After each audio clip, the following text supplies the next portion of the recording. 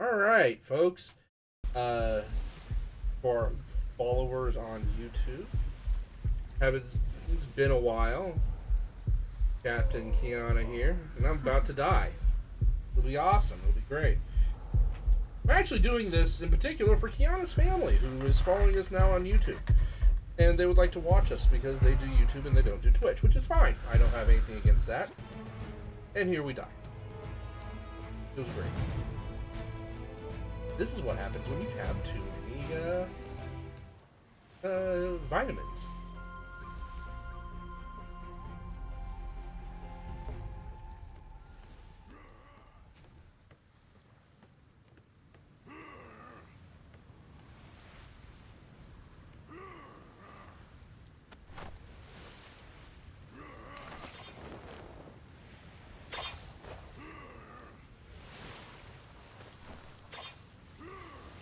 This is our boat.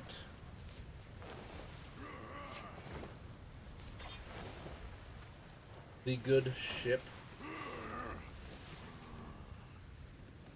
Anaconda.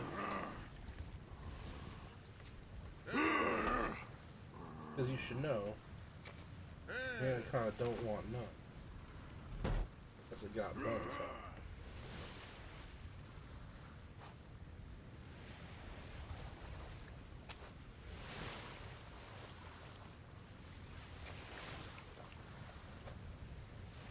At least somebody's Anaconda don't want none.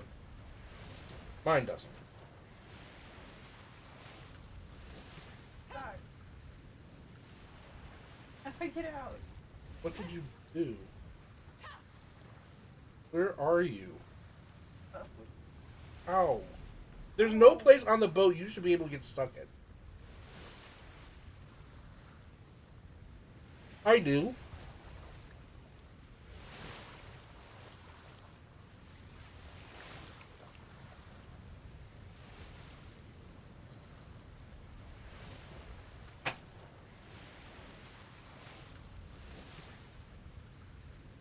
And tonight we're eating crab rangoons.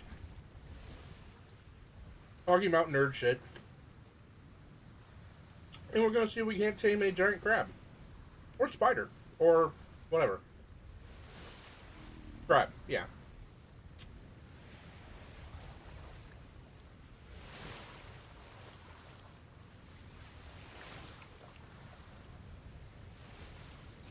Spider crab?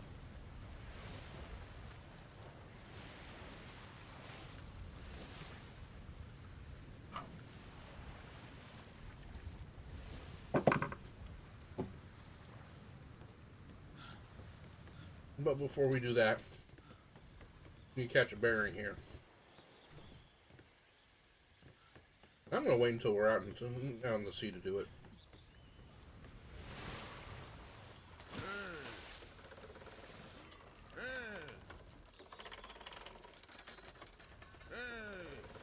And those of you who have been watching this, you'll notice that we did little additions.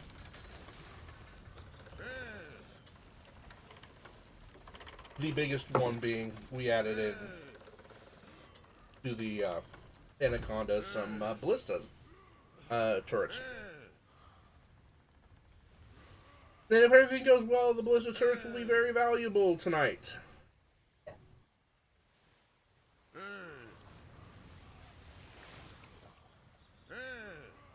No, really, I am moving, promise. There we go.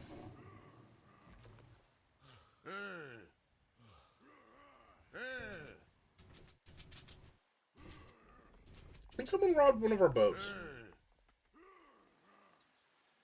Yeah. Which you're not supposed to be able to do in a PvE game.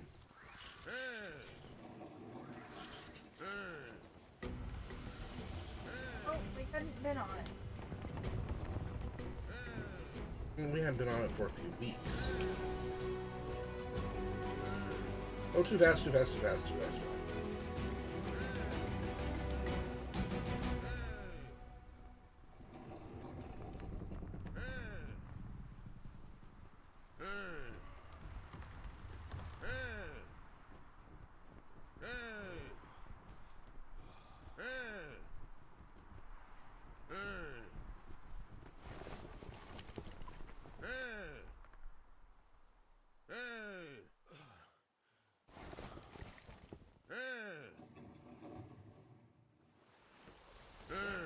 might have to shoot the guy who keeps on saying hey.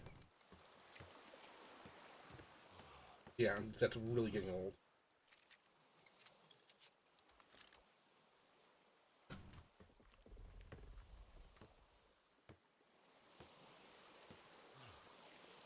It shows up on a map. I know it does. How do you think I've been finding all these treasures? You think it was a mystery? Yes. Really? No, fuck that.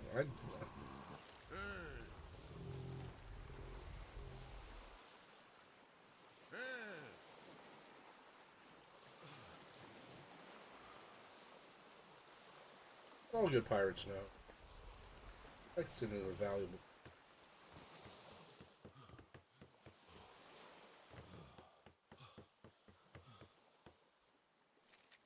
There we go.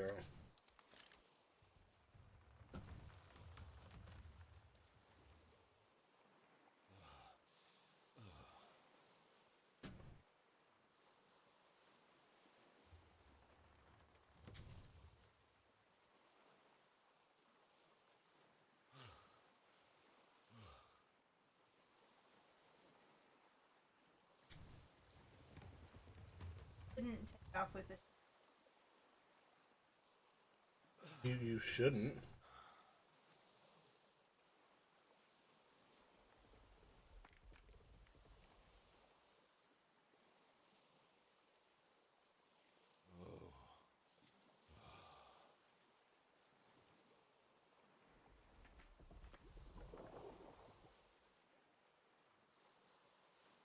God damn it. Took me too long.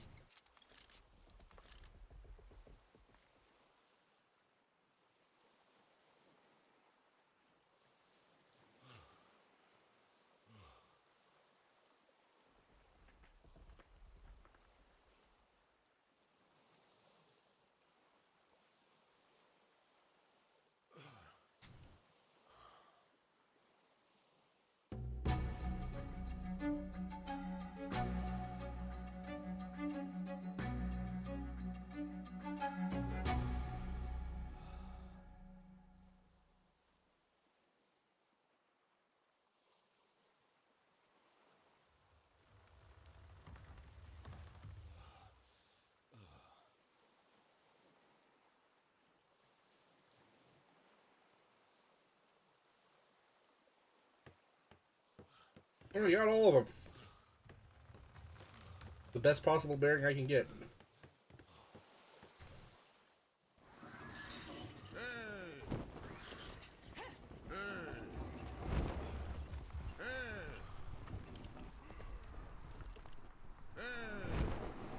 I know I'm not used. I have the sails turned in an odd way, but we're going south, so it's where I want. It's where I want to be at.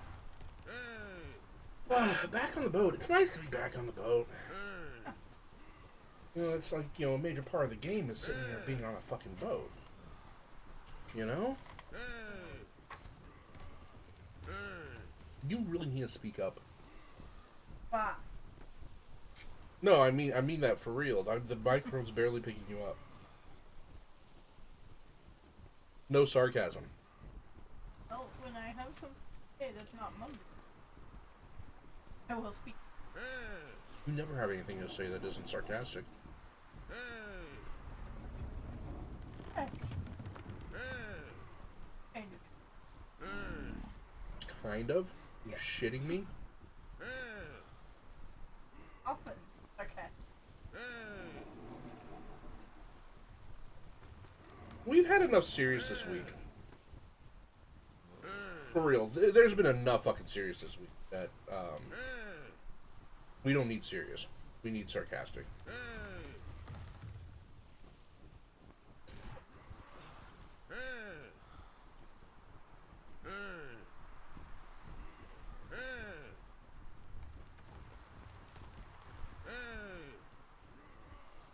Yeah, we'll see. What? That you're not going to be sarcastic? Yeah, right.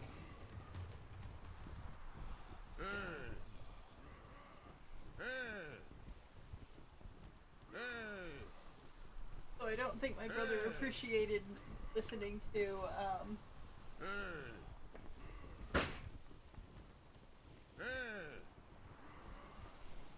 I don't know what that was. I don't know where you're going with this. The new podcast that I back to the Patreon of last week.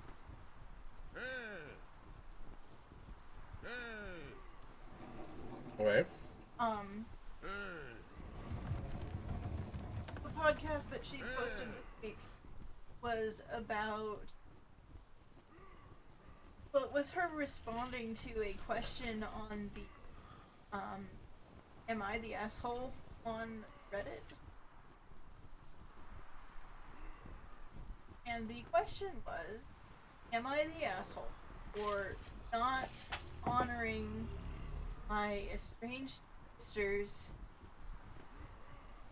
funeral request? Well, what was the request?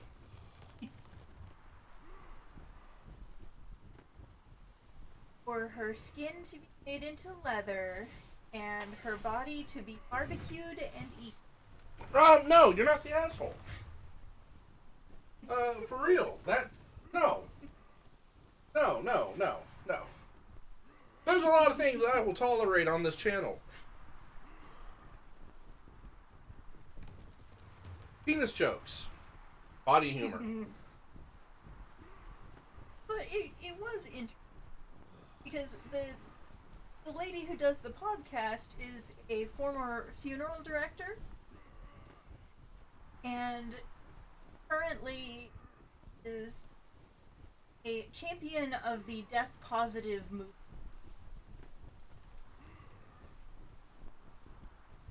She educates people about death and dead bodies and Okay. funeral rites. Okay. Okay. No, that's fair. So, yeah.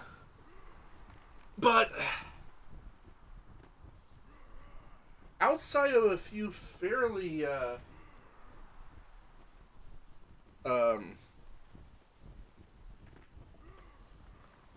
don't know, esoteric, I suppose, would be tribes. On that are fairly, that are, I would actually say more than fairly, are extremely, xenophobic to outsiders. Cannibalism really isn't part of what we would call modern, funeral practices. That is true. Although, cannibalism in and of itself is not illegal in most states. What? Yeah. Okay.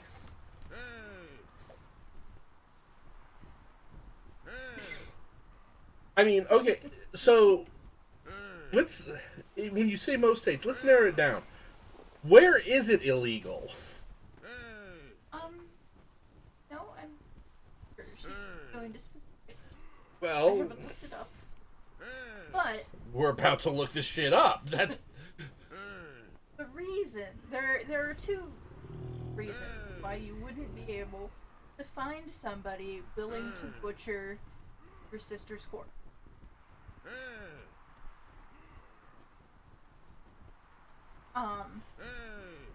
Big one. The first one is there are many laws concerning the of a dead human right. body.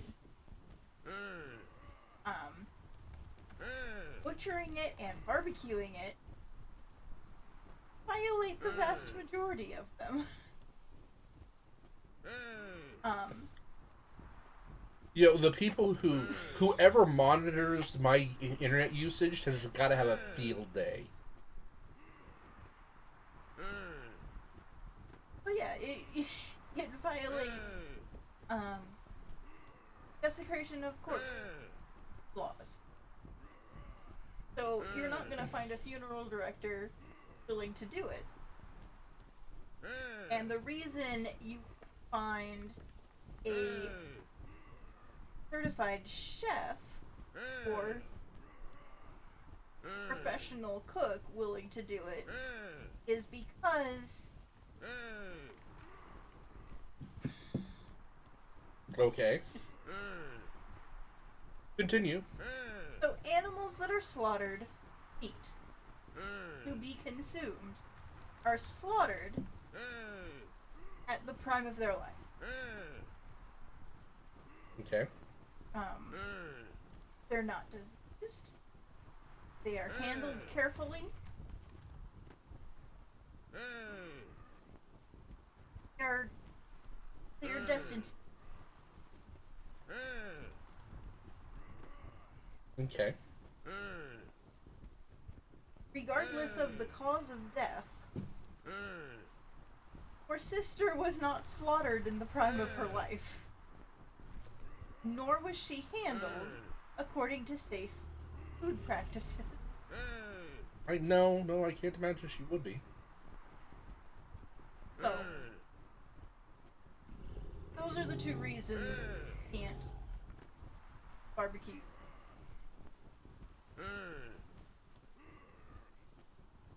But, and it was interesting that into this, that probably wasn't her sister's goal. Okay. What does she think her sister's goal was? Do you think her sister's goal is to disgust and horrify the people involved? Because her sister was an activist for animal rights and was a hardcore vegan and participated in PETA activities. Well, okay, so I have to wonder if did that would being a hardcore vegan impact her taste? Maybe. But you would have to compare to know. Yeah. So I looked it up. I did look it up. I just sat here on my phone and looked it up. And bless T-Mobile for being patient with my search history. And bless AT&T for the same thing. Because I just realized it went through our Wi-Fi. So thank you, AT&T, for being patient. If you watch this, if anybody does a deep delve on their research, I'm not actually looking this up because I am interested in eating somebody, but I am interested in this discussion and am morbidly curious about how this works. And there is one state that has very specific laws about this. Do you care to make a guess? You got a 1 in 50 chance.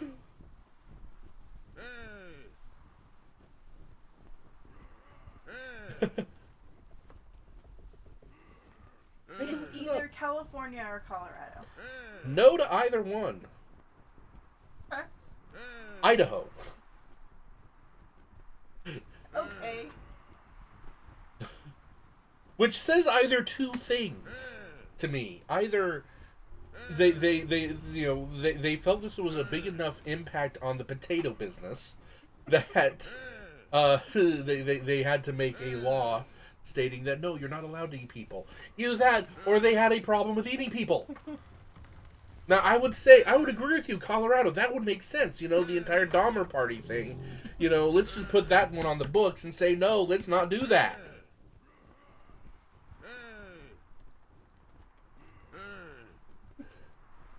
But no, apparently the correct answer is Idaho. You heard it here, folks. You're not allowed to eat people in Idaho. And you're not allowed to mutilate corpses. Actually, I just in the same documentation they were talking about how it's actually legal to purchase human body parts. Mm-hmm. That you can purchase, but they are cost prohibitive. Apparently, Okay. there is a purveyor of human bits and pieces in Colorado. If you want to buy an arm, it costs $600. Okay. Which leads to so many other questions. And I'm not sure I want the answers to most of those, in all fairness. So yeah, not illegal to sell body parts. It's not illegal to sell body parts. It is usually illegal to dismember the corpse. So it wouldn't be the person selling the body parts. It would be whoever cut him up.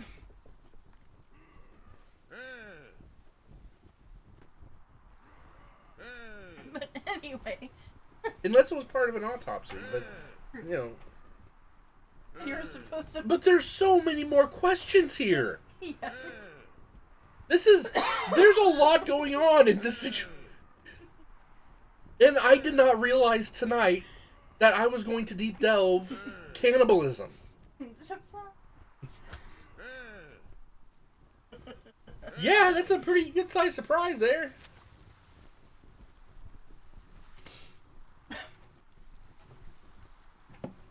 So yeah, the intent, as we believe, because we can't ask her, the intent of her sister's request was to shock and horrify her family. Who were And- apparently meat eaters. Oh, yes. And get people talking about it. So, by putting her sister's story on Reddit, she was actually honoring her sister's wishes. Okay. So now we're getting to the why am I the bad guy on Reddit. Now, is the question, am I the bad guy because she didn't honor the request? Or is it, am I the bad guy because I posted this shit on Reddit? Because I've been on Reddit, and I don't see anybody saying, you know, I don't see how someone would say I'm a bad guy for posting this shit. No, the question was, am I the asshole for not honoring or trying to honor my sister's request? I think most people would suggest that no. No. No. No. Because you're your not. sister's request was weird. Yes. And Well, it's not as weird as how I want to die, but... Or how I want my corpse to be handled. my brother did not like how I want my corpse handled. Thought that was very, very strange. I don't think Okay. I'll show you mine if you show me yours. okay. How Sounds good. how do you want your corpse to be handled when you die? I want a Greek burial. Okay. I want to washed and dried, wrapped in probably cotton, unbleached cotton, and laid in the bare earth Okay. with some flowers. Flowers in it. I don't want to be. I don't want to be embalmed. If people dealing with my dead body really want to have it cremated, that's fine. Especially if they'd like to do something fun with the ashes, like diamond, them in fireworks. That's fine. But yeah, I don't want to be embalmed. I don't want a casket, mausoleum. Floor candy. And some pirates. But we are fully loaded and ready for this match. We want the floor. Impressive. We want that one. What level is the floor candy? 1.4. Want that floor candy. Let's get to work.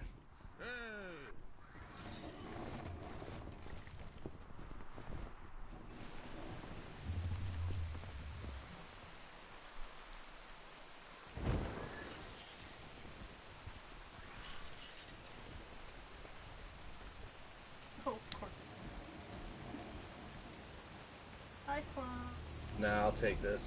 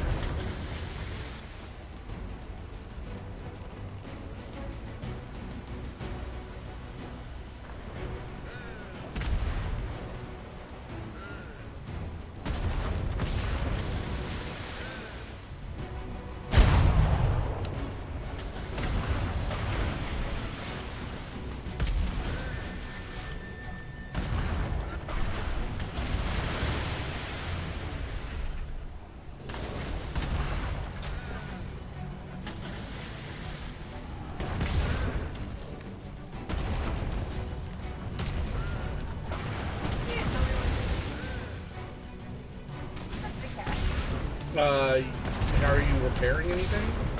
Because we're getting the shit fucking beaten out of us.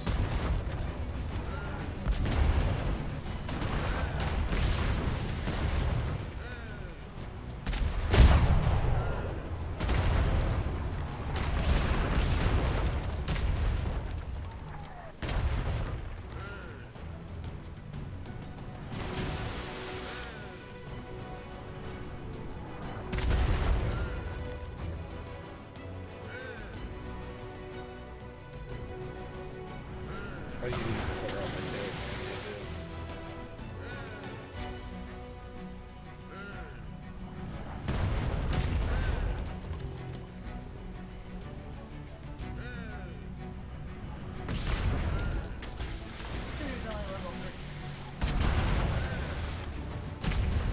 Well, I'm getting hammered here because we're not turning for shit. There.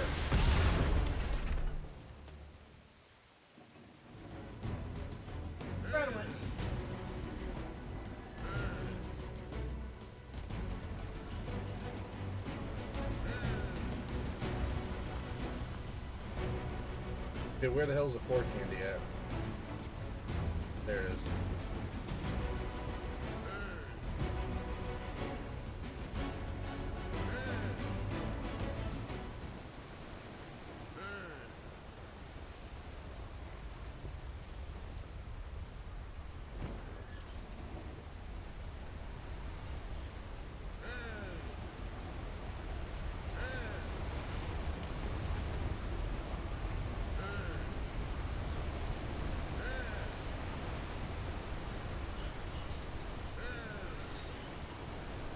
What level is he?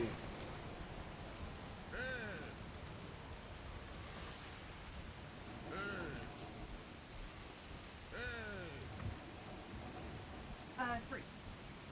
Level 3.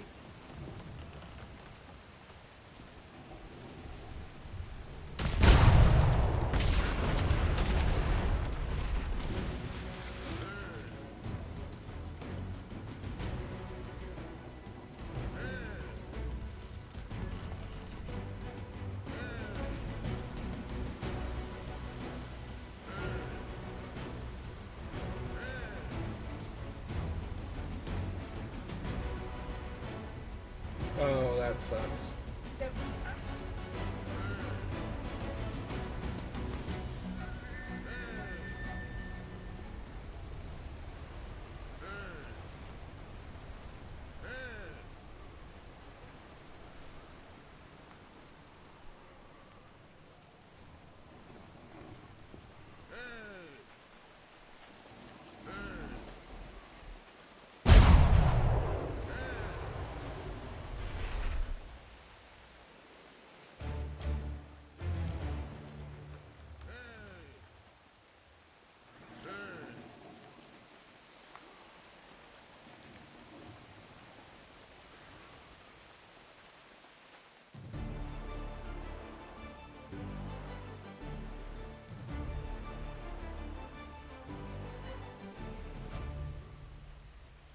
So we need to stop for wood.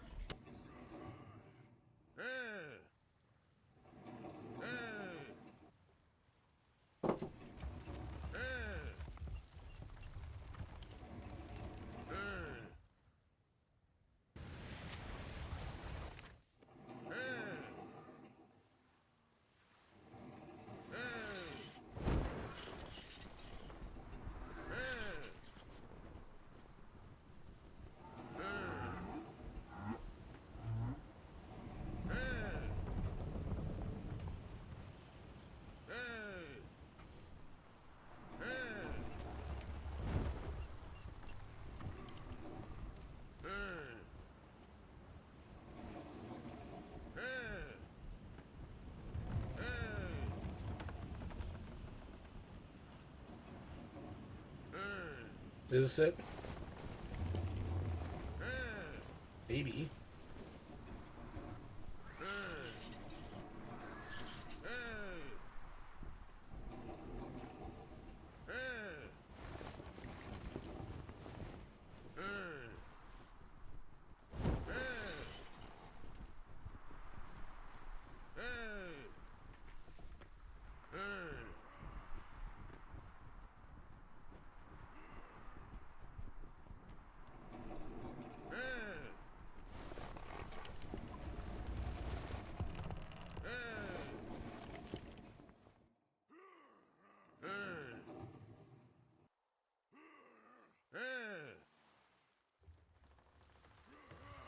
Okay. Hey. I'm good. Head down.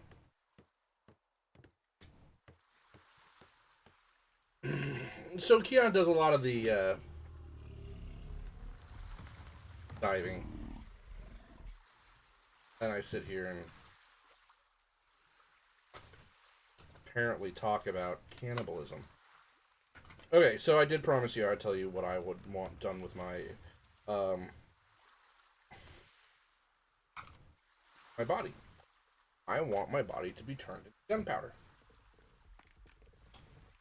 So that it can be loaded in a cannon, and I want the cannonballs shot out. Preferably, I want me to, the cannonballs to be made out of me also. Okay. And in lieu of that, I would like myself to be turned into a firework. Mini fireworks. Entire fireworks display.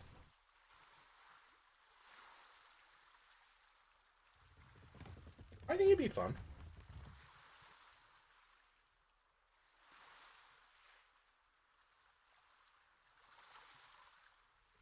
Confuse the shit out of the locals.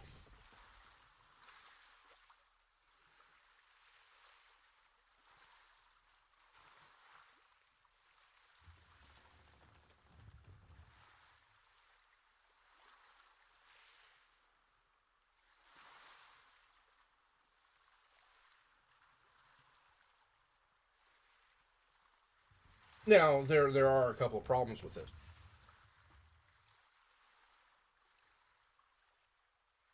But it's not what you think.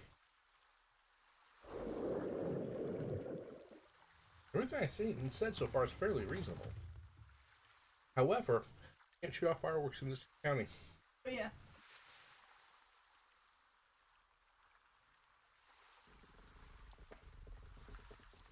How the fuck did I get in here and how do I get out?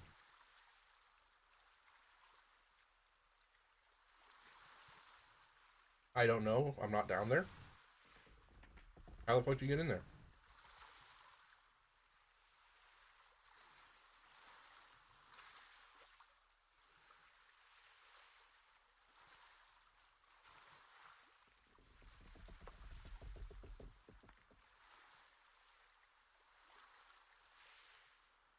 I have a lot to say about that statement.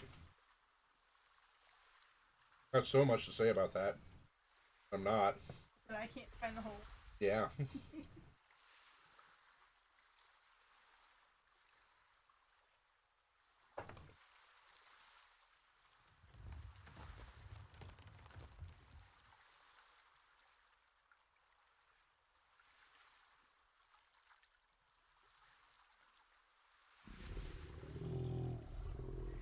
You know, the first time I heard someone say that, or actually the funniest time I heard someone say that, was while we were camping, and one of the people we were with hooked up with this girl. And they toddled off to their tent. As you do. And I should say he was drunk. So was she.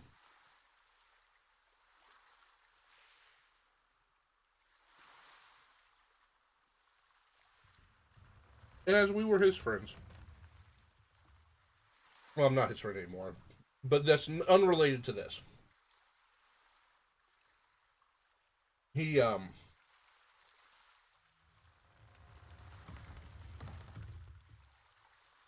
we are telling all sorts of off-color stories and, just talking, shooting the shit.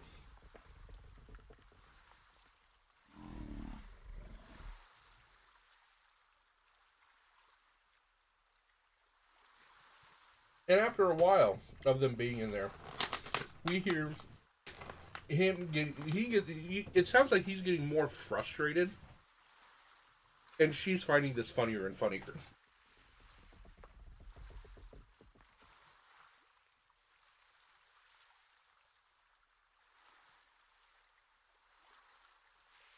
And after a little bit, we heard her very loudly say, "Oh, for Christ's sakes, just let me do it."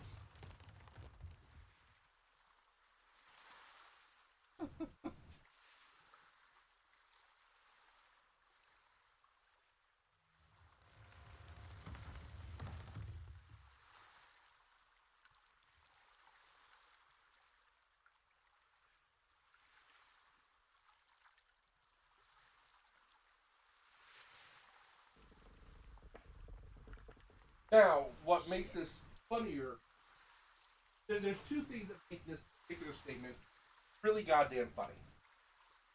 The first one being right before she says this, one of the guys who were out there with had just finished telling this god awful story about how he angry fucked this woman in college.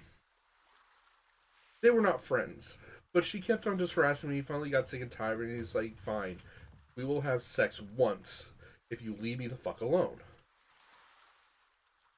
Which you should never do, but that's what he chose to do. And mid-post coitus, somewhere in that neighborhood, that's how you get out. That's really how you get out. That's the whole... Oh.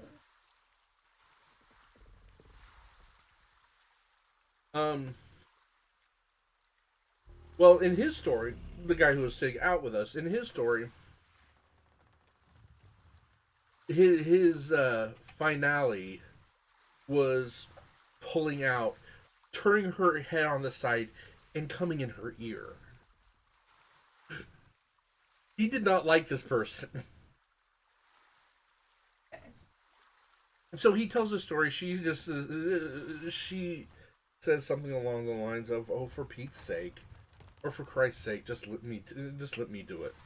At which point, one of our bastard friends out here with us very loudly says, "What? Stick it in your ear?"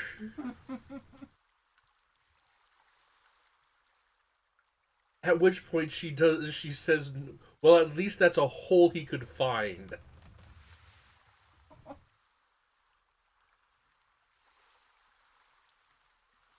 We laughed.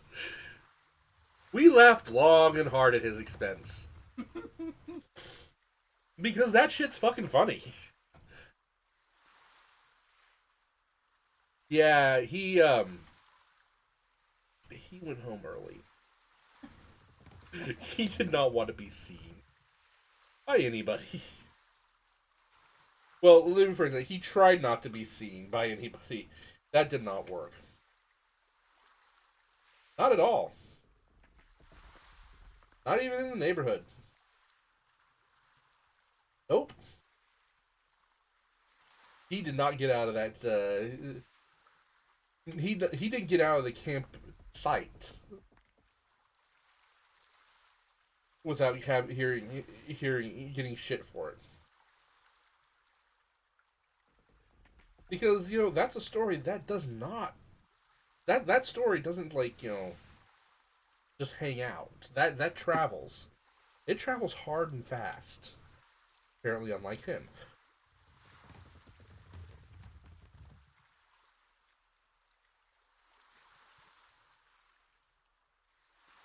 But that's not even the best one I ever heard. That's a pretty good one because I was involved. But the best one I ever heard.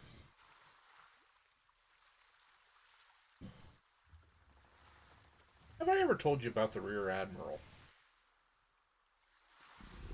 You know, if I tell the story about the Rear Admiral, odds are your family will never watch another one of our videos. I'm giving you a fair warning.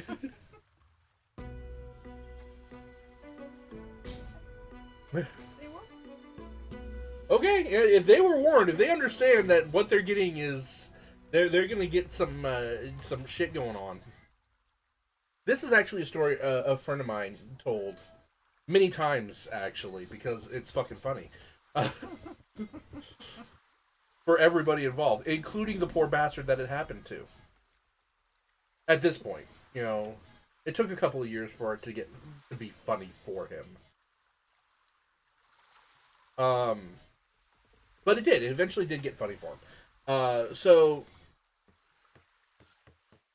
this was at an SCA event, a Society for Creative Anachronism. You know, they dressed up and tried their best to recreate the more fun parts of the Middle Ages. You know, not the sucky parts, you know, like plague and shit like that, but the fun parts, like, you know, interesting food and clothing and making things out of metal and beating people up. The fun stuff. So here they're at a very, very large event that's held yearly. I'm not going to say the event for a number of reasons. And I'm going to fuck the story up. But I'm going to get the gist of it. I'm going to fuck the story up because, one, I'm not a great storyteller. I'm an enthusiastic one, but I have to take a run-up, okay? And obviously this is not a run-up. So, yeah, so they're at a event, and there is plenty of booze flowing around, much of which was made by people, you know, at home, because homebrew can be fun. Sometimes dangerous, but certainly fun. And so the dude's there, my friend, and they're sitting around this camp, enjoying themselves. They have had their repasts, they have had their evening events, and they are enjoying good company and good beverages. And while they're there, one of the gentlemen, a young woman catches his eye. As that as it happens, you know, it occurs, and much alcohol has been involved, and they begin to feel a bit amorous and a bit romantic.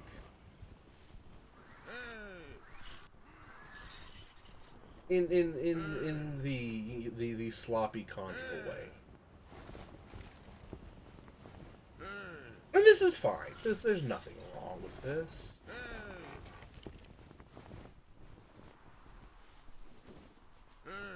That was almost a rock.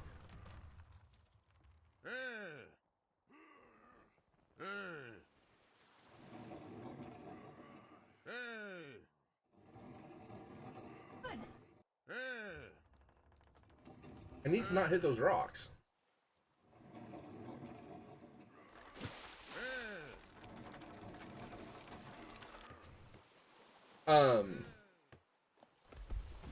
So after some negotiations and some more beverages,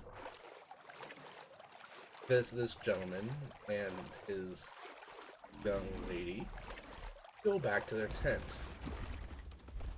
Now, the problem with all of this is that the rest of the people in this camp, who are noticeably more sober, are aware that this lady is not quite a lady. Hey, Wake and Bake. I mean, she dresses the part. Mm-hmm. But she's not a... She is not a conventional lady. We'll put it to you that way. And it is fairly obvious that she is not a conventional lady. To anybody who is sober. So my friend and his friends decide that this is too fucking funny not to at least be aware of. So in their infinite wisdom, they choose to follow him back to his tent. At a safe distance. And under with the purpose of ensuring the safety of the young lady. Because they're fairly certain that this gentleman, who is all that is man, will not take it kindly when he finds out that his new amorous conquest may have a little bit of extra in the under the dress, if you will.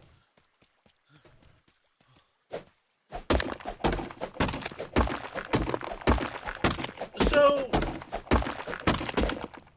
they get their they go and follow at a safe distance. After the newly born couple have entered into the tent, they set up their chairs that they brought with them to enjoy the show.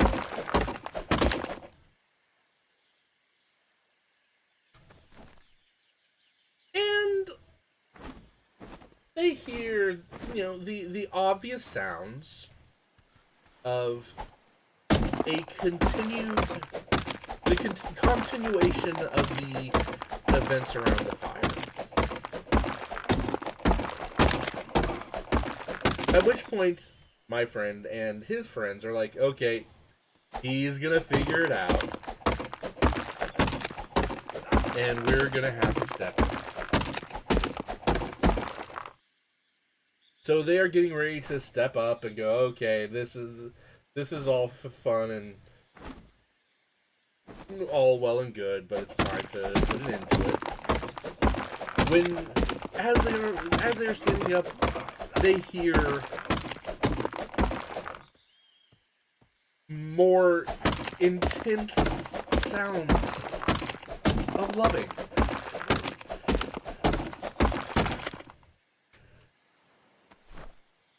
And how, and the man, the man in this story feels so, wishes to, what's a good way to put it, loudly laud the young lady's abilities, her vocal range, shall we say. He was very, very happy with her vocal range. At which point, my friends and his friends all sit back down. Because the show has gotten better.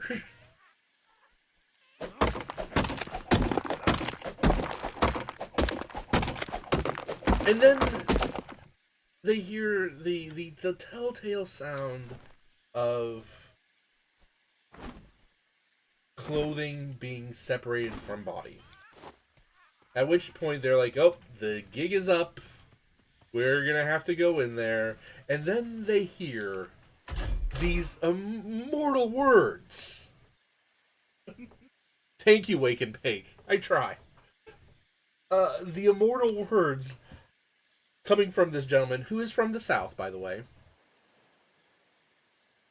who said, I've seen a lot of things in my life, and that looks awfully penile.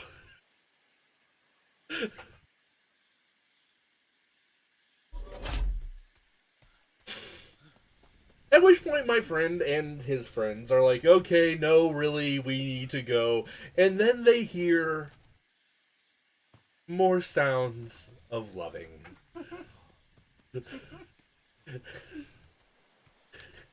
At which point, they have decided that this cannot get actually any better. So they sit back down and open up their beverages of choice and prepare themselves for whatever is going to happen next because all bets are now off.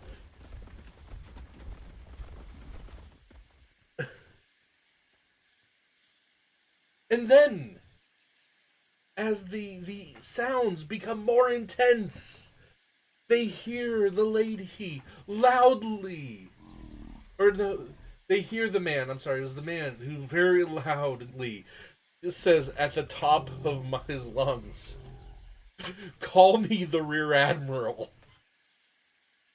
And her response, in her passion, was, "You are the Rear Admiral. You are the Rear Admiral. You are the Rear Admiral." At this point, my friend and his friends have decided that, okay, this is not this cannot get any better. Our night is complete, and so are theirs.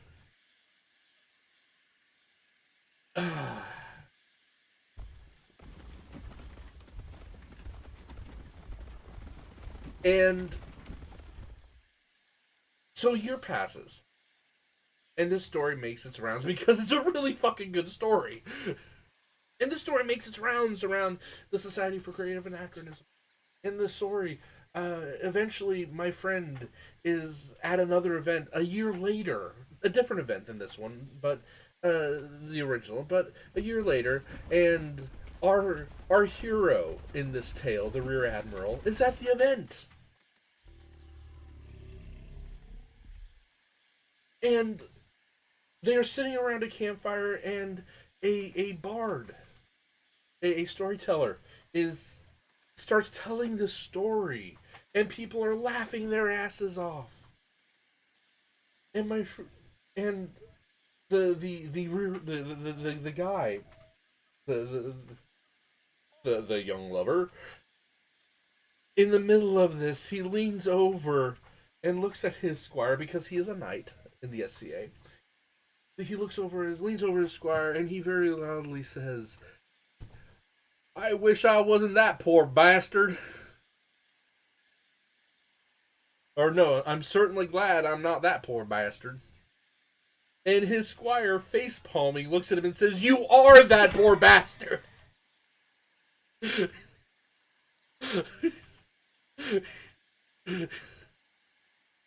And that is the story of the Rear Admiral. Okay.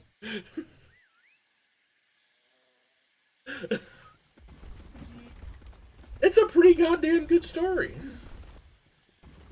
Camping, camping, going and camping with large groups of people. I mean, you have to go with a large group of people, more than 100 people, at the camping event. Put the pants back on. Oh Oh, man. oh goddamn. Um, camping events have the best stories. That okay, so the three places that I found that you come up with the absolutely best stories, like of people being human beings and doing dumbass shit.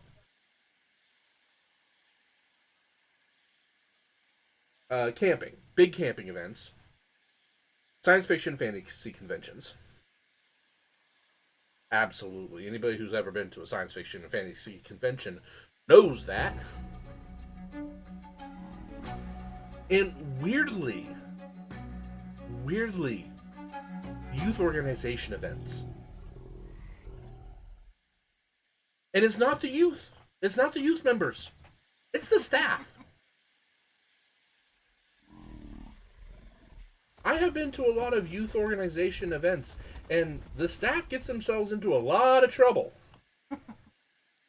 Not with the kids, not with the kids, but no, with each other. Like, I had a friend of mine who got kicked out of the Boy Scouts because of that. This was after the Boy Scouts got integrated.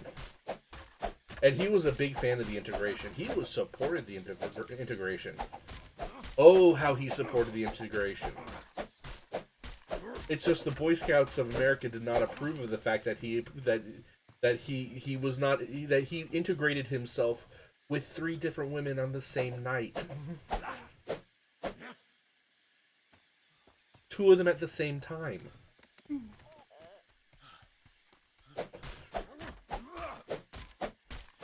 We were not expecting to see him at all that summer.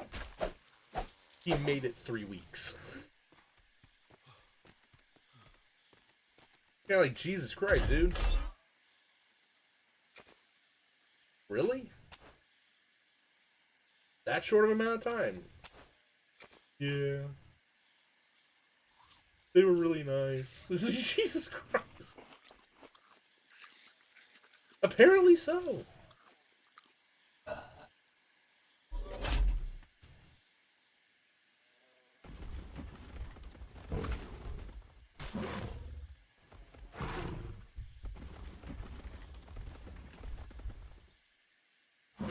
Okay, I think we have enough wood to fix the ship. We probably. We got into a little bit of a tussle. This was not what we were planning on doing. Fixing the ship again. I mean...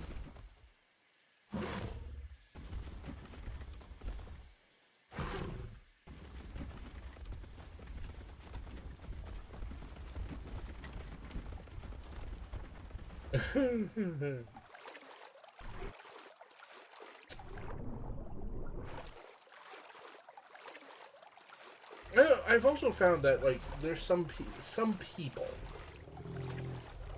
are better than others about making stories happen. As in, not that, like, you know, they're the people who are, you know, watching these events and telling the stories. No, they're the ones who are doing the things. Which is why I tell people, you know, if you're gonna go and participate in something, fucking participate. Like, get in there and go. Get weird.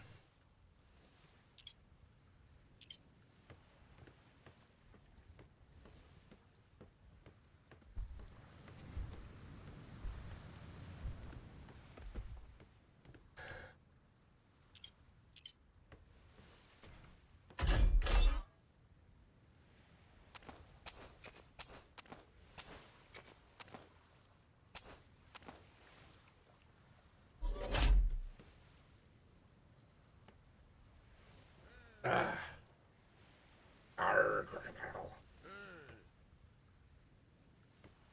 So yeah, that was my story. Nah, I also don't think I have a repair hammer. I have to go look and see what it takes to build one.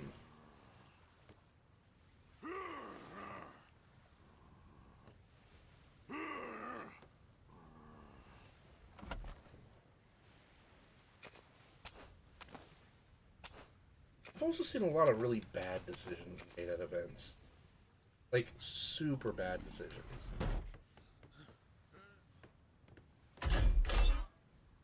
Like, what in the actual fuck is wrong with you people? Sort of bad decisions.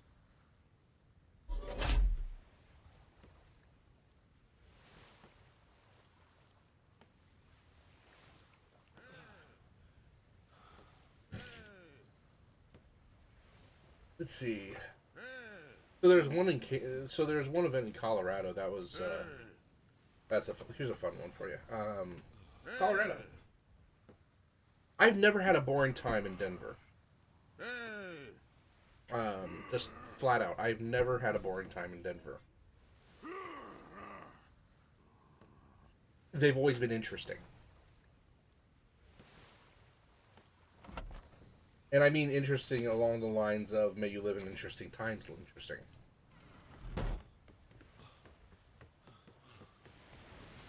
And I'm reminded of this time many years ago, um, where I was at an event in Denver, and the and I was working. I it was a long week. It was fucking exhausting. But we were running a game.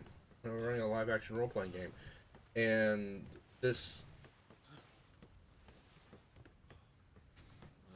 woman uh, is approaches me and is very enthusiastic about telling me about how much she appreciates the amount of time and energy that I took, especially for her to learn about this game system and how much she appreciated that her and her boyfriend had so much fun the entire time, and how would I like to go to an orgy? All right. In that order.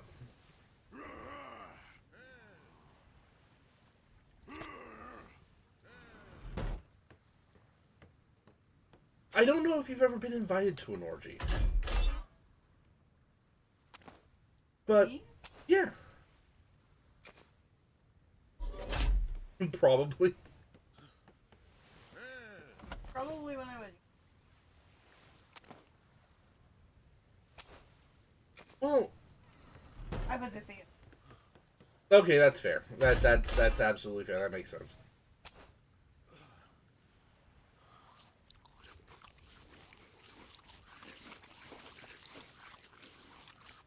Dad.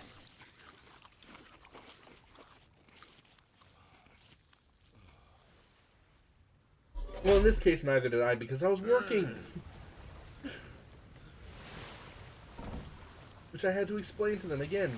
I'm sorry. I'm working this weekend. Thank you, though. I really appreciate the offer.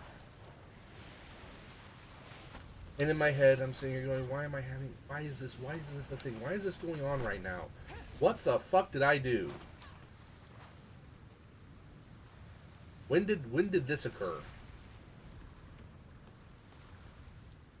What's the actual shit?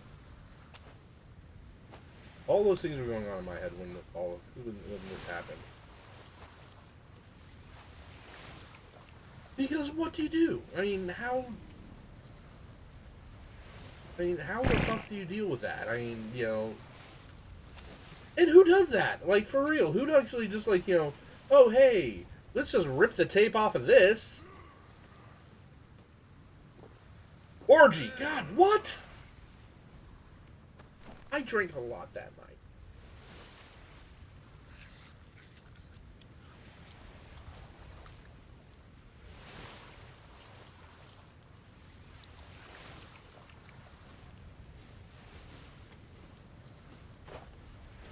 I was running a game. Oh, right. I was running a live-action role-playing game. It was a lot of fun. But weirdly enough, that is not the first time that happened. Like, okay, so that was the first time for an orgy, but that wasn't the first time that I ran across people who wanted to get to know me better at this particular event. Like, I had people who,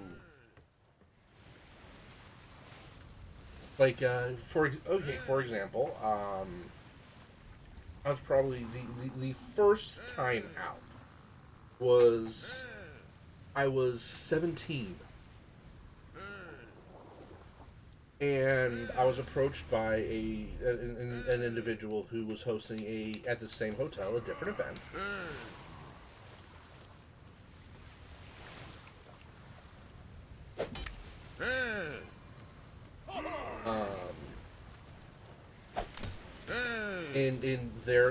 In their case, they were hosting a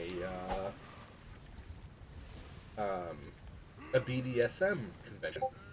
Yeah. because there's actually a surprising amount of coordination between these two things. Well, there amongst nerd communities and BDSM communities, there's a lot of crossover. Yes. Agree. God damn it! There we go. And me being 17 years old was like, excuse me? This is unexpected. Thank you. Not even registering that they may have a problem with my age.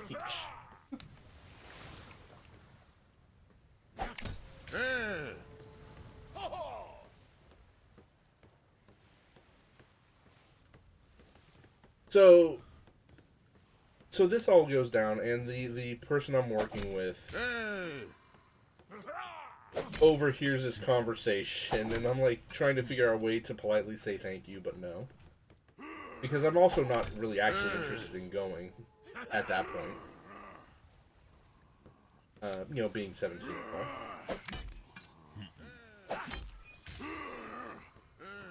And she walks up to the organizer who, and it was actually the organizer of the event who invited me. It was like,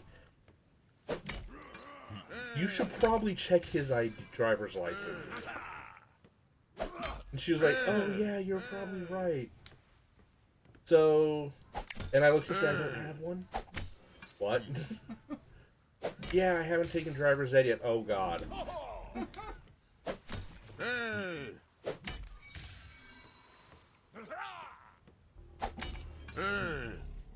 But, so yeah, that convention invited to BDSM, meet and greet. Got invited to a wedding, which was really awkward, because they were like, because I was like, you know, thank you. Again, thank you. I don't know if I'm going to have time. I'm kind of working here. And the problem in the bridesmaid's response was, oh, just come as you are, it'll be fine. While the other bridesmaids were like, no, you don't. And I was in my 20s at the time when that happened. And significantly in better shape. But the problem was I was kind of dressed in neo-noir punk. And it was a black tie affair. Like, I don't think that's gonna work out well for you in the long run. So she was like, well, how about I just give you my room key?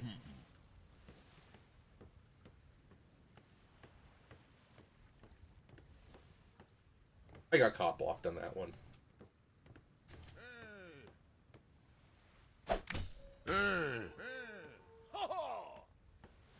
By the other bridesmaids. And that wasn't actually the worst part about it. The worst part about it was I had a group of my players who were sitting like on a balcony watching this entire thing go down. And after the bridesmaid was very, very appreciative, and she she very politely asked for a hug. I'm like, sure, you can have a hug. I don't care. And she very politely put her hands down the back of my pants.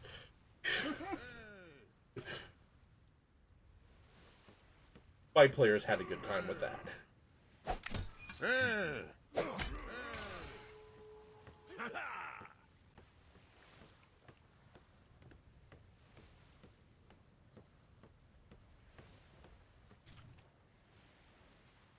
But I think the funnest one that ever happened was the weekend that we were doing, like, it was like the end of the season for us.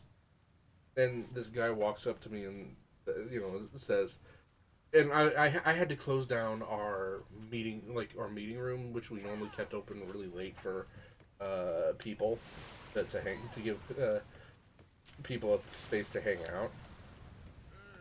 And he walks up to me and he says, if you close now, I'll give you a blowjob. Oh.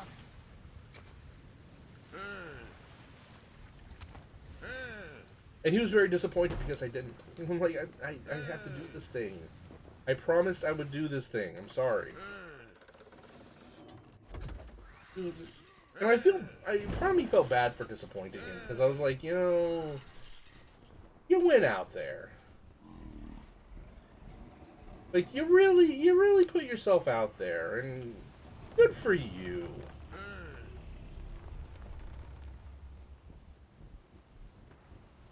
You know, I appreciate the A for effortness there, you know?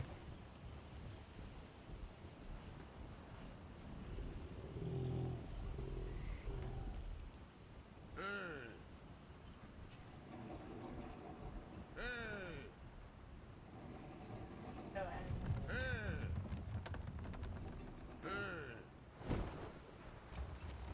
As you do. for the one I was at, Kenyon had rented out the entire hotel. So, like, checking badges at the front door. Was this in Kansas City? Nope. Okay. Was it in St. Louis? Yes. Then I think I know the event that you're talking about. You probably do. I think I've been to that event. I've been to a lot of conventions. Yeah. But so I'm a morning person. Which does not happen at these types of conventions. Right. Nobody's a morning person at these cons. So I had volunteered. You put poor, in some volunteer hours. poor bastard. To get a cheaper Sure. ticket. So I got assigned tour duty on Sunday morning. You poor bastard. I mean, it was fine. I was awake, more or less.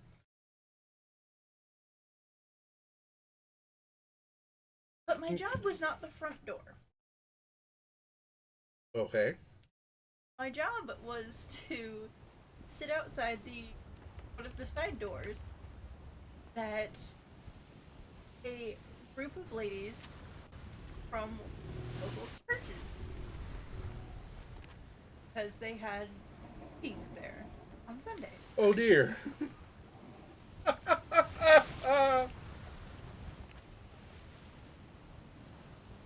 So, a handful of people that had not gotten a message Showed up. showed up, and I had to tell them, I'm sorry, the hotel has been out. Your Bible study is somewhere else. I don't know where. I don't know where. I don't care. But no, I can't let you in the building.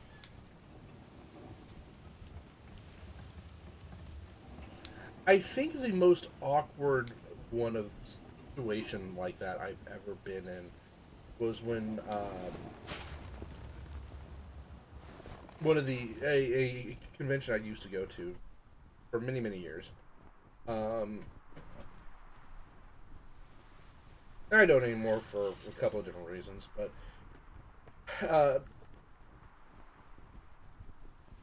this particular year, the hotel booked us, which we were 21. We were 21 and over.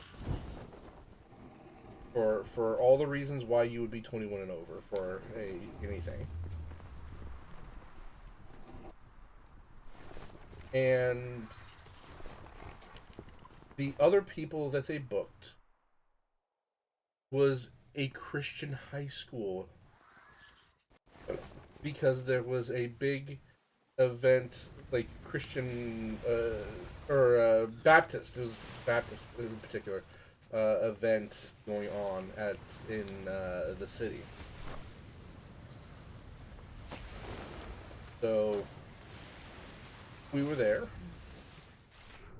and we have been at this hotel for many years, and we had a very good relationship with this hotel for many, many years.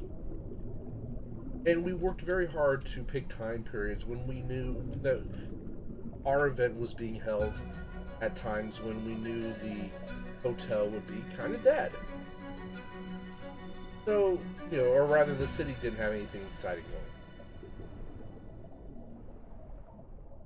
going. So Awesome. the hotel would be dead. Feels appreciated. Yeah.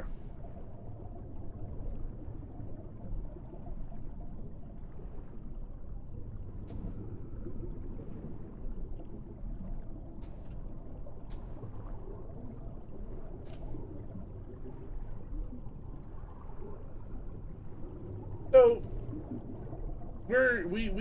we got there Thursday to get set up, and I ain't getting that. Great. Buried. Buried in a rock. Doing 6. Got the poor Amazon backed up.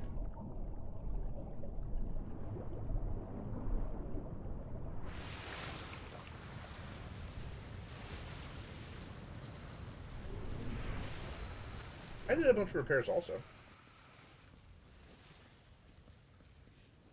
So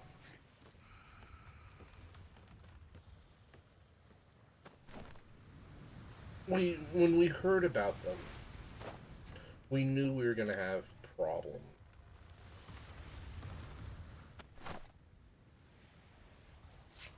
So we got ourselves all set up and ready to deal with said problems by, being as straightforward and as professional as we possibly could.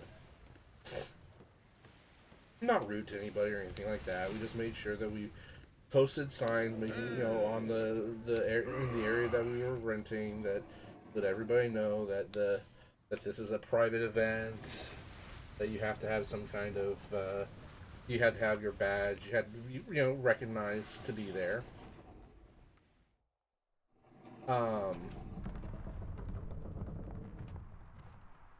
So we're getting checked in, and our guests are getting checked in, and our guests sometimes don't know how to turn it off. And we had a couple who were having a room party, and their advertisement for it was a good old fashioned gangbang for their room party, because that's what their goal, and that was exactly what their goal was. And I don't give a shit.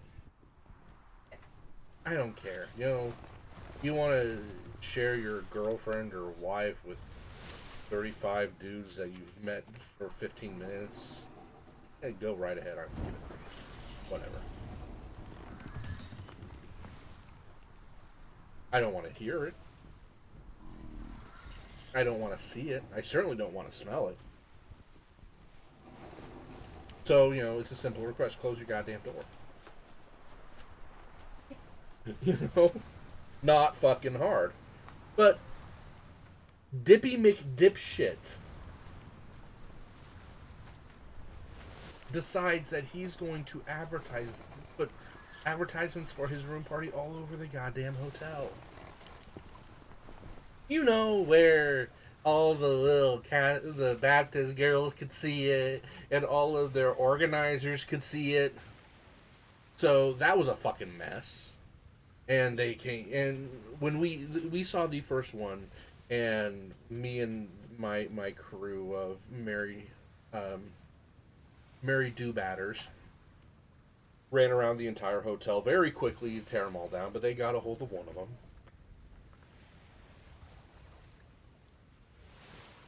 At which point we very, very, when we were approached about this, we very, very calmly and politely said we have no fucking idea what we're talking about, and none of our guests would do that. while the convention organizer was with the couple going, "What the fuck is wrong with you two?"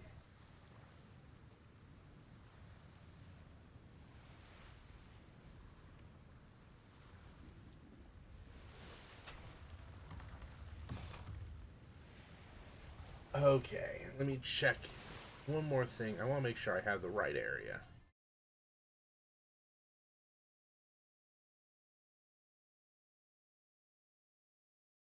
Um, so of course, this being the situation we were in, we spent probably the first half of Friday night kicking Baptist schoolgirls out of our fucking convention area. We spent the rest of the weekend kicking their organizers out. They got told. They tried initially on Friday night. They tried to get us kicked out, and the hotel was very kindly let them know that the this event has 3 times the number of people that they do. They have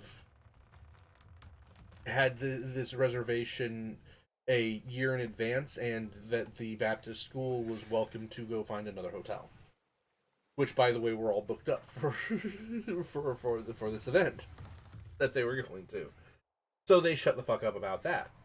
But those dirty, dirty bastards, and we caught them a bunch of times. We're like, look, we don't want you here. Actually, we don't care if you're here. Just go buy a ticket. Go buy a badge. And you're welcome to wander around. We will feed you. We will give you. You can drink whatever the hell you want to drink. You can participate in all of our bullshit, which is mostly us sitting around drinking and bullshitting. You are welcome to do all this.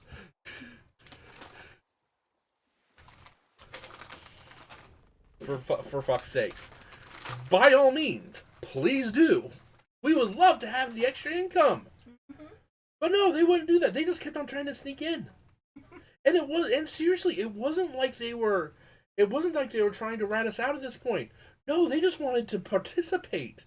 But they didn't want to have any record of them participating because of Baptist guilt. Which we thought was funny as hell at that point. By Saturday evening, when all bets are off, and at this particular event, it's like fucking midnight. We made an arrangement with the hotel to rent out their pool area and their sauna and spa, hot tub, all of the above, from like midnight to 4 a.m. for our guests.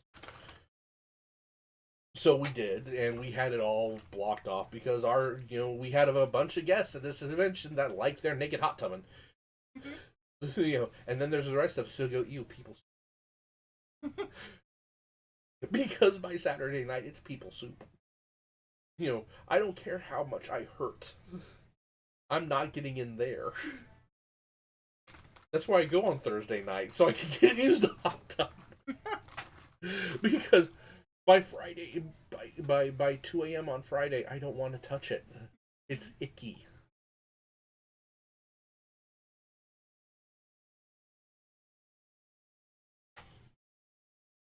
And I only once ever went down to the pool at this event during the day. Only once. Never again, because you know, because the problem is what happened the night before, right? You know exactly what was going on the night before in all of this area. And then you see little kids playing in the hot tub. You're like, no, no, no, no, no, no, no. No, no, no, no, no, sir. You just have to. If you don't go down during the day, you have the plausible deniability. Like, those children are not swimming. I know what you're swimming in, and ew. I'm not sure there's enough chlorine in the world to clean that.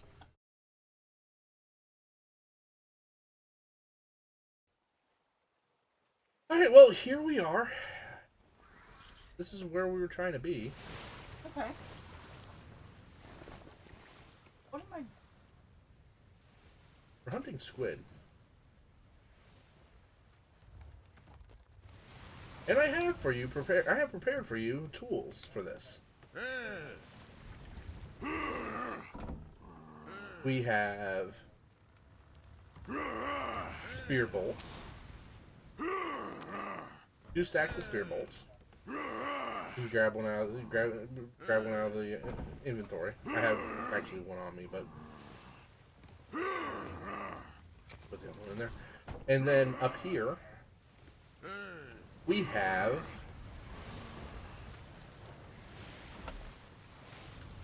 spear guns that do 23%, 123% damage. Because we just have to kill these fuckers. Other one. Spear launcher? Spear launcher. It works underwater. Alright, so I should leave my armor. I would leave just about everything I could leave.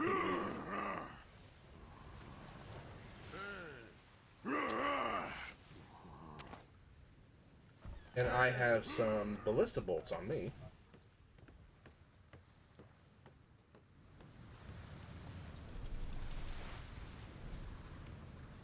In case... Now, these things are supposed to appear fairly close to the... I double-checked the Atlas map, and they say that they're supposed to be here.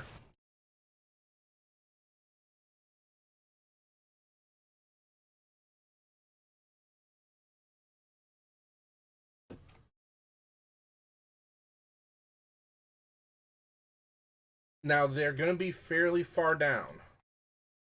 They're going to be above the... They should be... God damn it. They should be at the very top, just above the trenches in each of the Golden Age grids. This is not a Golden Age grid, but it should be somewhere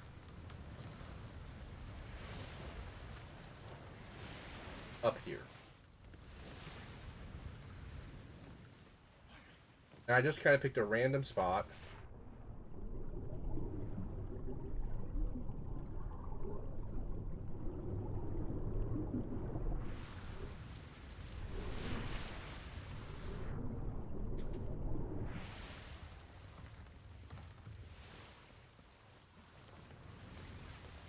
The big deal is if you see a squid, kill it. Harvest the shit out of it. Squid first. We're looking for squid, and then we're looking for crabs.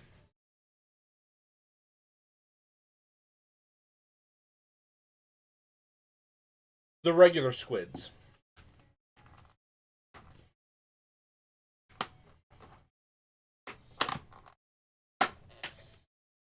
Because we want to actually do some of the bosses, and we've decided that our method for doing the bosses is going to be crab with a ballista on the back.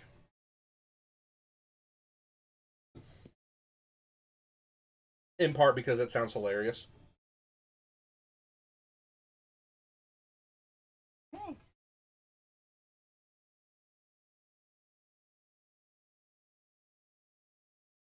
Primarily because it sounds hilarious.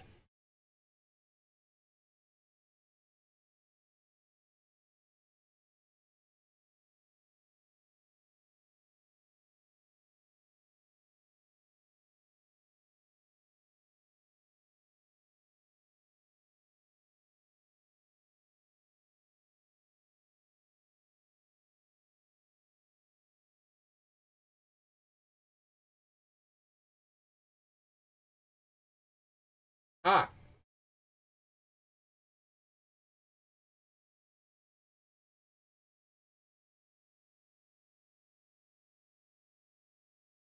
That's cool.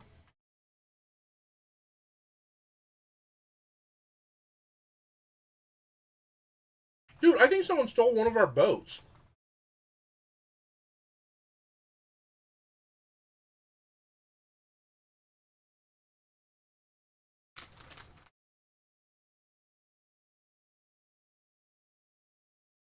Oh.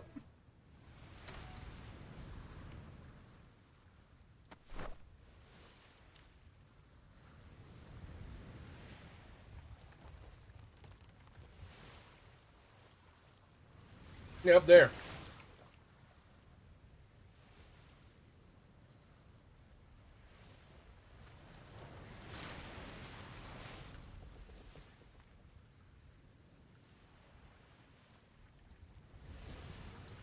Really?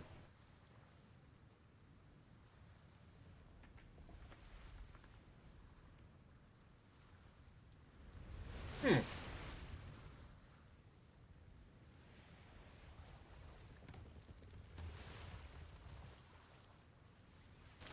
Well, that's fair. I mean, we hadn't walked on it for a while.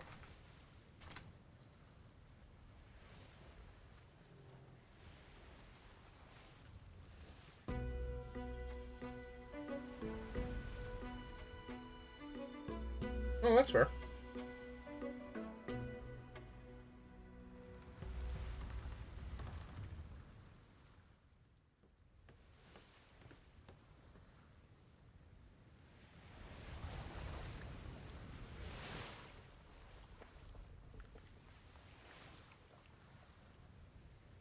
course. Where? Edge of the boat. Oh, shit. Alright.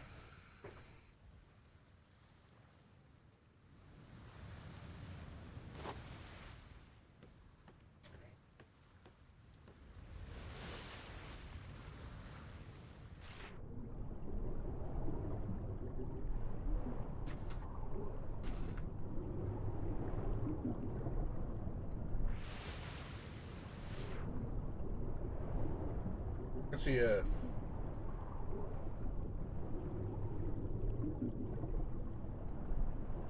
don't see a seahorse. I see a, what's that thing? That's good to know.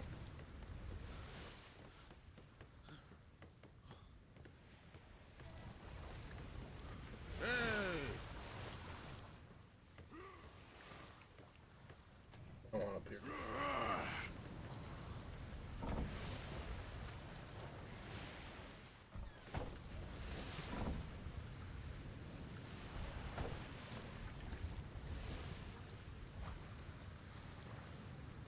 Really?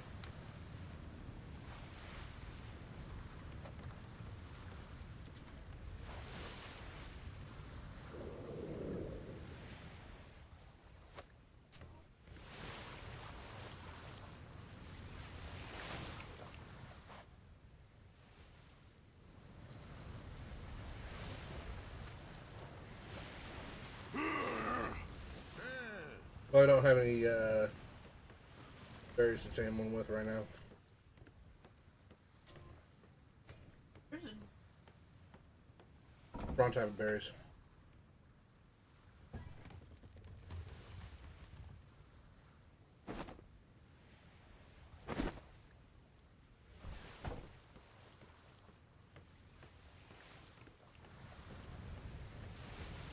If you don't see any kind of near, then we're just gonna have to move.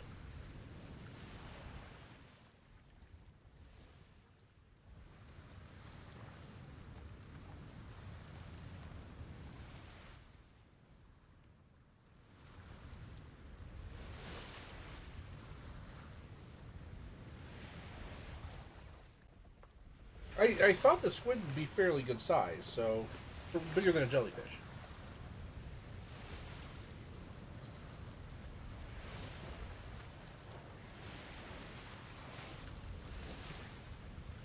Yeah, at least bigger than a jellyfish.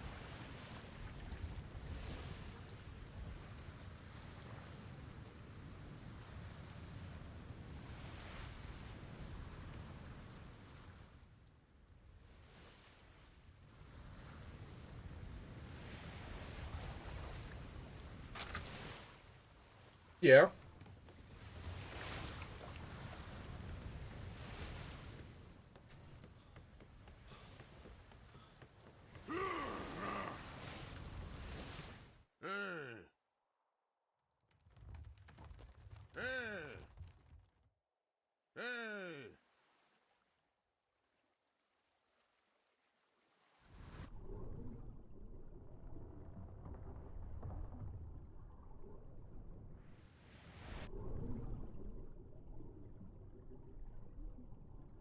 Well, there's your.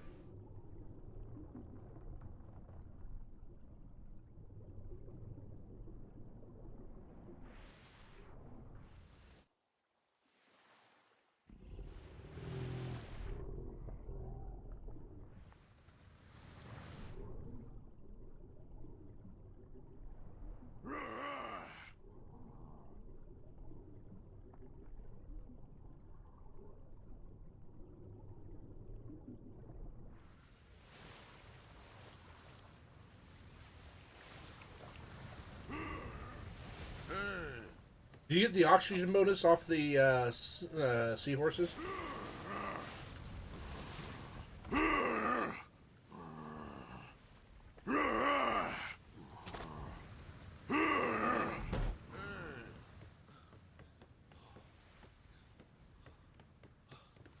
Did you lose your? Yeah, you're gonna have to go back down for it.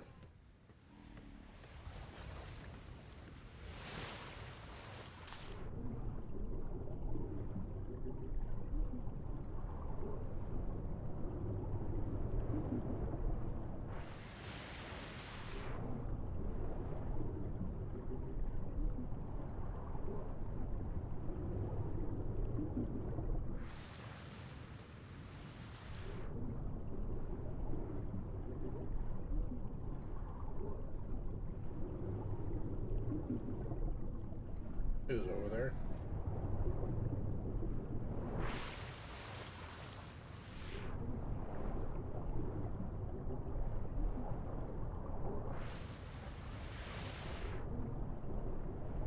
Oh, might be dead. There's a whale. There's a sperm whale. Yeah, I see it.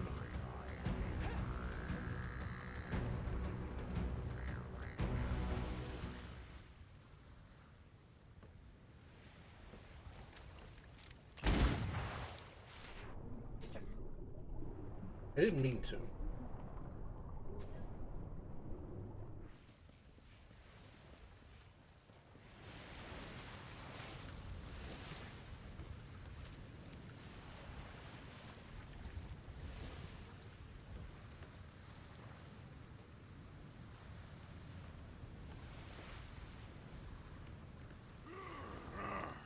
But no,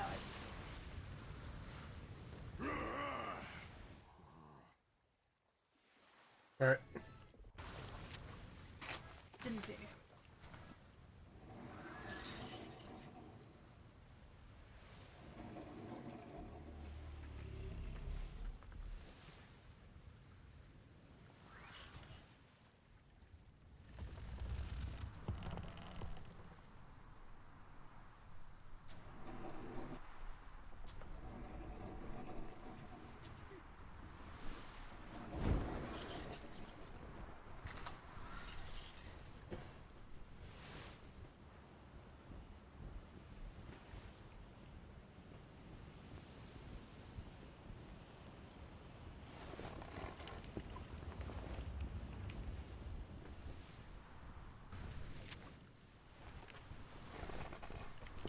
There. All right. Let's. See.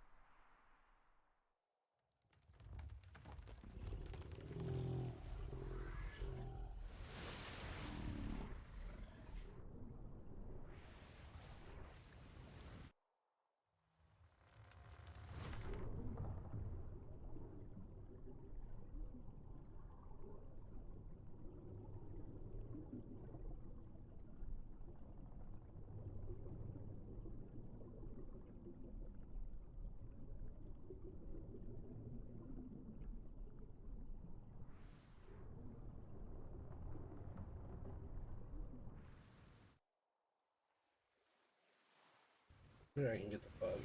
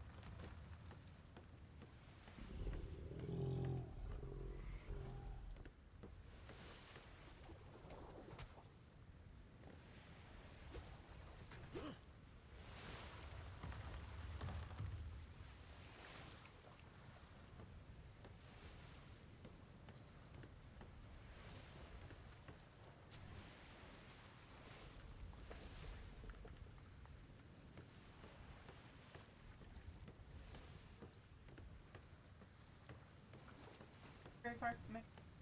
Yeah, try again. We moved fairly far.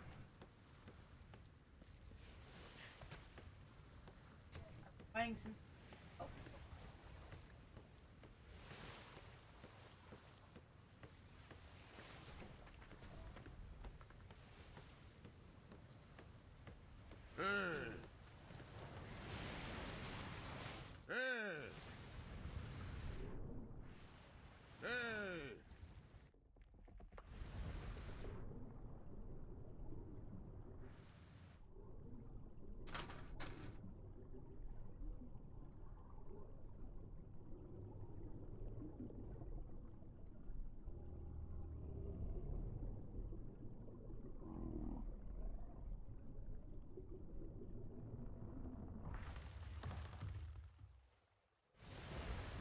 There's a.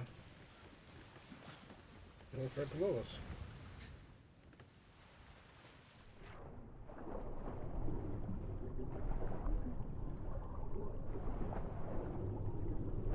Like you're not a student.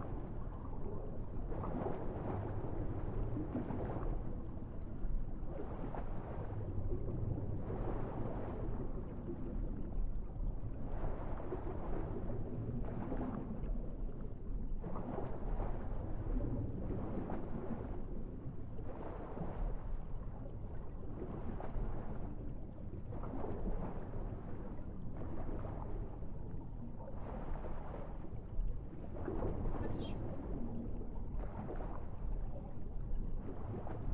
Yeah, that one. Did you find it? Oh, you found sharks.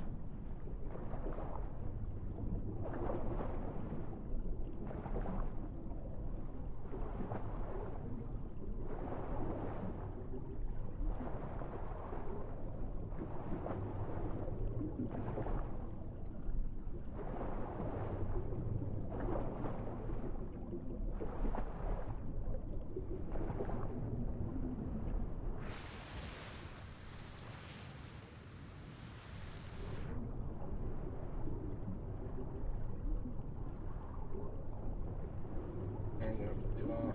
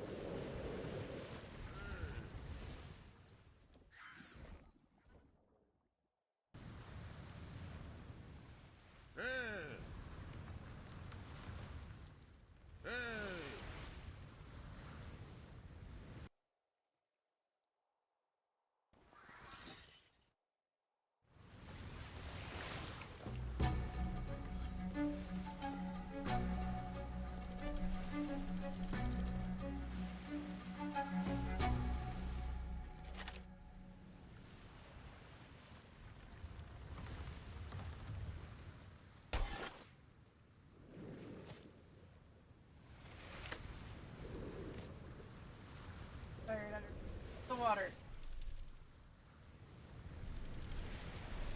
Perfect.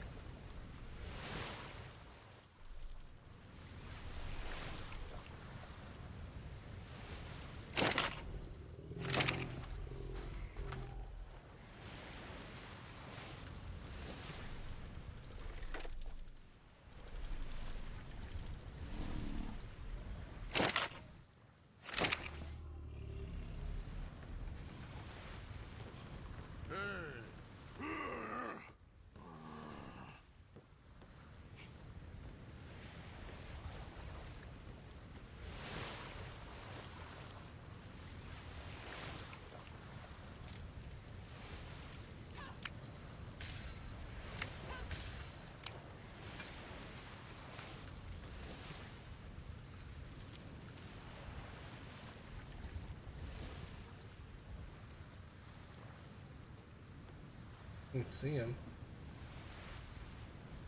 Move.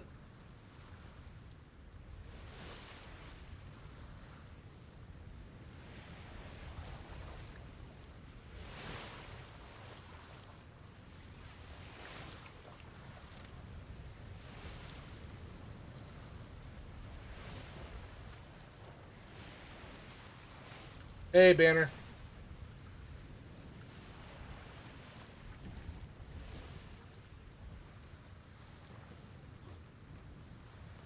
Exos.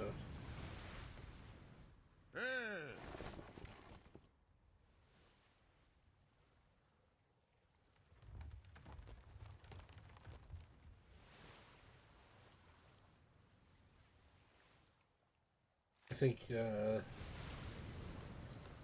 was partially open. Do I need to back it up?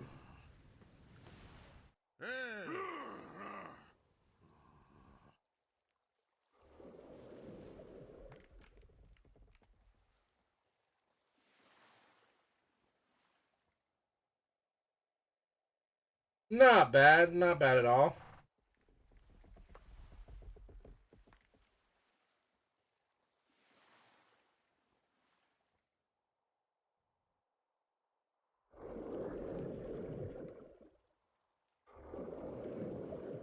There are a lot of sharks around.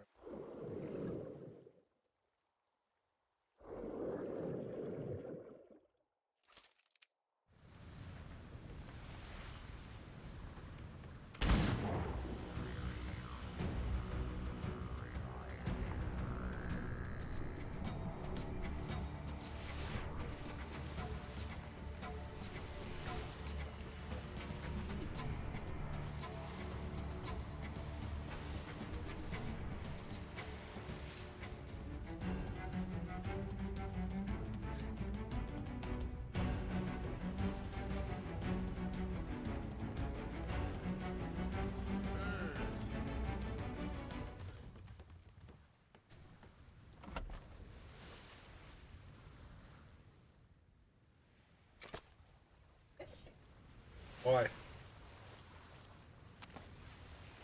Because I have a harpoon gun.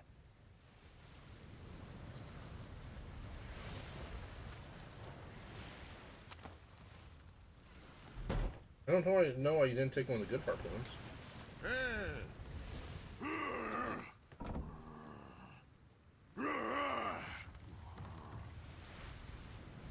Yeah, you took one of the regular ones. Yeah, there's some journeyman harpoon guns here.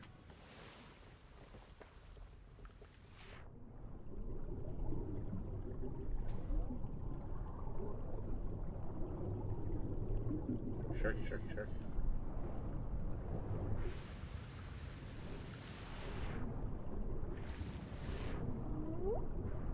Oh, Mr. Dolphin.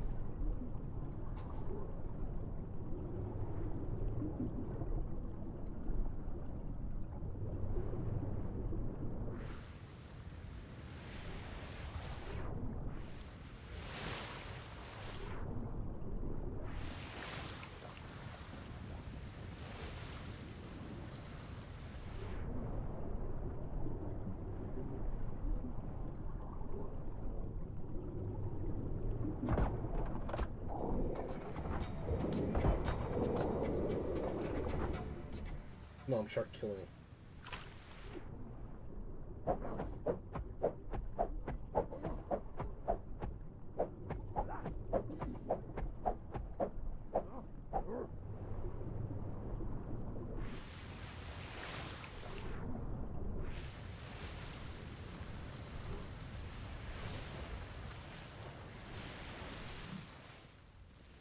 Or over the actual.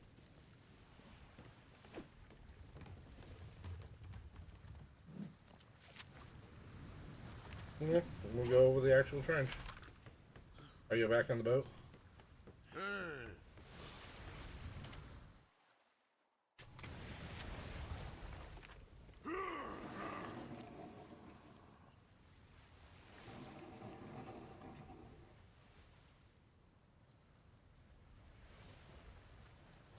Give this a shot. Jotty.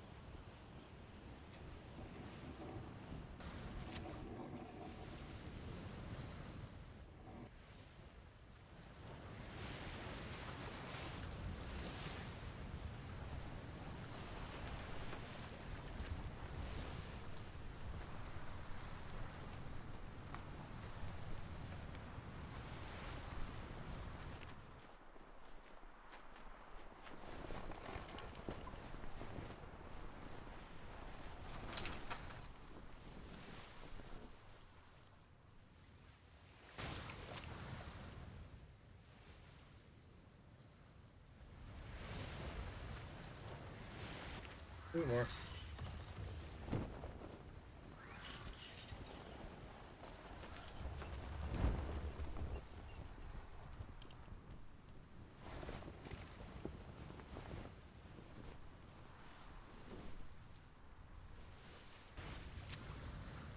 Oh, we're over the trench again.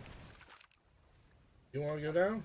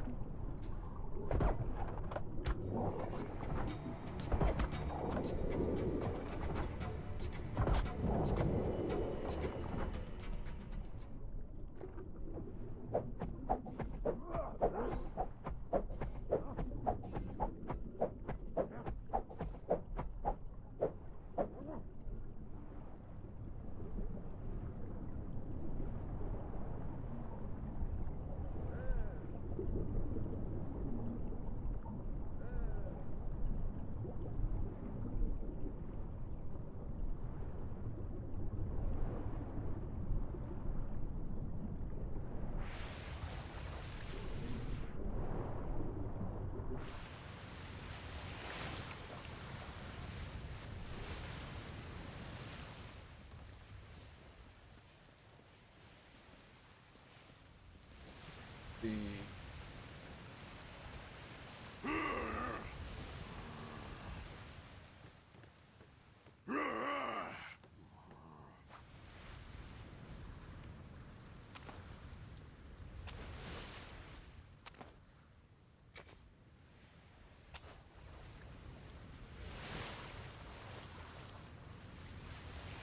Any luck?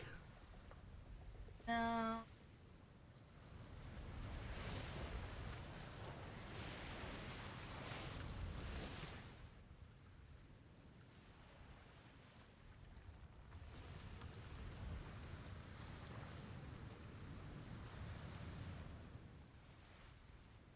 Apparently, we can't find a squid to save our asses.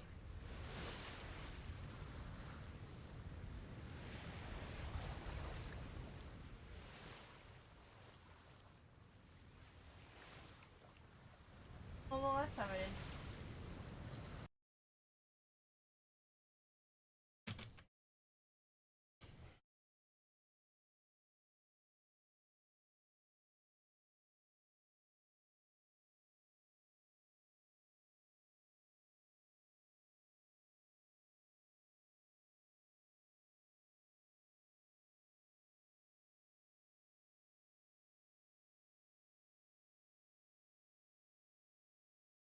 Well, I mean, these should be fairly obvious.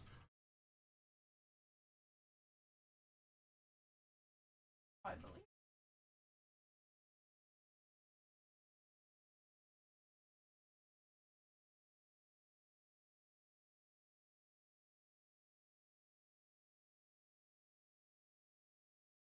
Edge of the trench and normal bottom.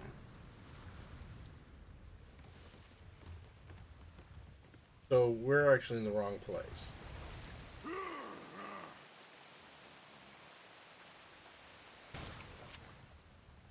So we should be more over here. One of those areas. In the lighter blue. Like middle of the ocean? So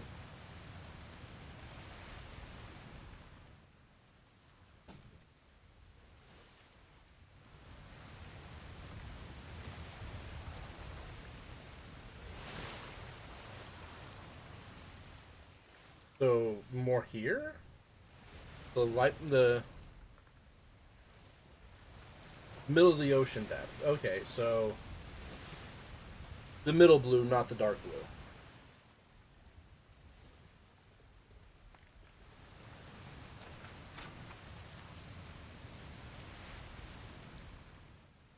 Alright.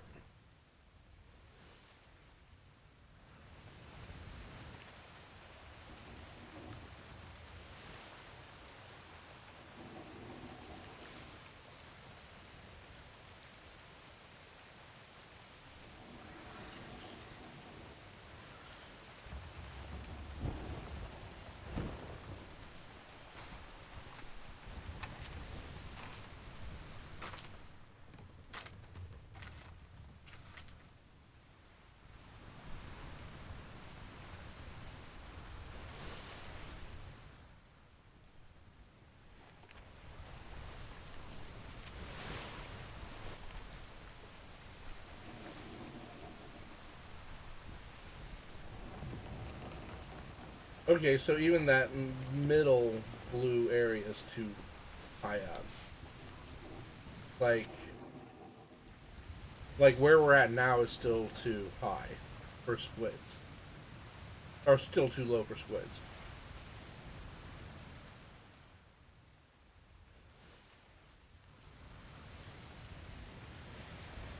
Yeah, I mean, when I was down there looking for the seahorse, I saw crabs.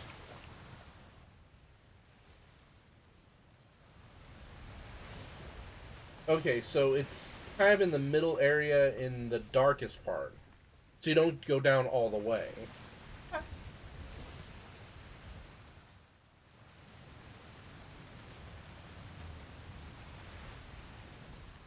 Well, we don't have any squids yet for the crabs, so... Now we need to find.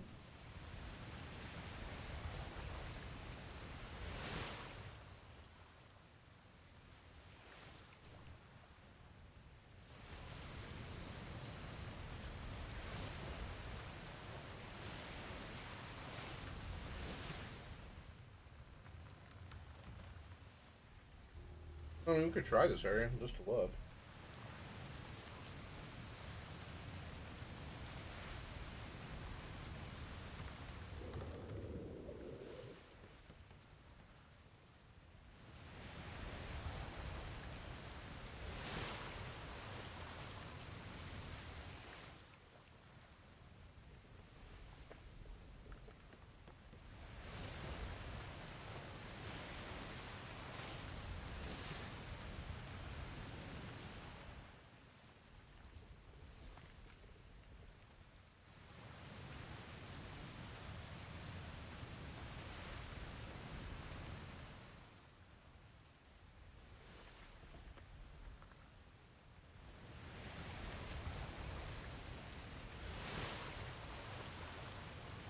But I do think I get what Wake and Bake is saying is that we just have to periodically stop while we're going down and look for actually physically look for the squids.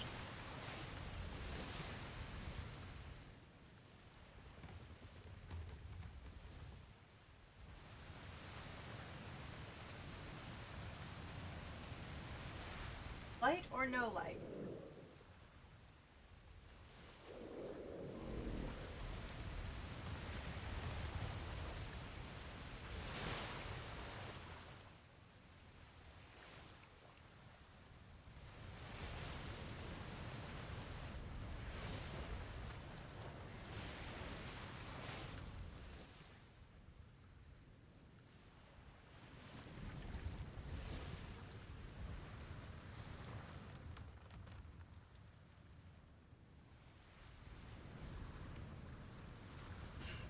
What is following you?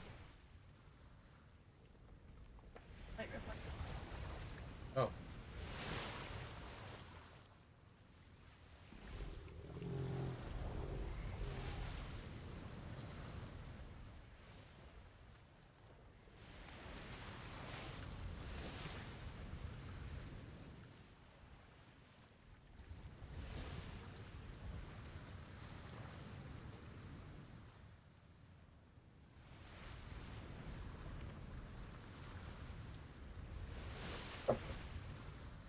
We actually had a way to track critters.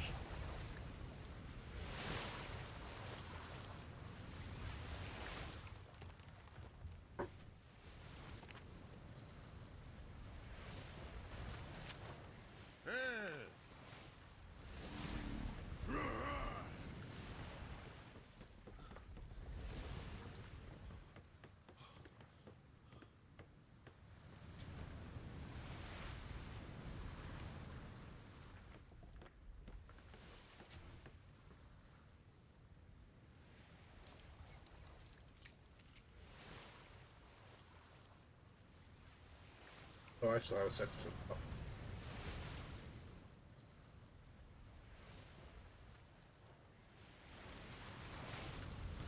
for a few more minutes or seconds.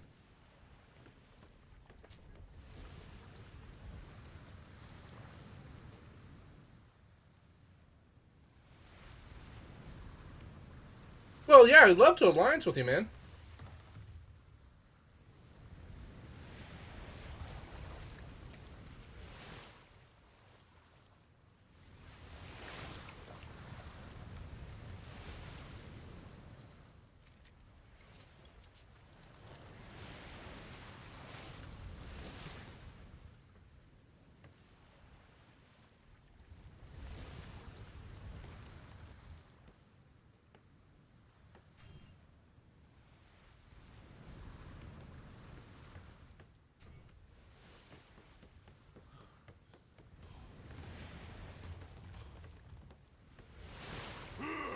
Honestly.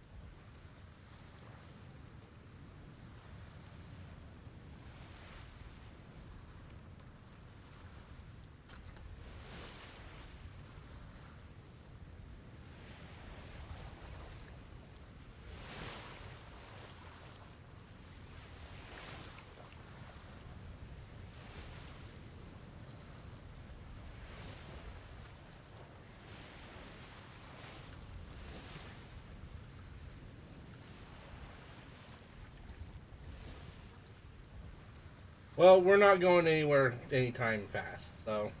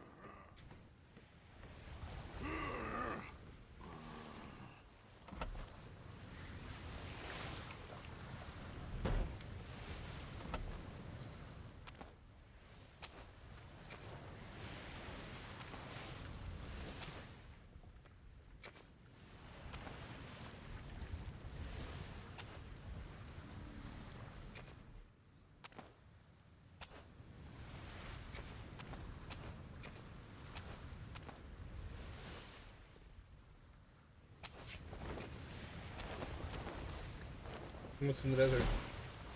Like, Well, it's supposed to. I thought that's where the giant squid are.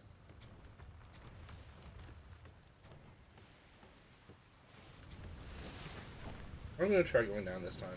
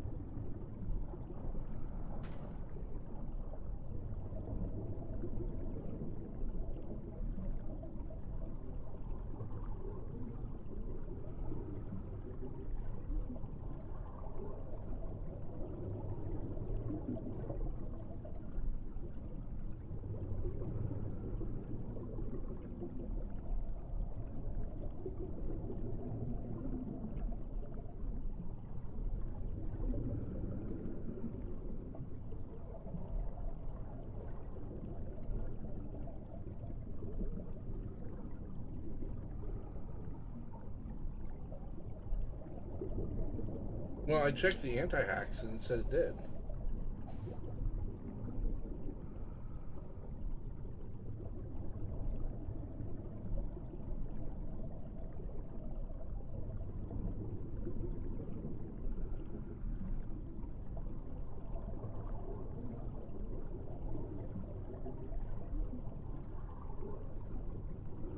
Yeah, we're in C6.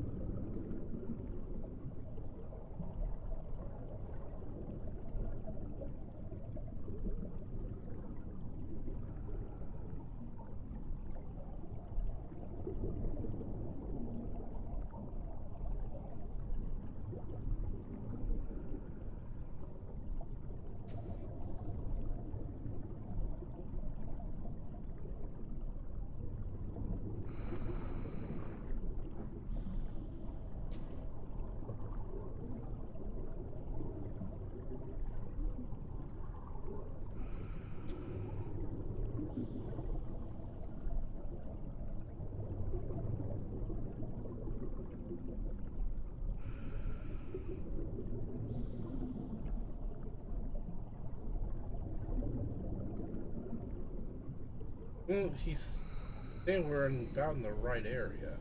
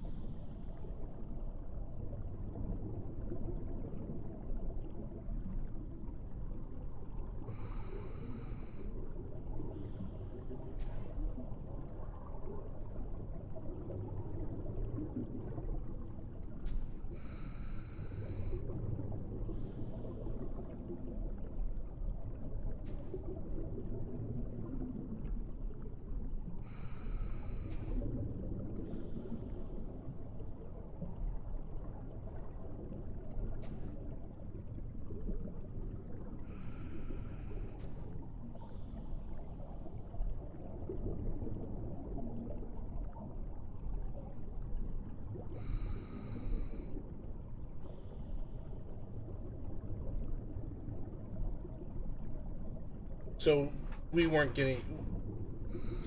We were. So this is kind of the right area.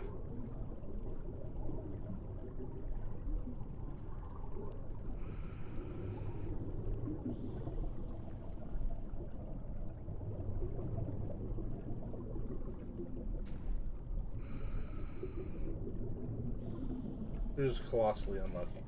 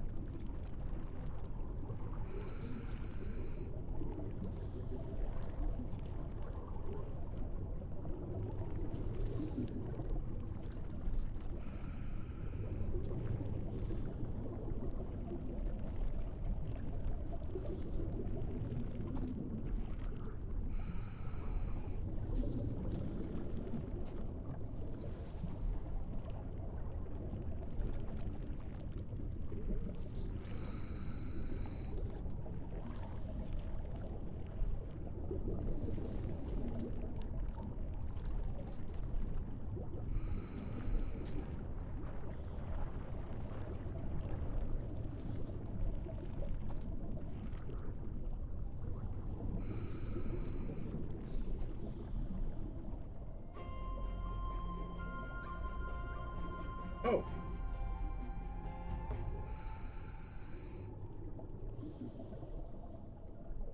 That was surprising.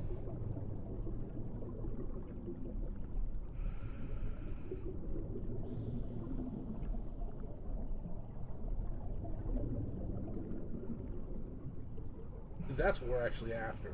We're at.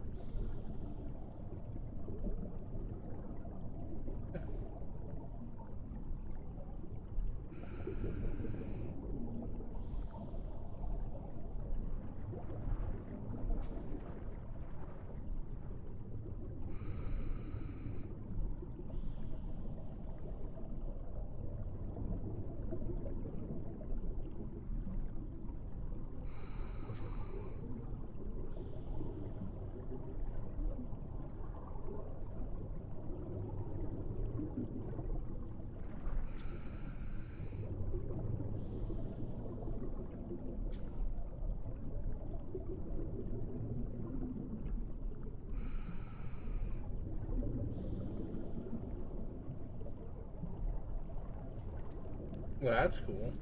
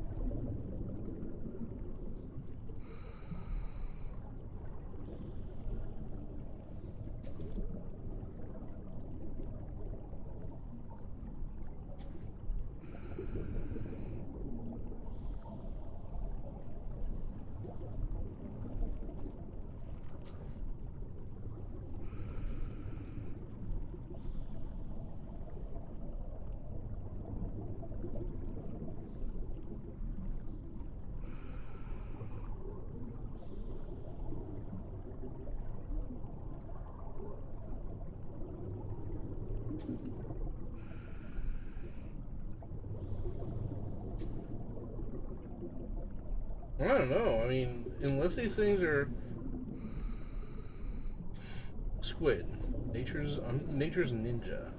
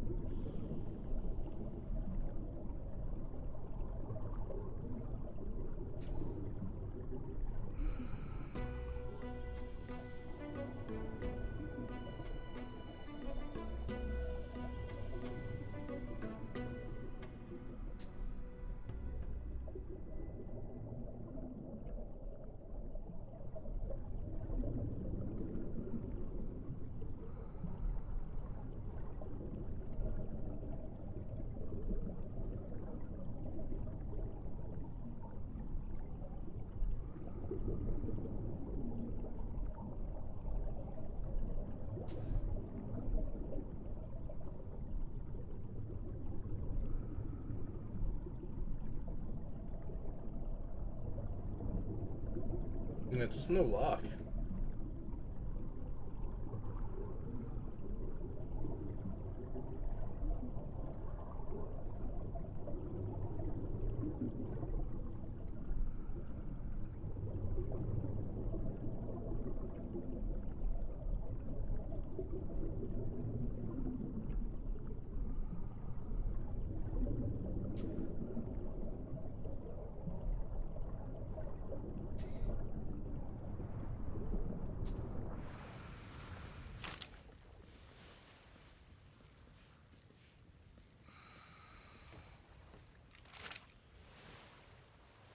I'm sorry. I'm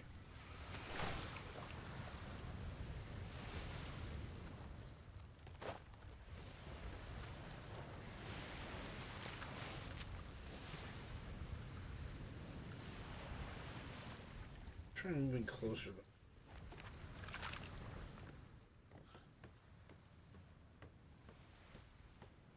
Let's go ahead and move to the other side.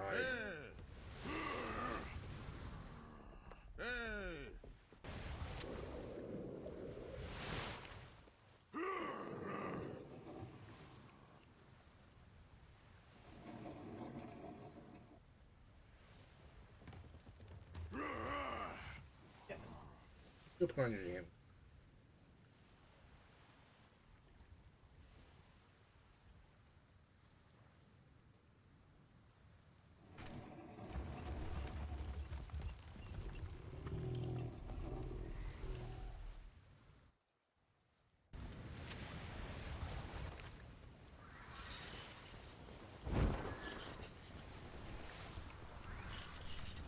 I just put the 2 on this one, and still, I'm not sure how I feel about it yet. I think I need to put, like, maybe 3 on the back for doing whaling.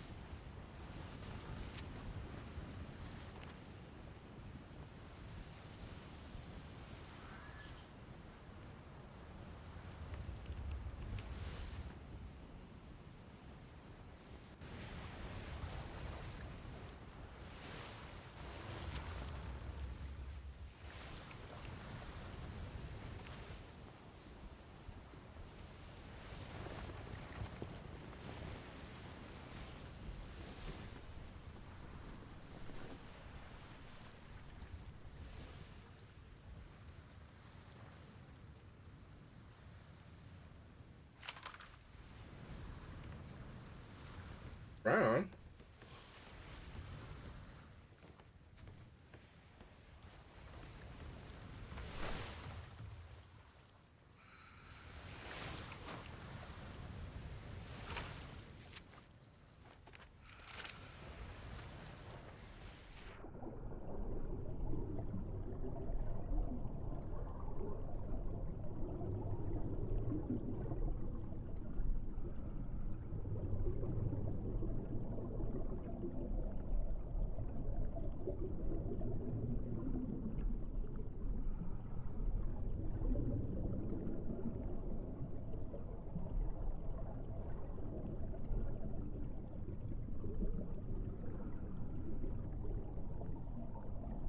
Yeah, the ballistas we have on my boat right now are 126 damage.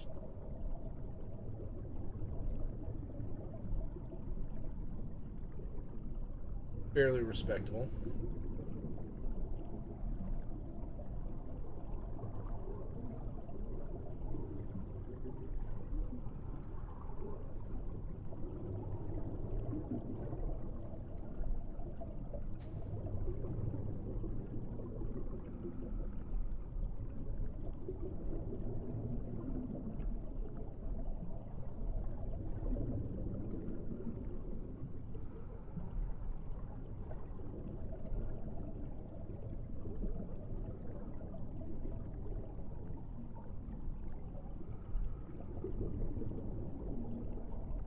No, just one.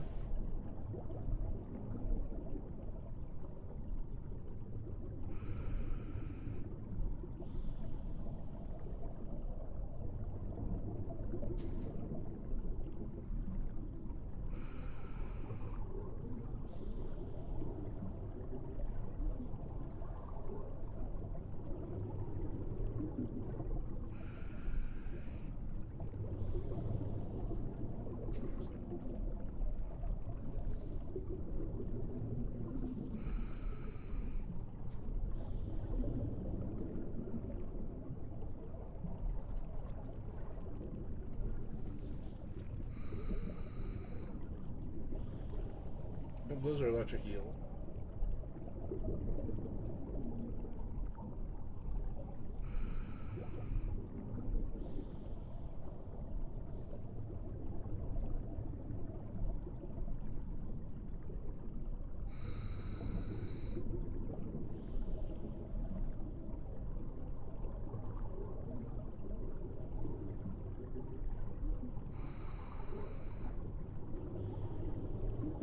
I fucking know where to go looking for crabs.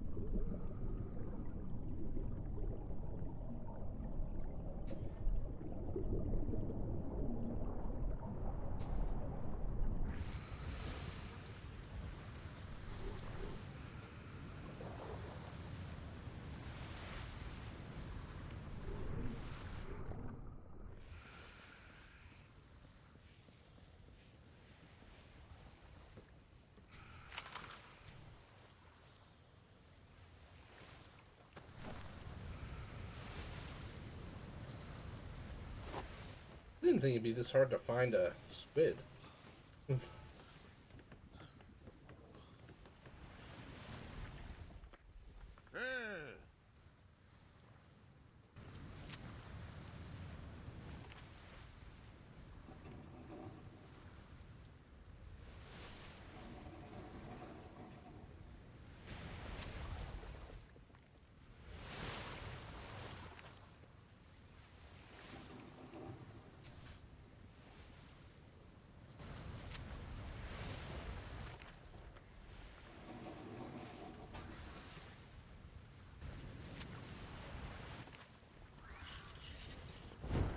Right over here.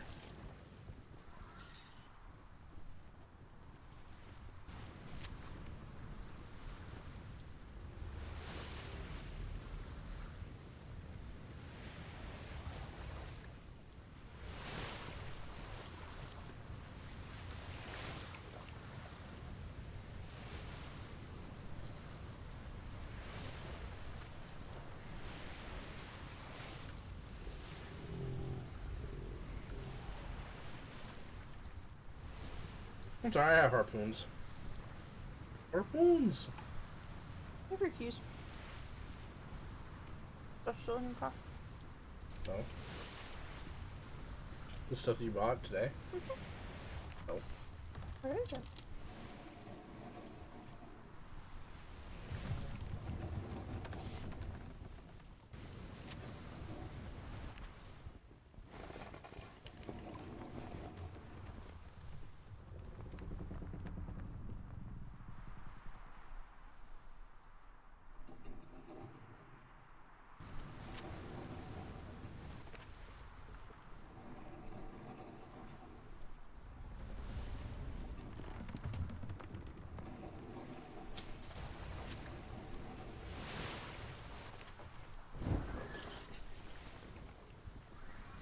Everything probably still isn't. Yeah, I left it there. Behind the driver's seat.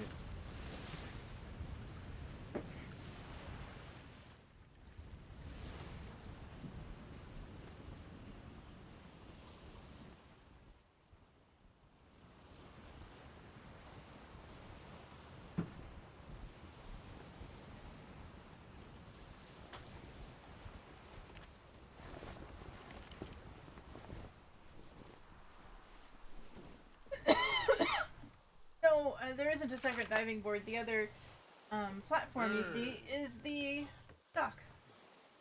Dingy. Thingy. Dingy dingy.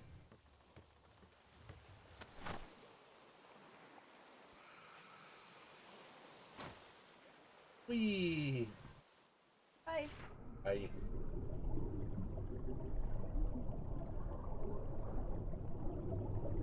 I found the tuna! What a tune. Yeah, I feel really special finding tuna.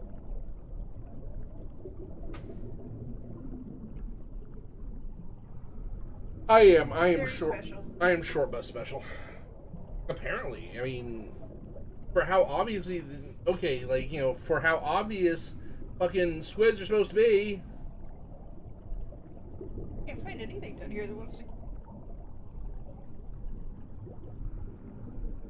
Well, sharks.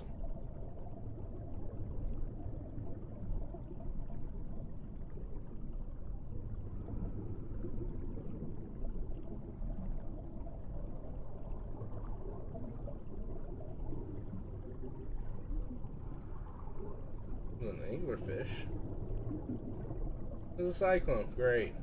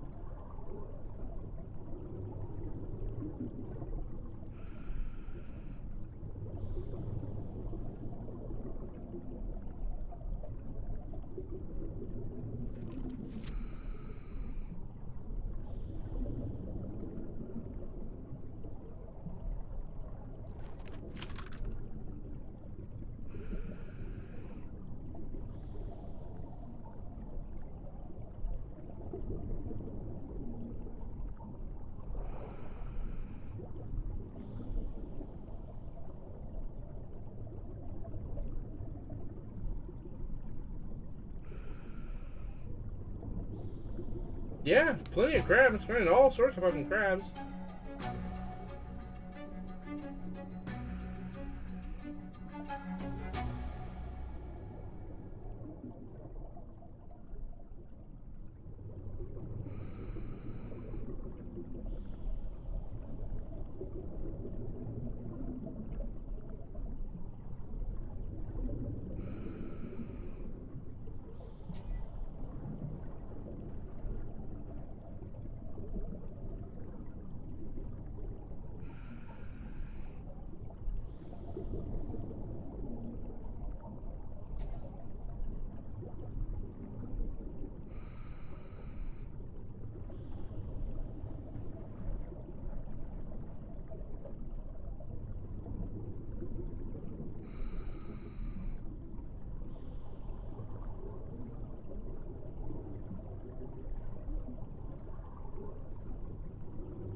Well, you are fairly close to where we're at.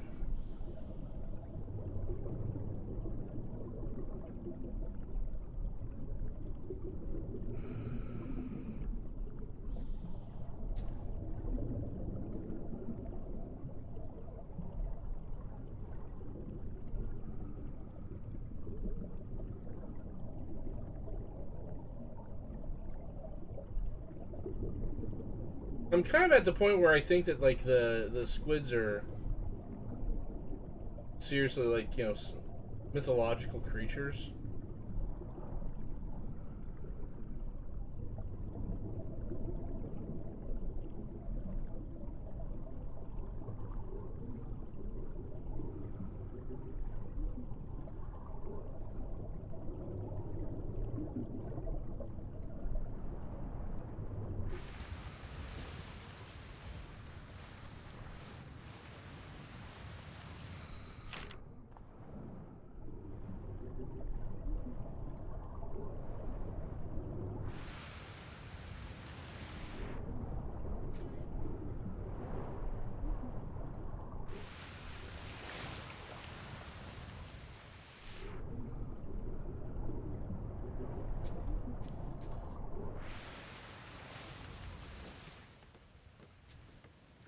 The ocean just flung me onto the ship. Okay. I'll take it.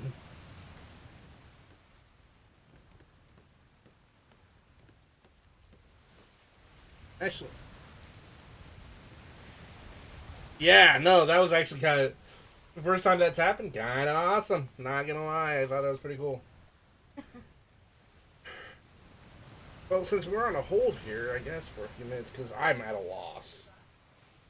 I legitimately have no idea how it is that we cannot find one goddamn.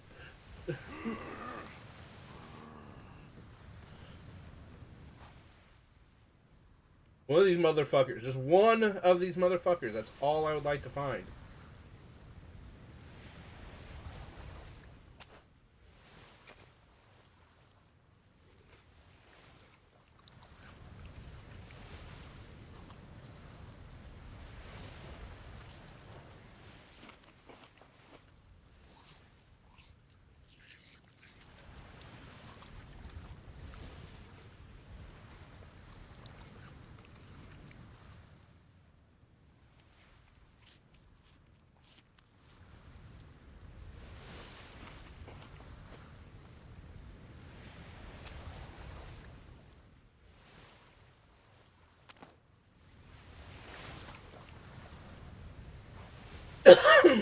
So I might just take a leak.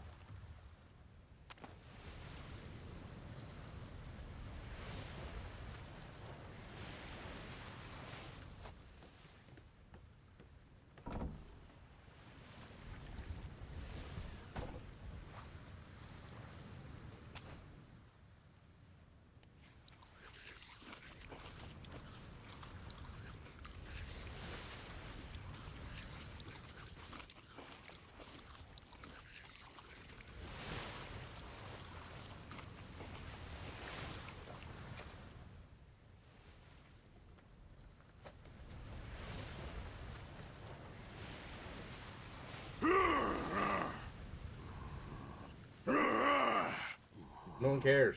No one cares still.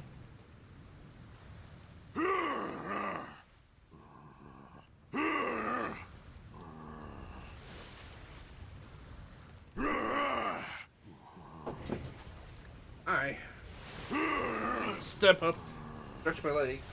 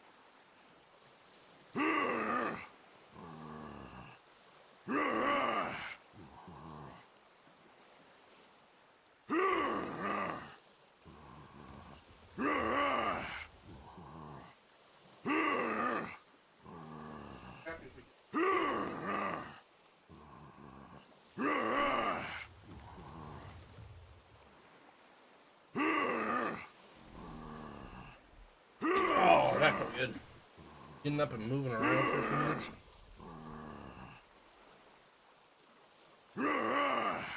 I still don't know about the. I still don't get it. I still do not. I don't fucking get how the hell it is that we cannot find a single squid in an ocean.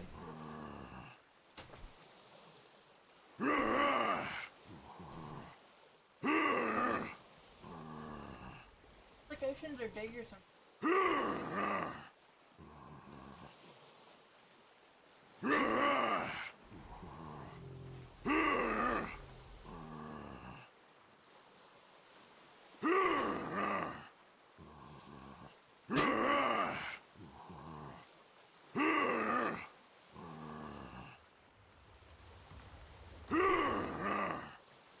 Well, but like every blog,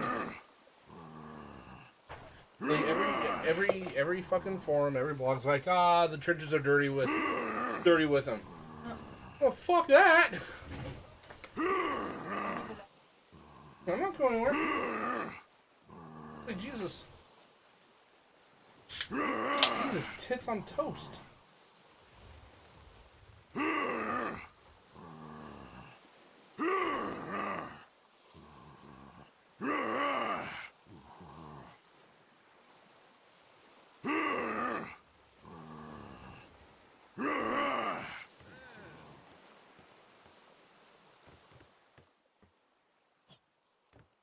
You went down? Mm-hmm. I'm gonna be so irritated if you see a squid.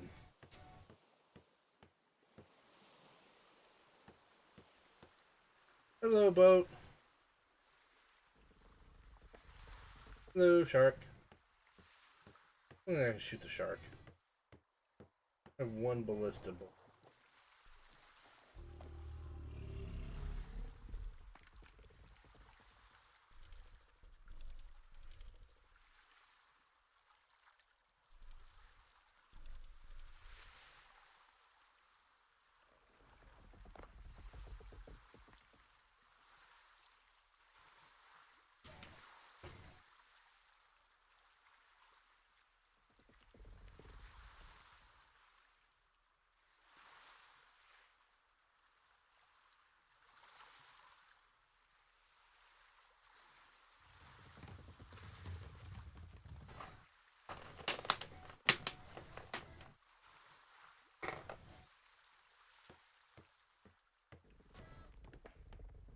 Ah, there you are.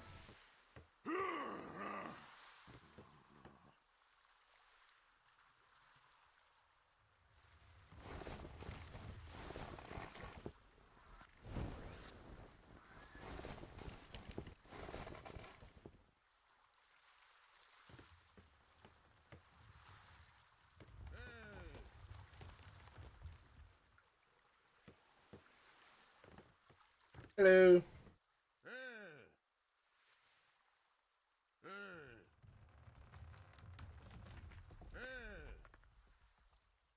Send an alliance invite. There you go. Yar.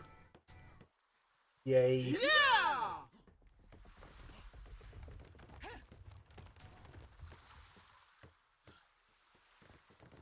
I guess both of you hop on and we'll try to get my sub after I drop it. I'm gonna have a bite to eat. Sounds good. Let me go collect some poons.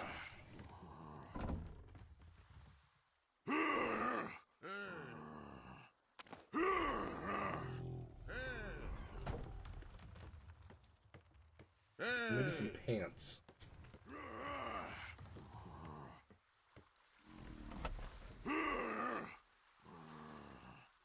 I feel like I should be wearing pants.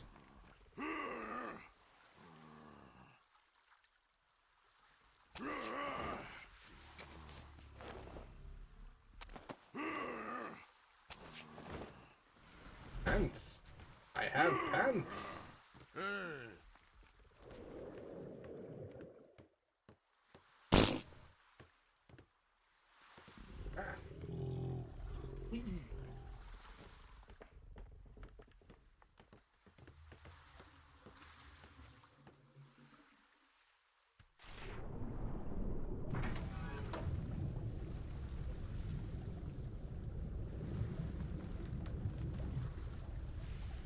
Would your friend like to come? You wanna hop in?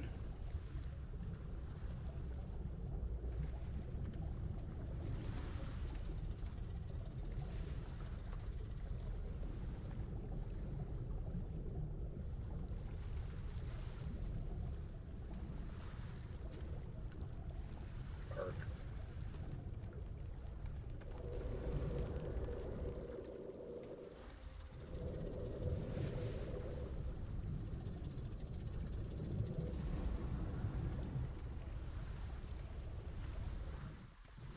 Blue. Blue.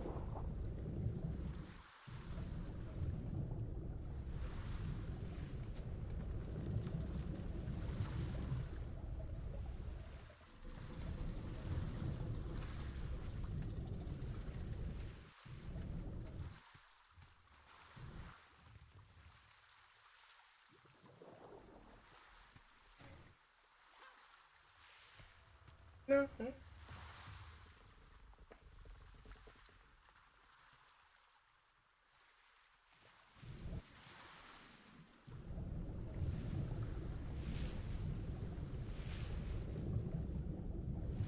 Yeah.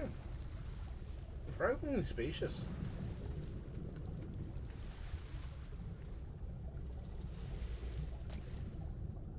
Supposed to get on. Welcome aboard. Ah, you did.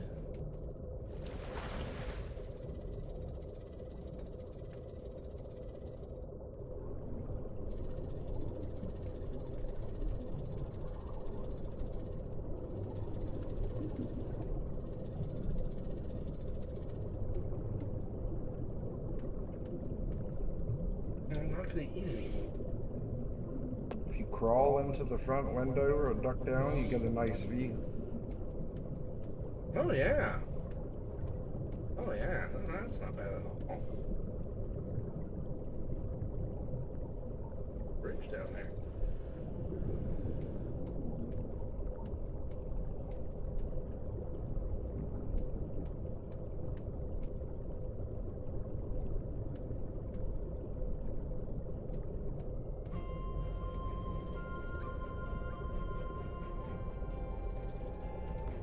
Art room. Ups. Crabbies. Hello, crabbies. Find a squid and I will make you my friend.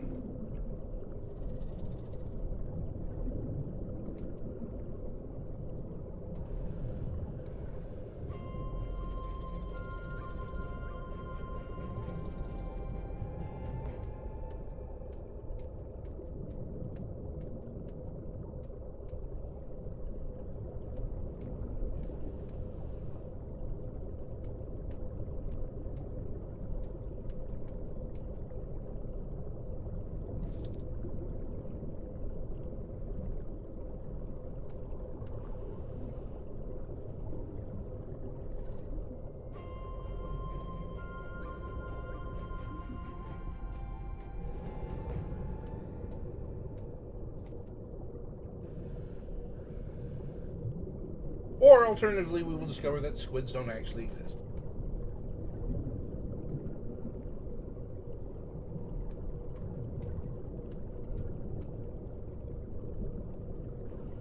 I'm not seeing anything. We've been about halfway through.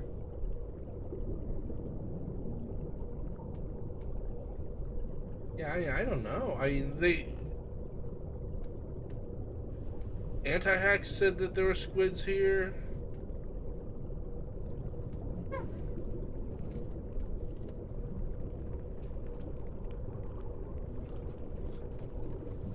The wiki said that they were here, though I don't trust the wiki.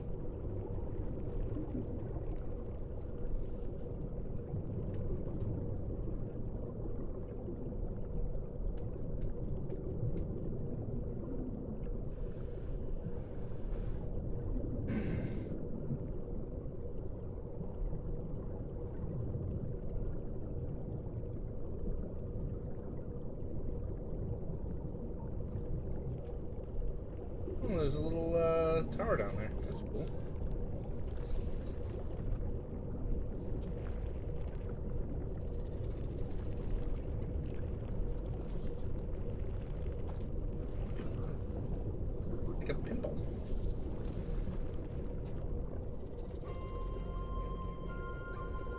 Hello, crabs. I really want to make you my friends.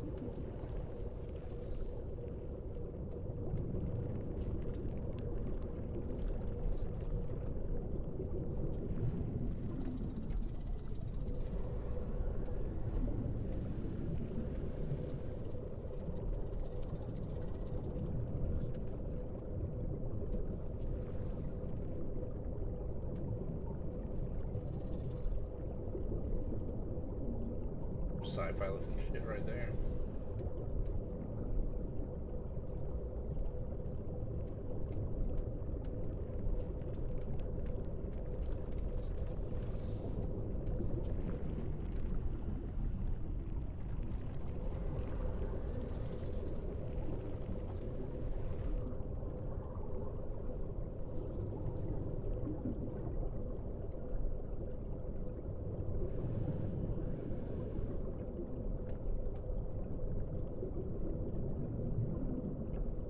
So these are supposed to be covered in bioluminescent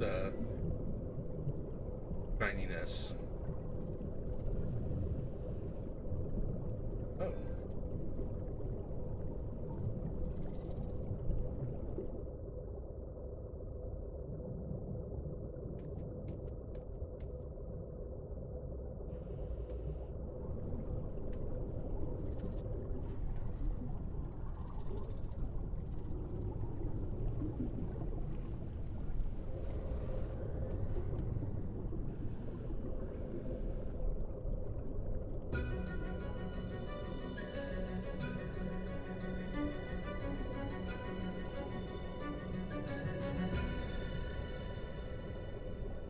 No, that's People used to say if you killed jellyfish, then they would spawn or come after you.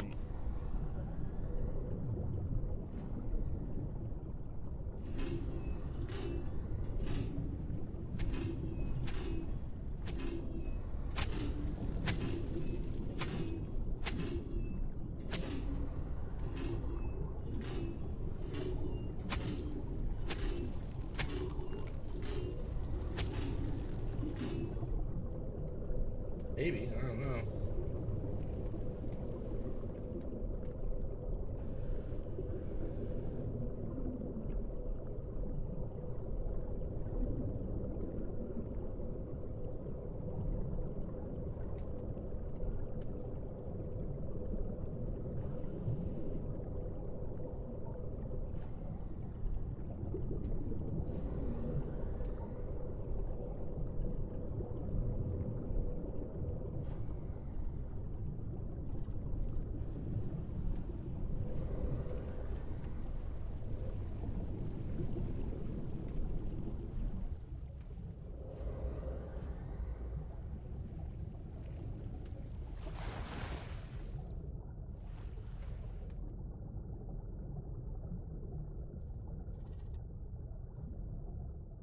Seen something. It might have been a whale though.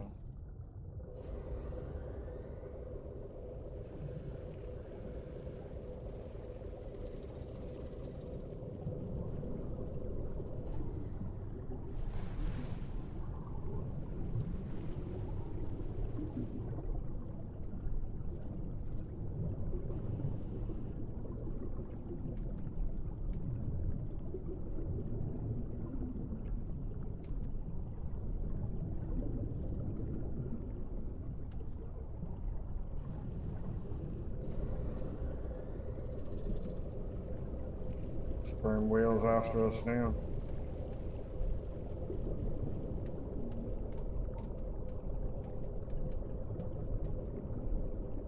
Is that a sperm whale?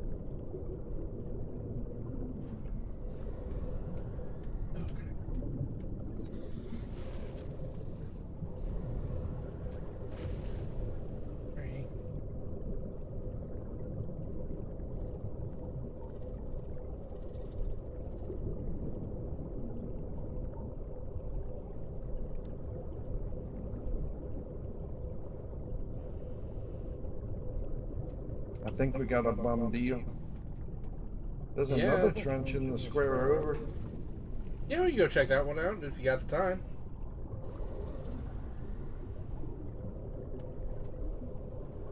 I actually went and got that one, and I'm pretty sure I've seen a squid in just about every trench except for one.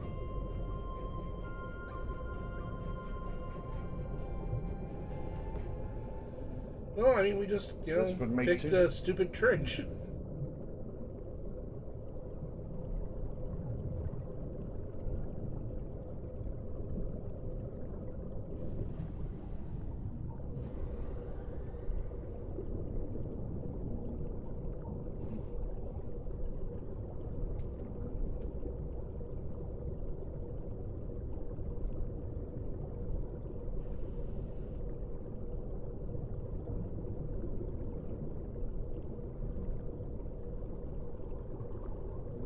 So this is the trench we want for crabs, not for anything else.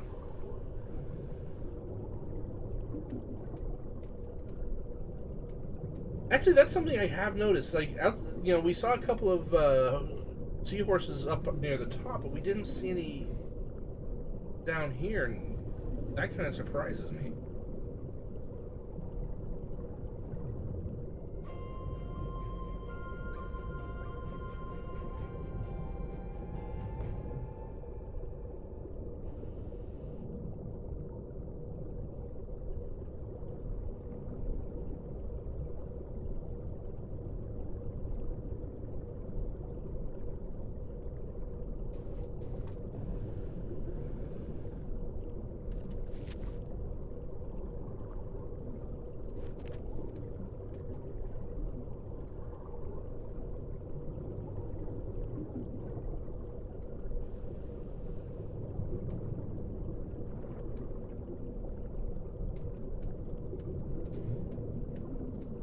You'll stick your head out front.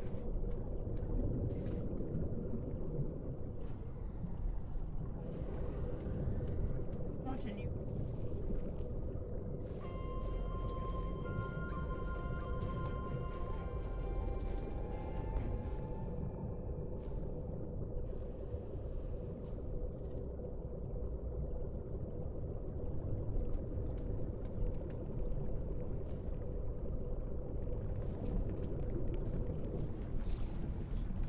What is that up there?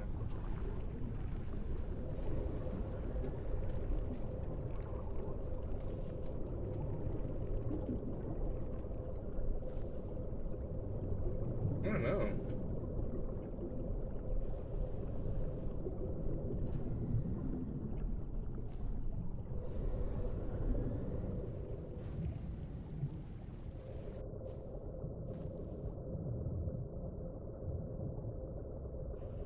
You know what? I bet. Oh, sunken treasure.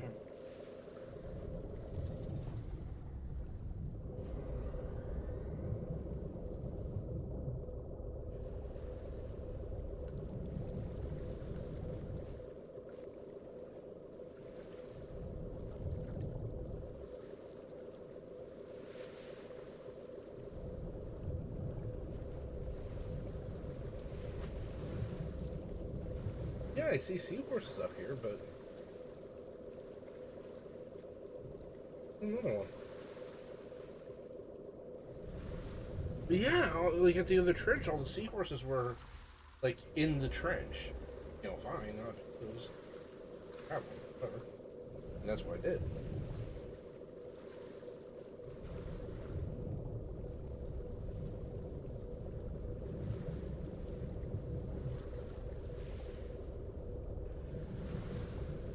Oh, maybe something scared the shit out of all the squid and everything, and they all ran up to the.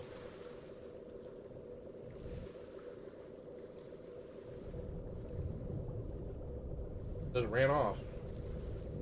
Yeah.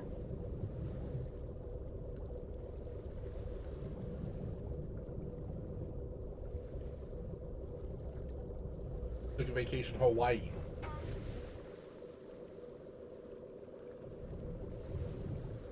Dark.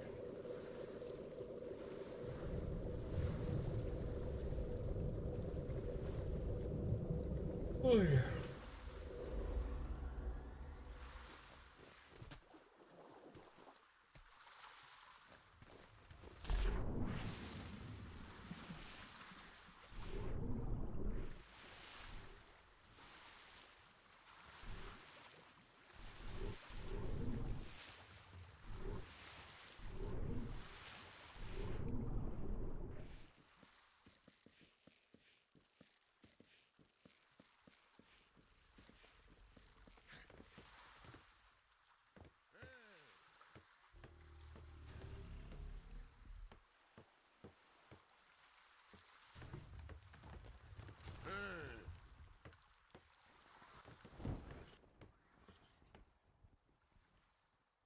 All right, well, you're on that boat, Kiana.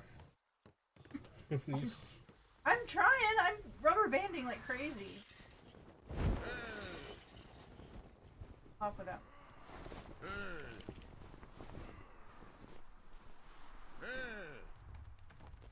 Oh, there you are. I see you. That was kind of. Sorry, I almost stole you. It almost did. I didn't get off. Hey, common problem. Okay.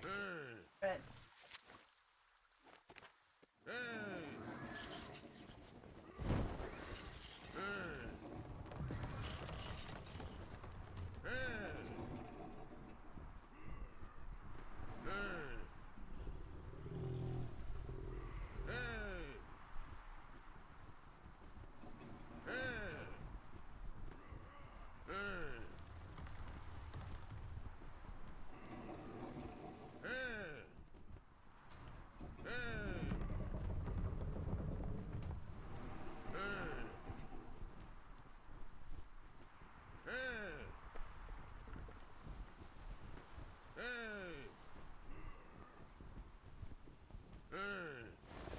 It's Pink Joe.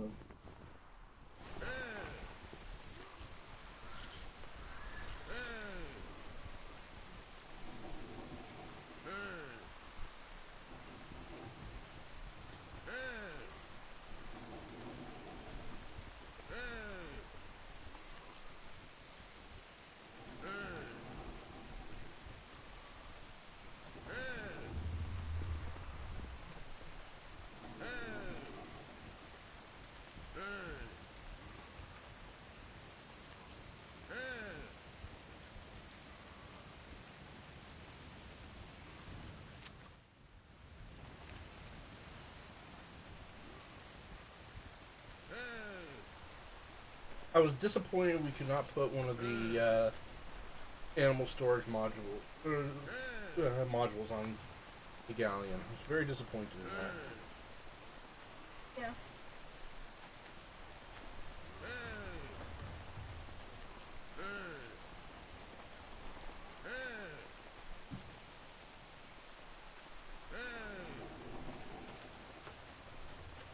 Yeah. Yeah, still disappointed.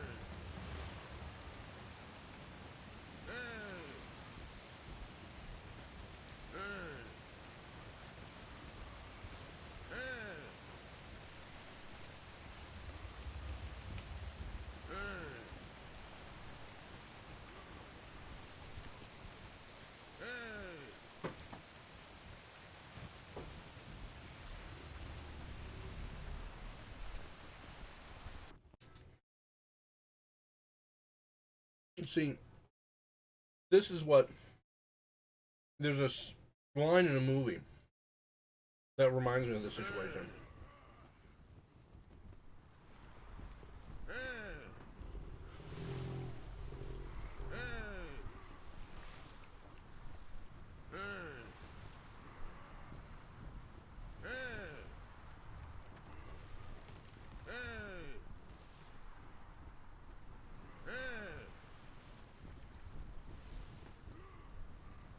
Oh, bear? Bear. Bear. The bear's still there. I think the bear was the only animal I don't know.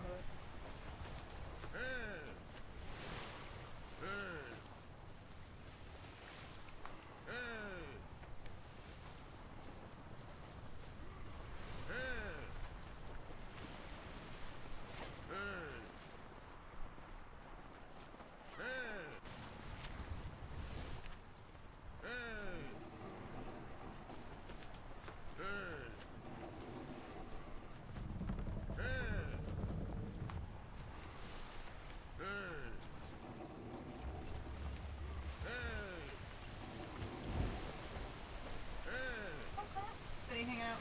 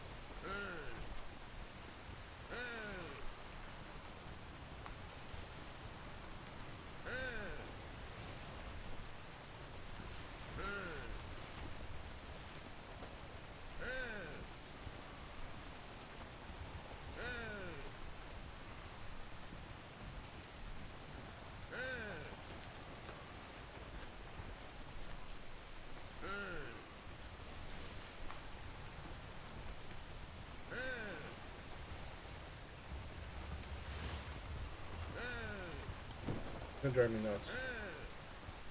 There's this quote I'm trying to remember.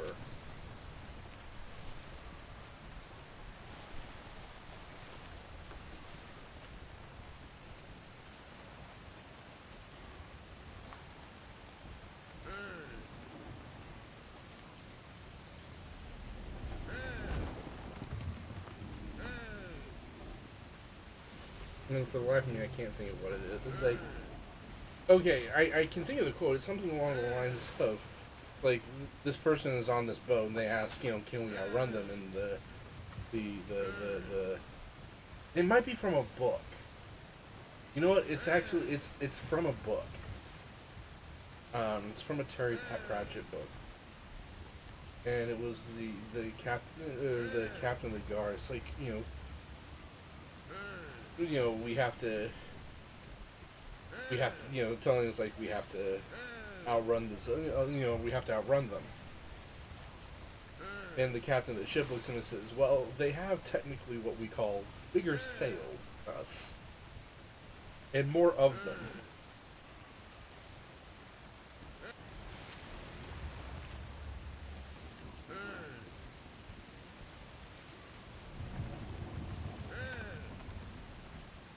So no.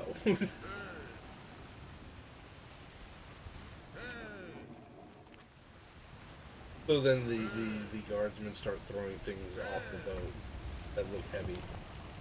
Like cannons. And the anchor.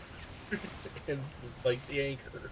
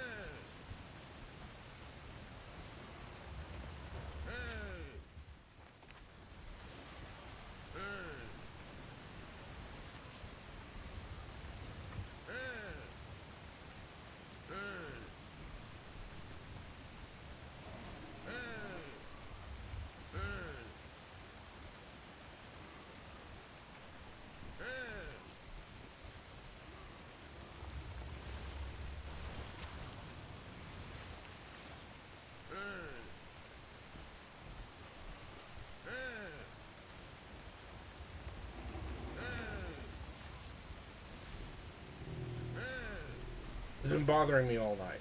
Like, this quote has been literally bothering me all night.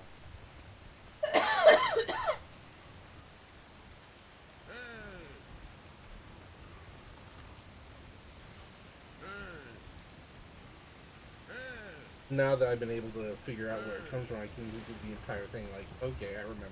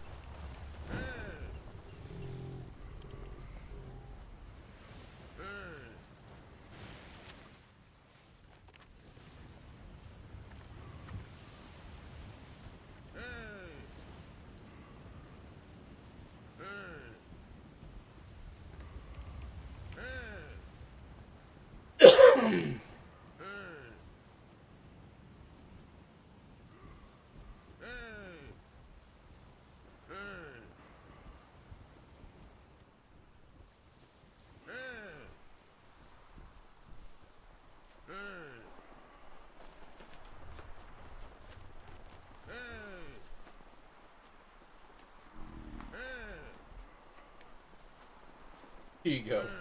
The Milka moves slowly, leaving a furrow behind it. Can't you go past her? Said Vimes. Why, certainly, said Jenkins nastily. Where would you like us to put the extra pass? The ship's just a dock, Carrot. Why aren't we gaining on them? It's a bigger ship, so it has what we technically call more sails, and they're faster hulls on those Appalachian boats, and we've got a full hold. He stopped, but it was too late. Captain Carrot, said Vimes, sir. Throw everything overboard, said Vimes. Not the crossbows. It cost more than $100 each. Jenkins stopped. Vimes' expression said very clearly that there were a whole lot of things that could be thrown off the board, and it would be a good idea. Good idea not to be among them. Go and pull some ropes, Mr. Jenkins. A few minutes later, there was a splash. Vimes looked over and saw a crate and Bob form and felt happy.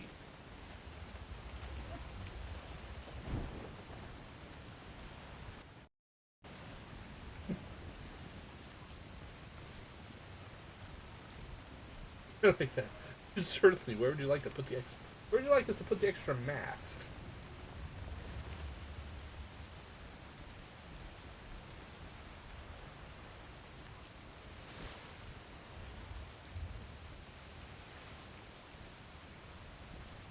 The shipwreck that ended in that was described as fairly sad.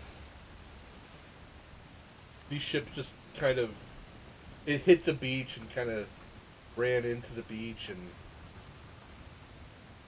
sounds good. And then slowly drooped until it kind of sort of fell on its side.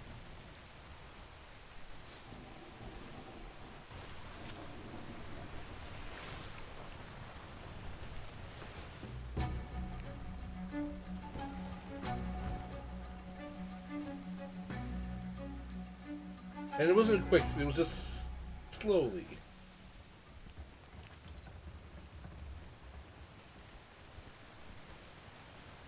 Yep. Oh.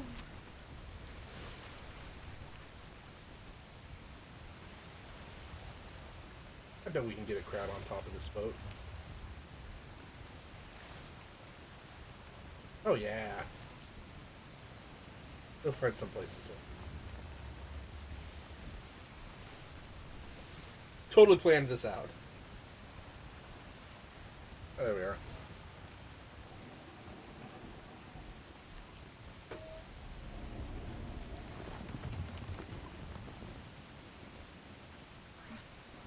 Hmm?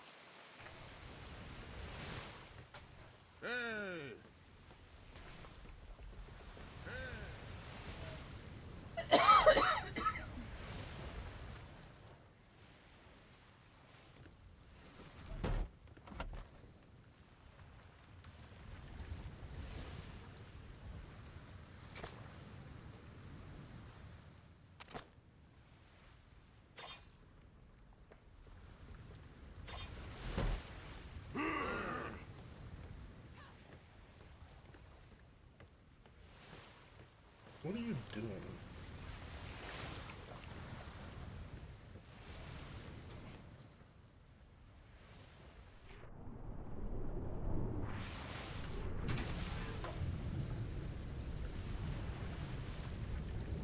Okay.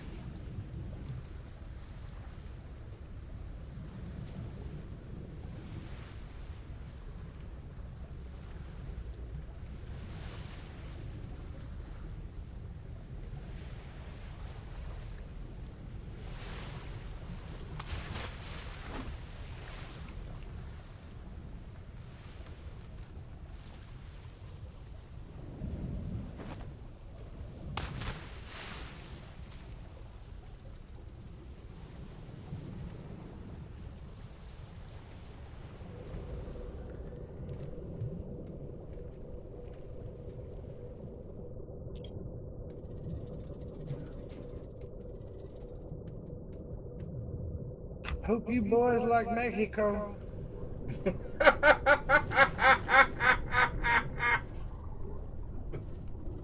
haven't seen that in forever.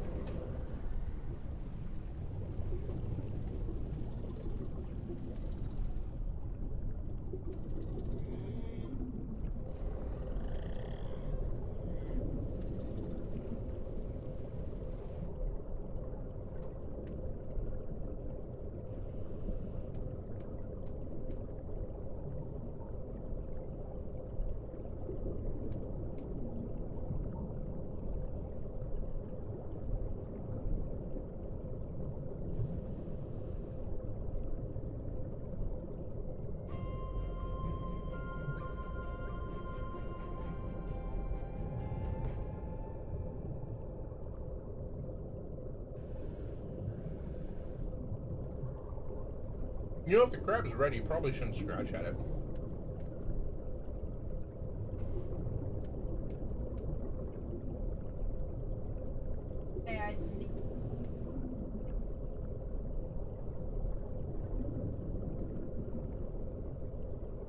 There he is. Two of them.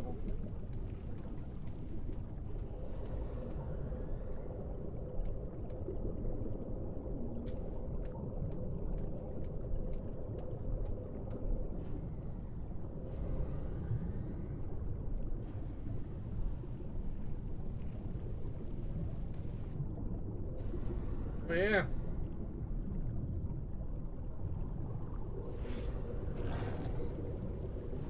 Oh, you are ugly.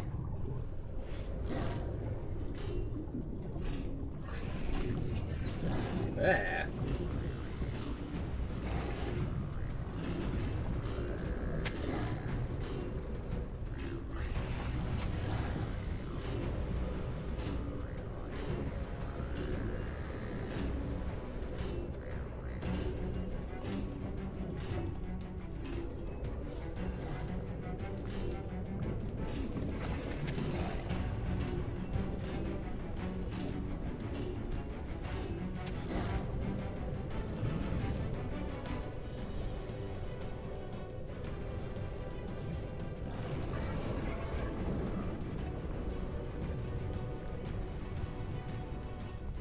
Well, harvest it.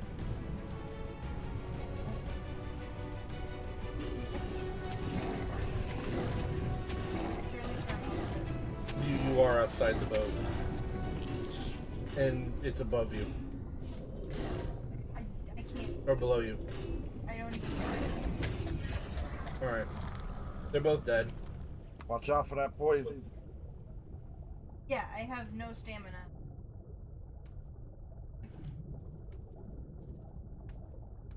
I'll go get your stuff. As soon as the poison dissipates.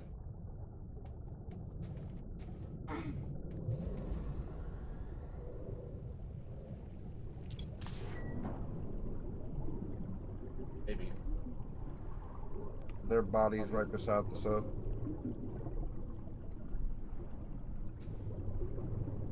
Oh, god damn it.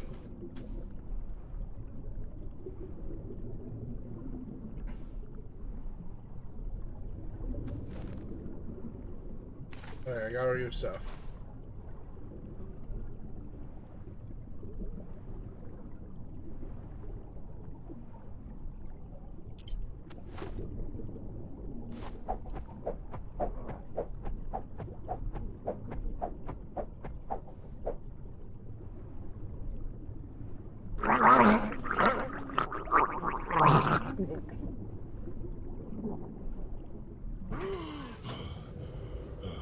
Give me a minute. Yeah. Alright, one more time out. Oh.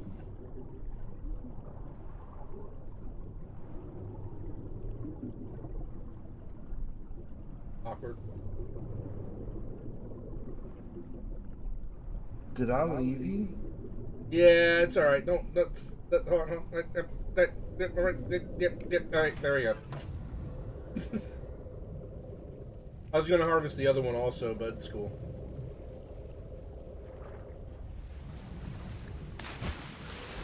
I chopped it up with the sub. It might get more her. No worries. It's in the sub. I'll give it to you in a second when we get to your boat so we can get her.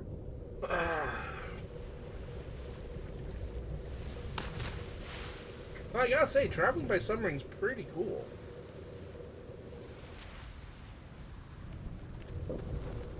It does about 18 knots.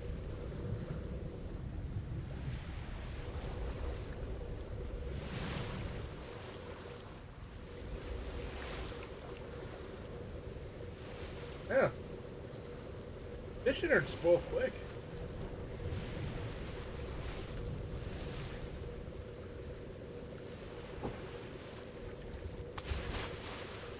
Does.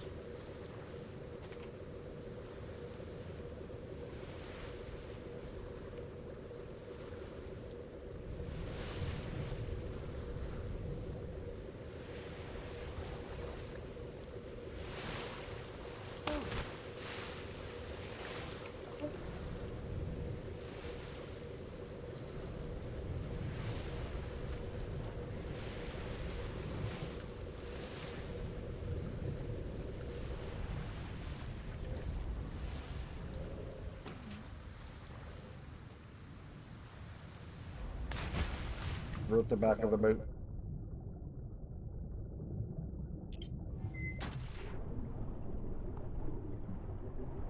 Thank you, sir.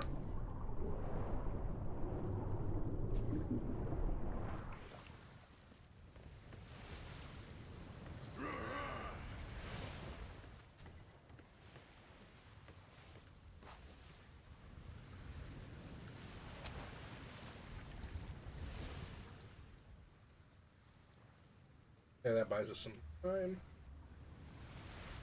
You want the squid tentacles or some other stuff? Yeah, sure. I like fish goo. I don't know if you want to put like half of the food on the boat. Oh, God.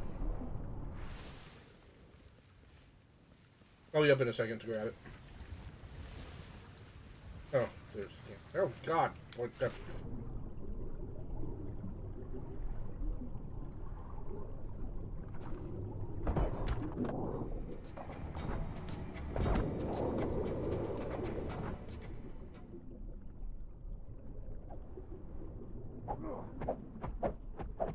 There's sharks everywhere.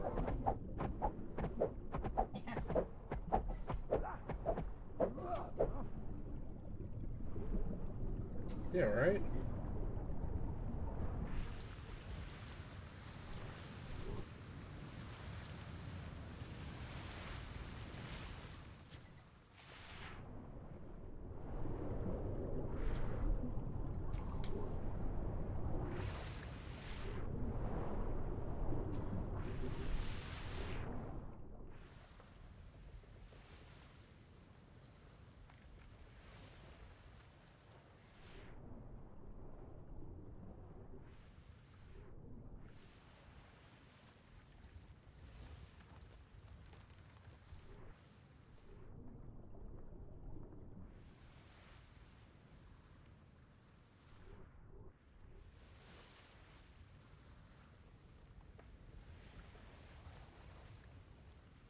There's a whale down there.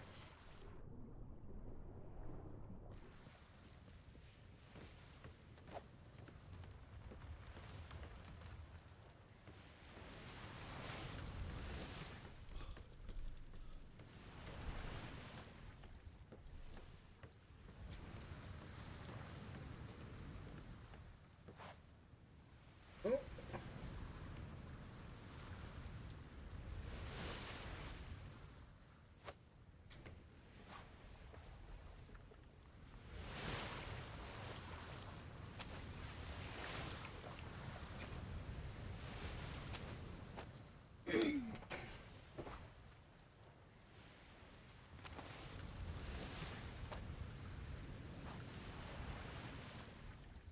Well, do you want to go tame a crab? Okay.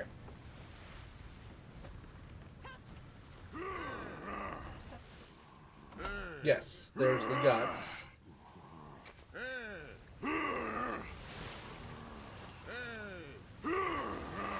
Spear bolts. Got plenty of those.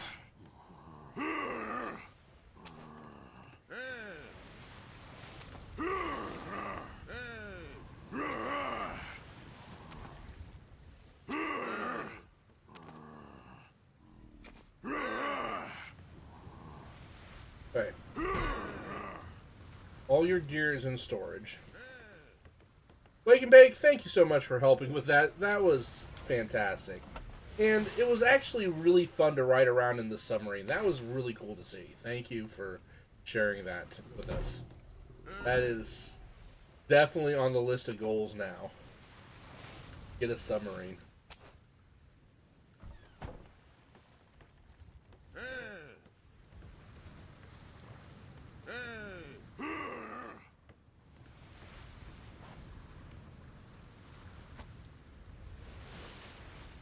Prison wallet?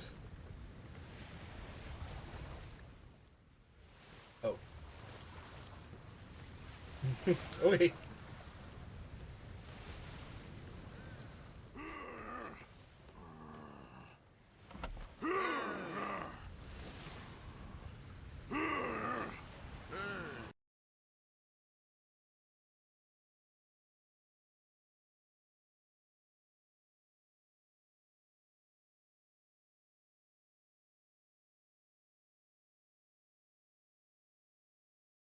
No, you're fine, dude.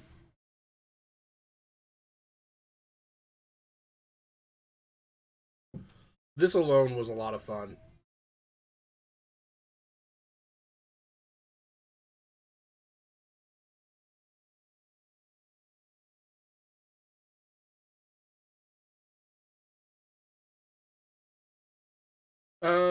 Yeah, if you want to take Kiana down really quick to do that, that'd be fantastic. I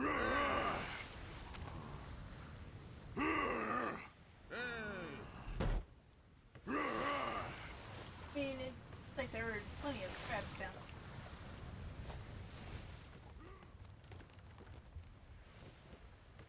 You know, the free ride. Oh, I have to come back up anyway. Fair, fair.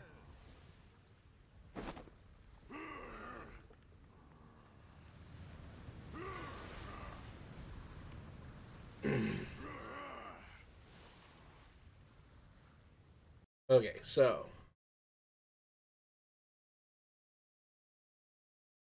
yeah, I got plenty of ballista bolts.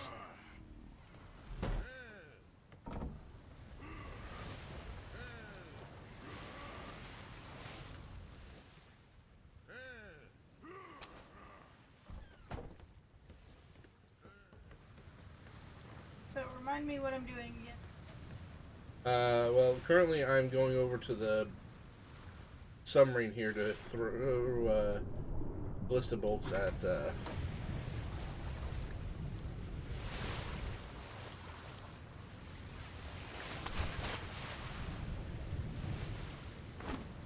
There you go. Oh yeah, thank you. Hey, not a problem, man. Muchas gracias. Dude in good health. Oh, Kiana's gonna do, yeah. Okay, so to do this in a submarine, basically you have to drop it down to red and then punch it and to stun it, and then you feed it like you normally would. Okay, so you attack it normally until it's down in red. And then you punch it? Then you yeah, apparently you get out and punch it. Alright, alright. Yeah. Otherwise, you damage it. If we're using diving equipment, you damage it with spear bolts, and then bash it with a sword.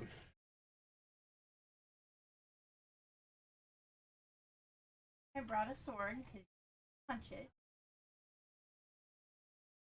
I'm just reading what the domestication says about it.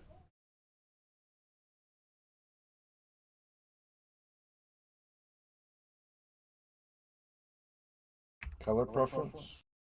Delete button is talking ding. Oh, no.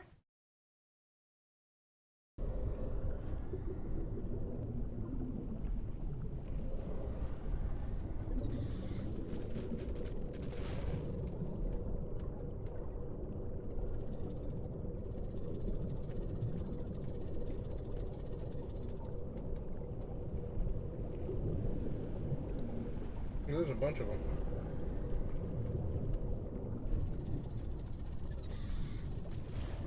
Oh, he's already been beaten on.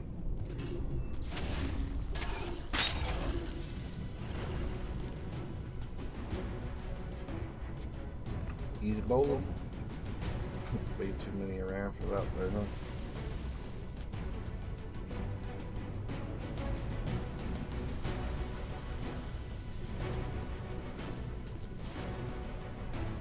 Oh no. Don't get pinched.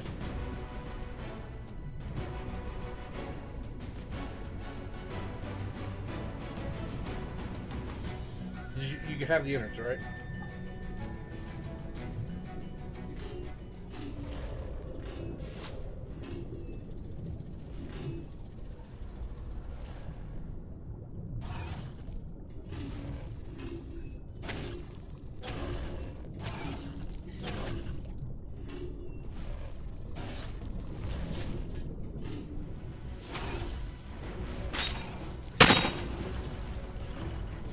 Oops, dead. Alright. Grab meat. Have enough. How slow is it taking? Fed it 3 times. About 13%. So we have to knock it out again. Well, yes, we'll have to knock it out again, but I only have it. I spent 53%, and I only have 1. You didn't grab the stack of 100? There was 100. Yeah. Only one I saw was the 6.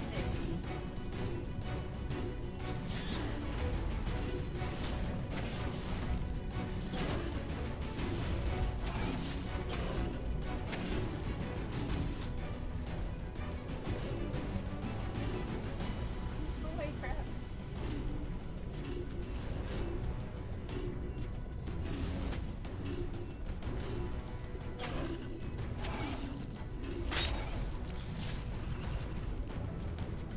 Phineas.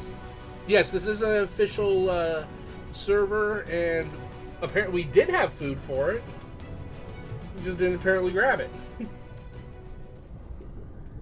Yeah, what you dropped? There was only like 7 in what you dropped.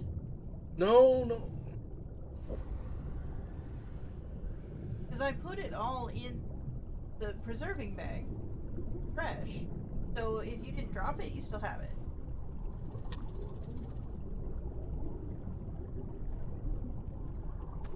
I'll double check. Nope. Did they just die, or are they still tamed and knocked out? They're still knocked out, but We're out of food. It wasn't there. it was. Oh, the timer disappeared for me. Promise you it was. Not that I ever saw.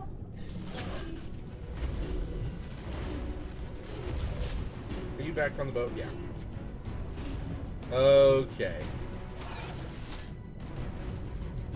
So, apparently we need to go back up to the boat because we did not bring all the food.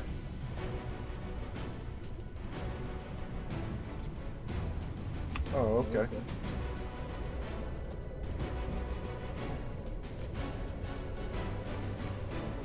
We're directly above where we're at. Because So I guess if you die in Chapo... the future or want to get down there faster, you could just jump off and dive straight down. Yeah. Yeah. Because Chapo, Arc, the company that made Arc and the company that made Atlas, they're kind of sister companies, and a lot of the programmers, from Atlas worked on, or from Arc worked on Atlas.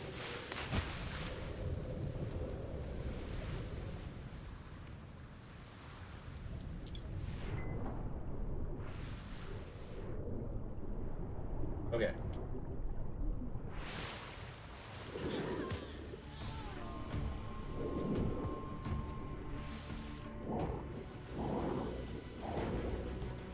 I have no control over that.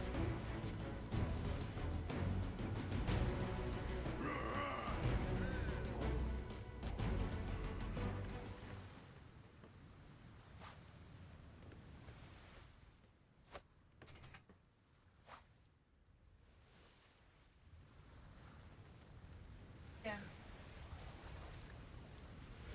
Kiana? What? Why did you put in some random bag? Not some random bag. A storage bag, a preserving bag, so it wouldn't rot on us. Yeah, and you never told me it was there. Why would I? It wasn't in the pile of stuff you dropped at my feet, which I ran over and put in a preserving I bag. didn't drop anything at your feet. Yeah, you did. No, I didn't. Yeah. No, I didn't. I was in the water. That was wake and bake. Oh. Do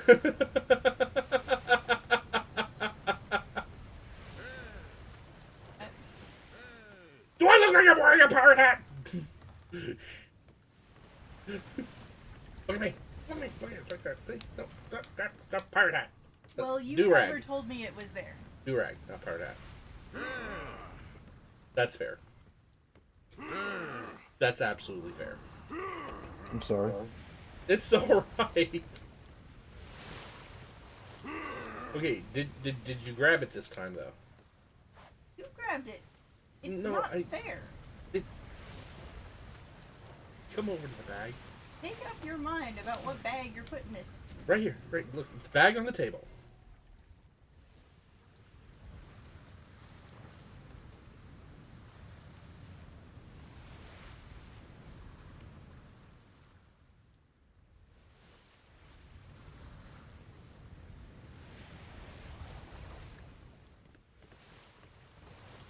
Well, look.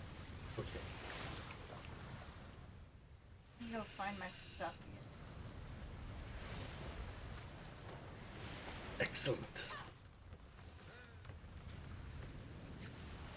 I'll follow you so I can shoot.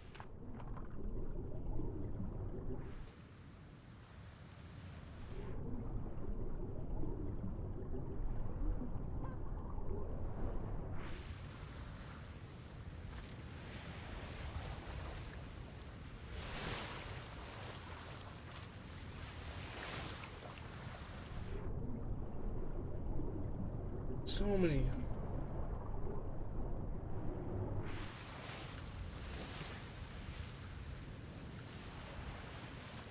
Holy shitballs. You saw that too, huh?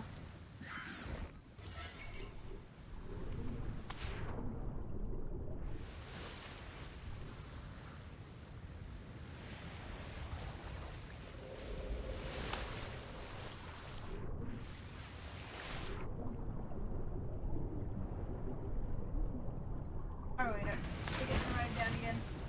If you don't mind.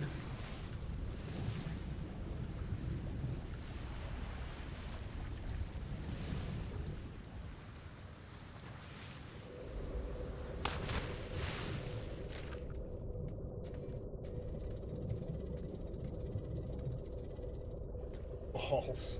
Just balls.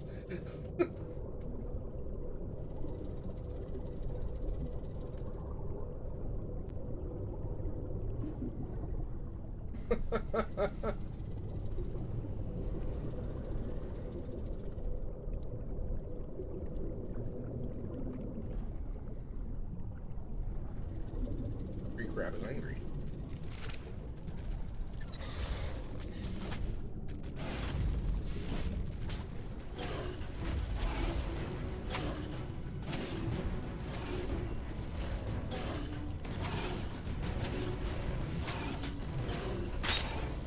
Okay. Stunned.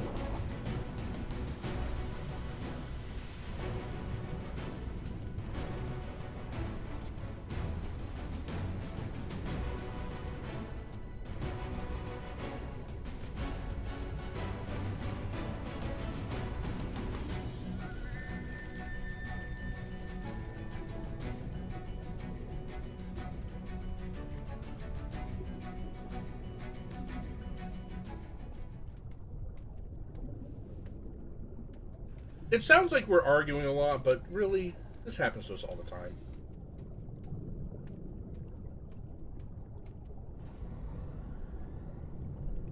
Oh, that... Wow. That is a very, very pink crab.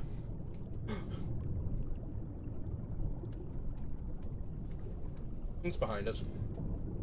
But there's also like a yellow green. There's like 3 crabs over there, but it's... Oh, That is really pink. neon. That's- That That is surprisingly bright. Shockingly so.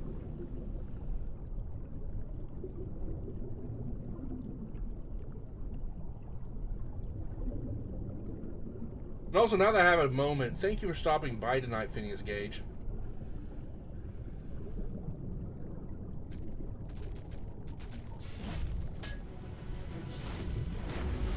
No, not. Honestly, odds are whatever crab we end up with is going to die in the first attempt that we try to do this.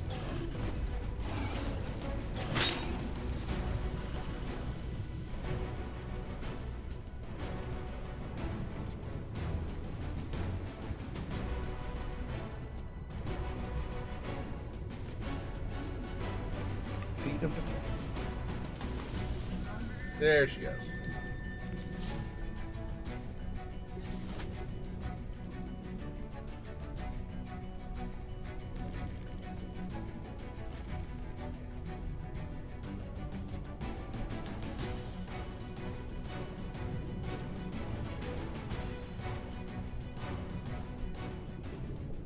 We'll probably end up leveling it for...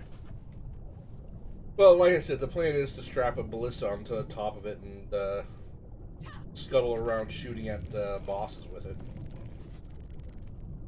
Because that sounds hilarious.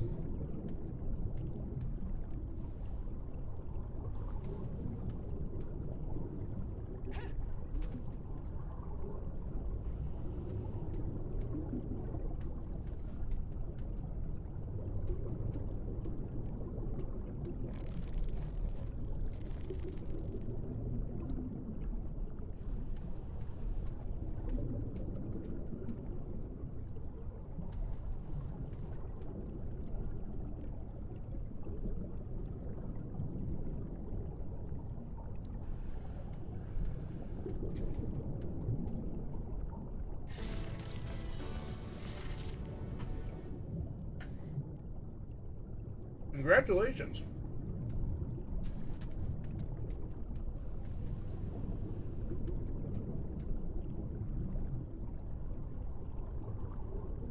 No, I'm gonna follow you back up to the boat.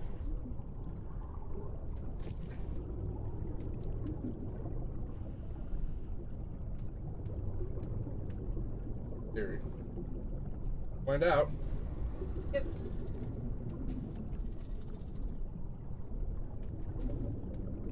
Come on, little crab. Oh, there you are.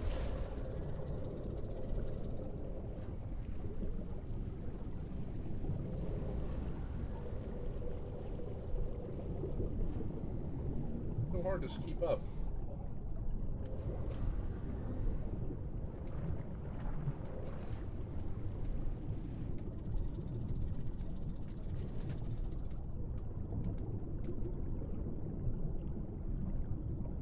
Really determined.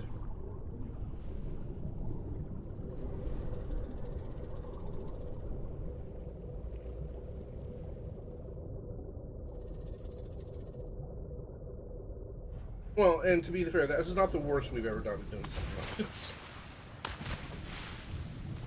That's not the biggest fail we've ever.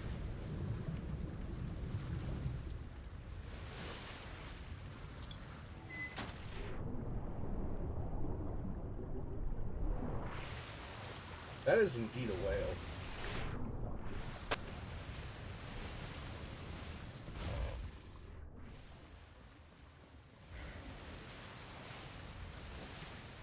Yes, the spermiest.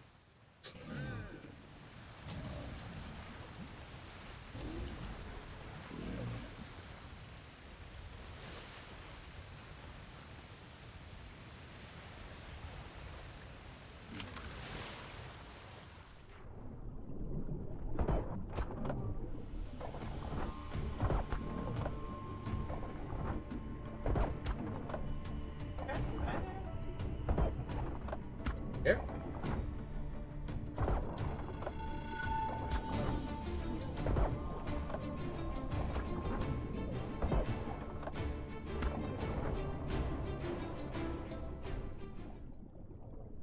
It's dead.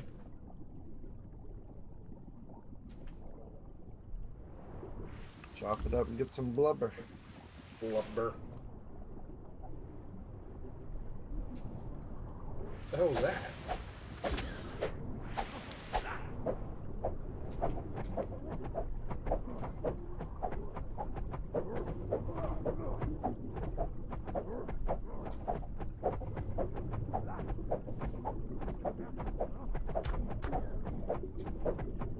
All right, dolphin.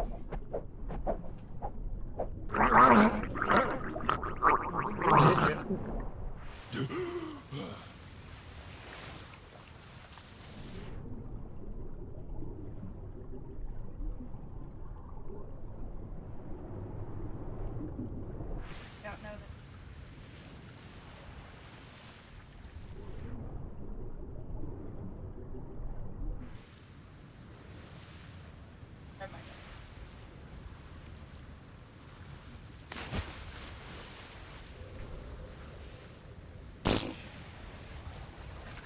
Underwater.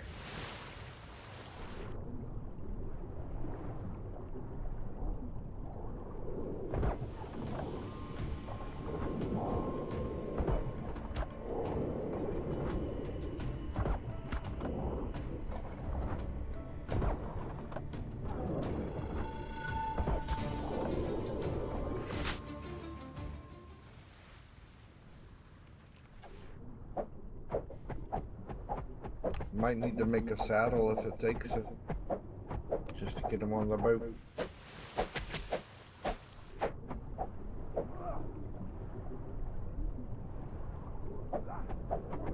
Yeah. Let me see if I have the stuff to do it.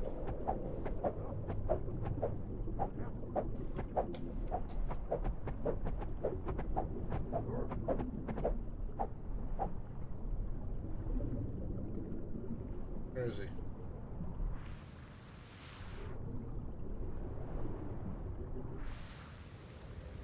Body went. I don't see the crab anywhere.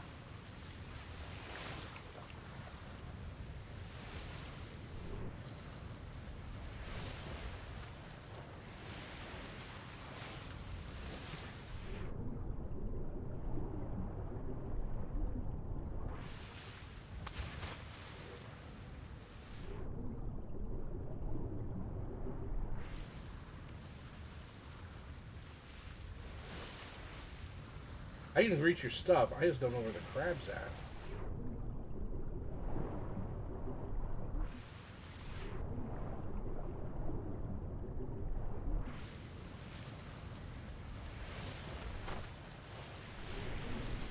I have no idea.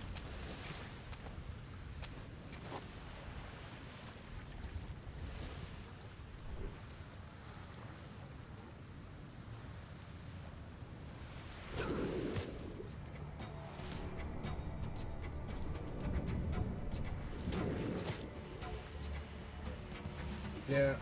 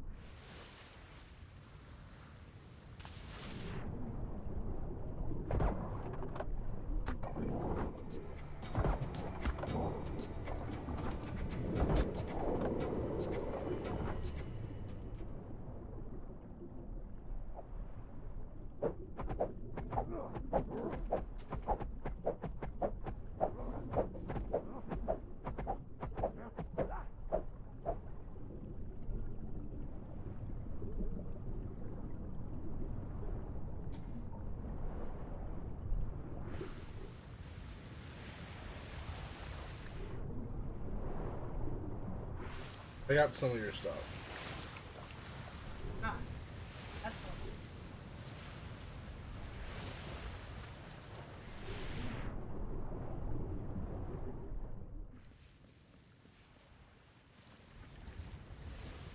one. Okay, so I don't know where the crab went. I'm gonna go back down and look for it. Yeah. It's probably way down there.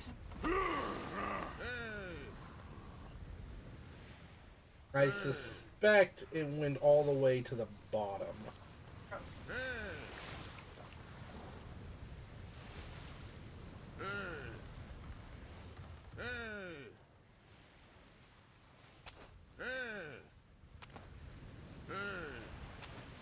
Peter is not handling very well. Yeah, no, I don't blame it.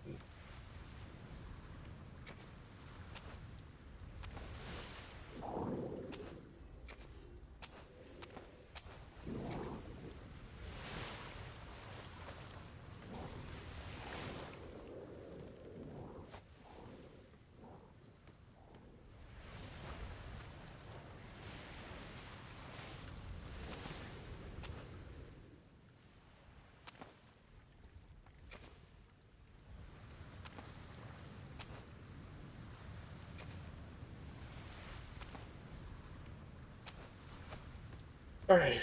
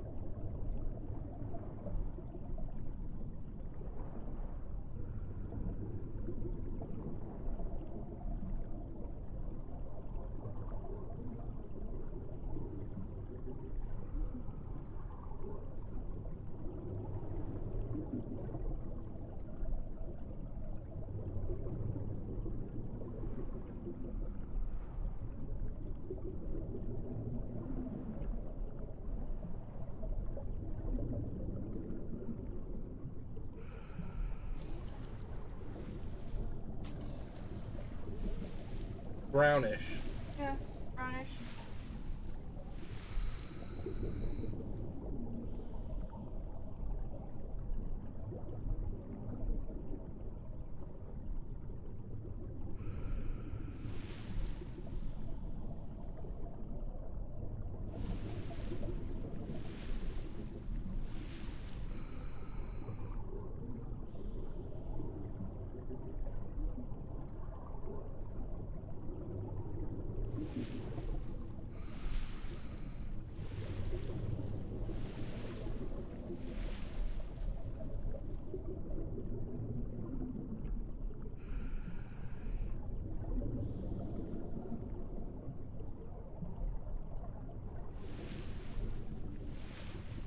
Hey, there's a 25 down here. That'd be really good to tame.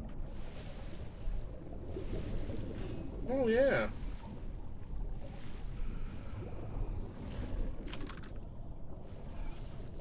I mean, I don't have anything. I don't have anything to tame with it.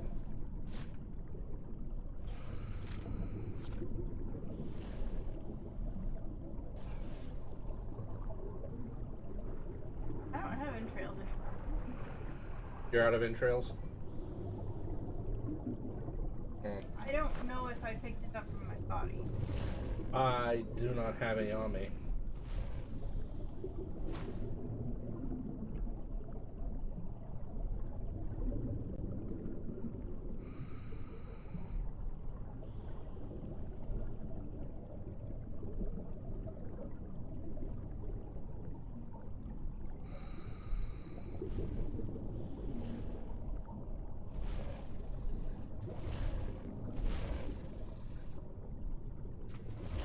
This is a very angry crab.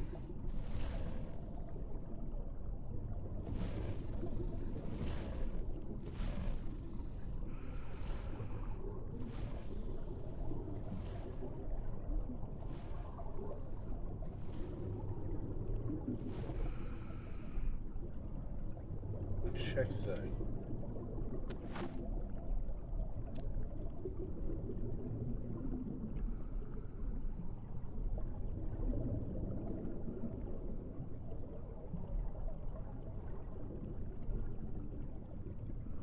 Oh, it's still alive out here somewhere.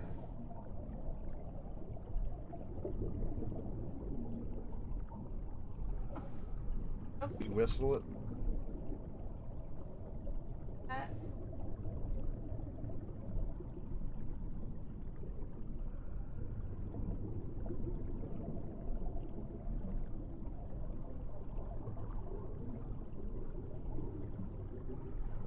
Jeez! I knocked out that 25 crab. Yeah, no, it went flying right past my head.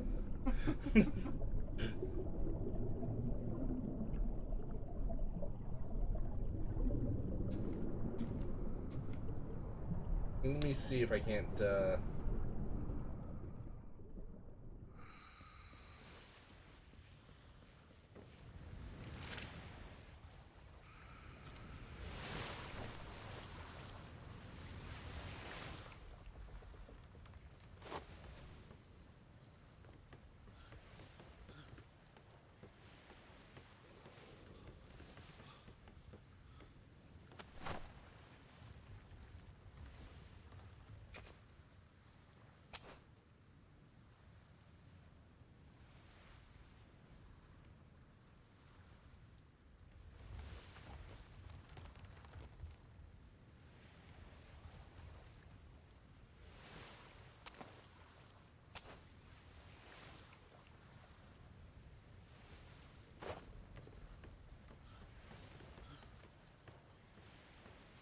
I may have grabbed the entrails off of your body by accident. I had so much meat on me from the whale.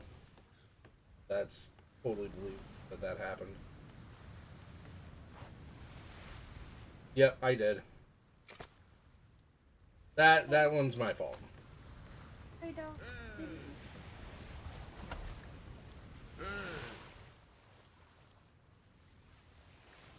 Alright.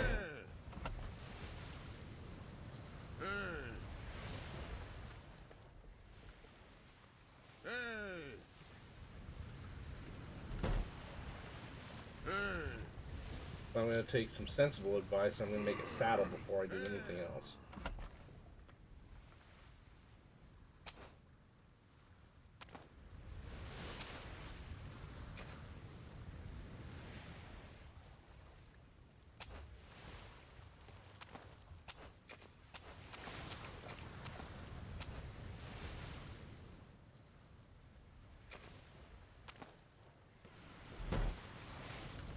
Now that I'm thinking, now that we sorted out what's going on.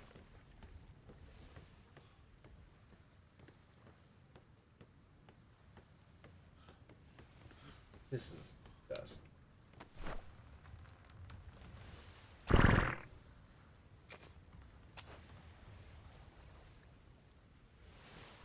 P3's out.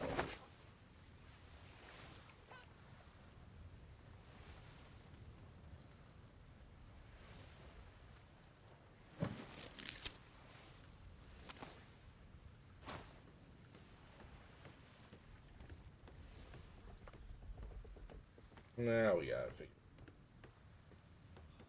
Alright, back down.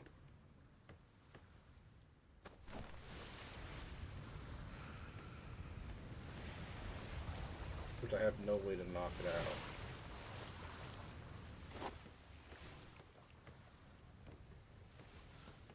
Grab a sword.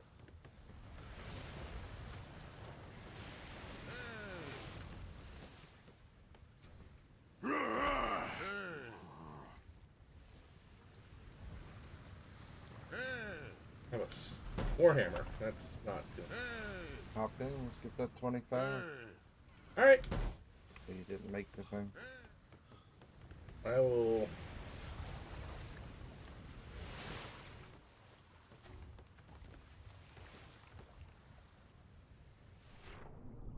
You need some materials to make the saddle? Yeah, I made the saddle. We'll be able to get it back up.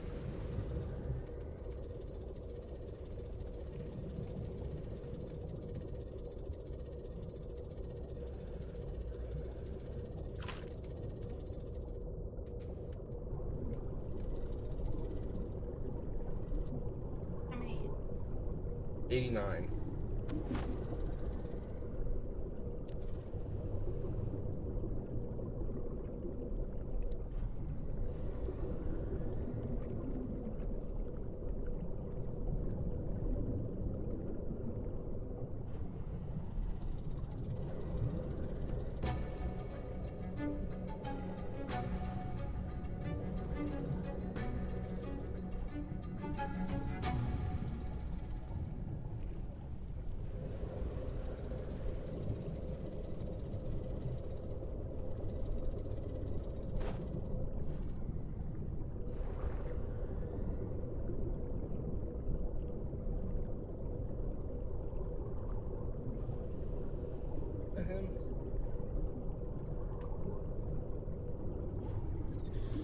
Oh.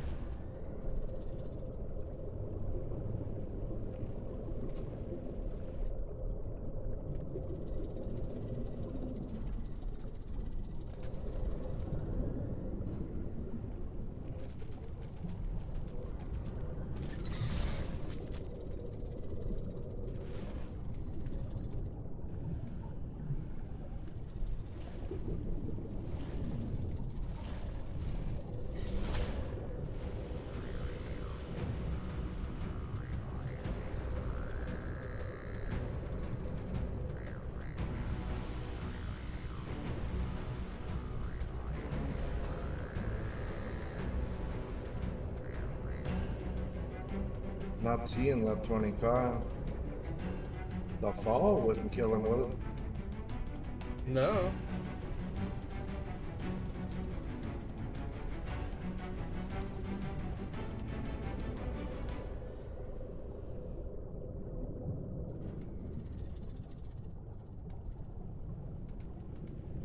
At least that's not how it works in Ark.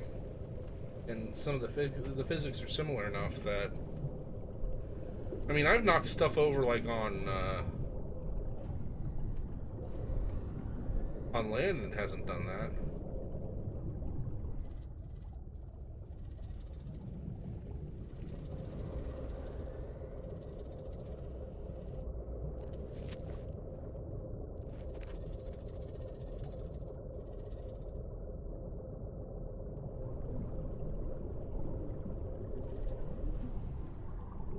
Straight down. There's 3 of these guys.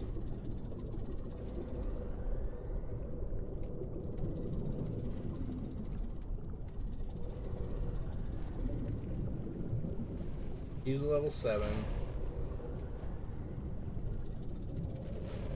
There's 2 over there.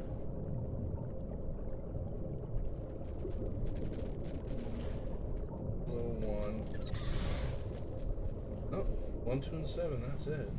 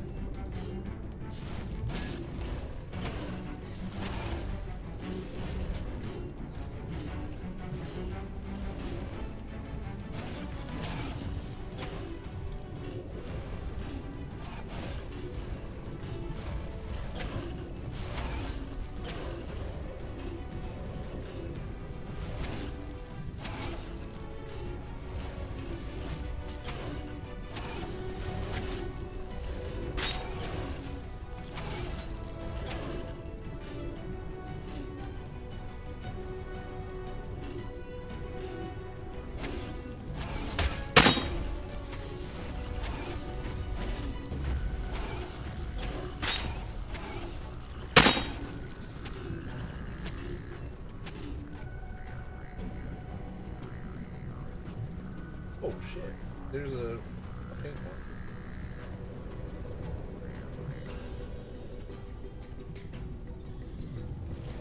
Oh, that purple one's level 19. That's good.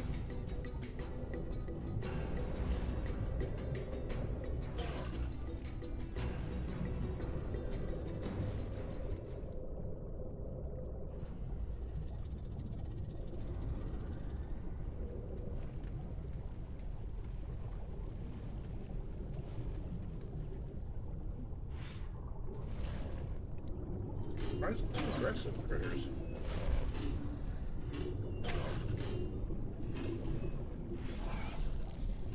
I don't know about some.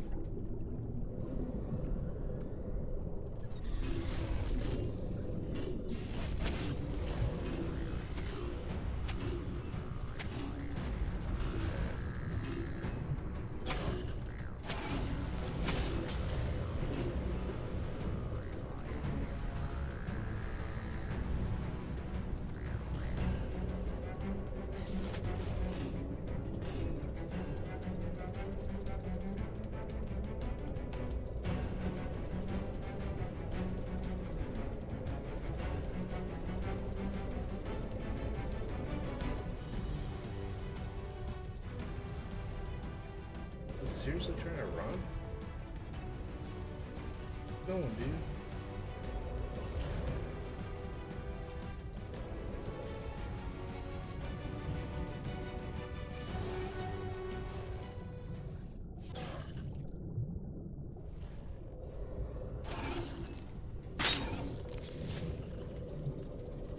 There it goes.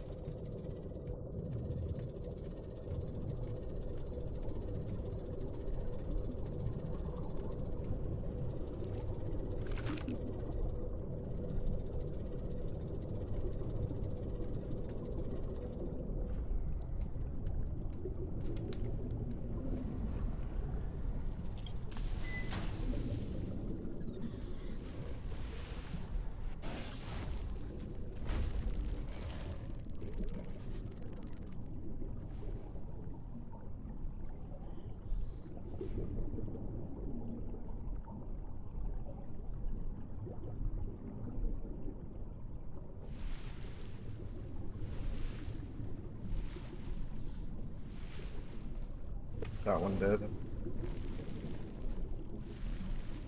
No. Oh.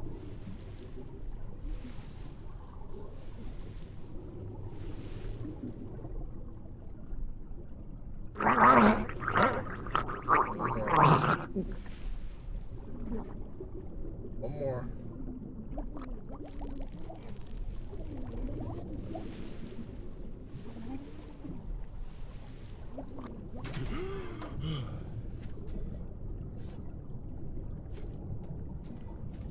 Let me get up here in a minute.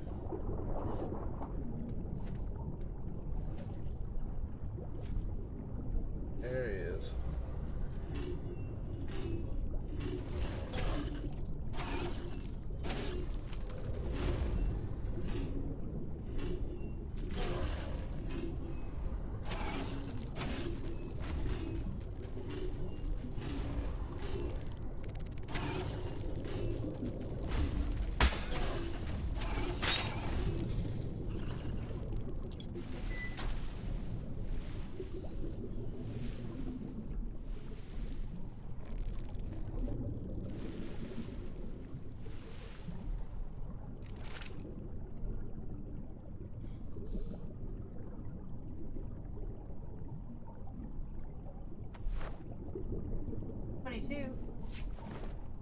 We're getting to 19.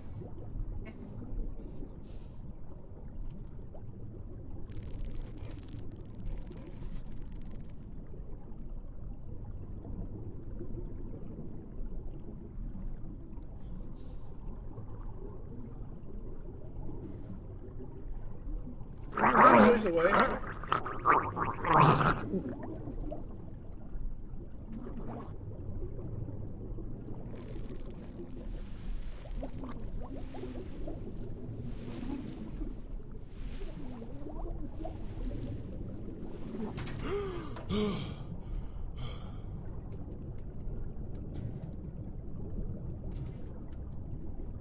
Gonna wake up before I get back out there.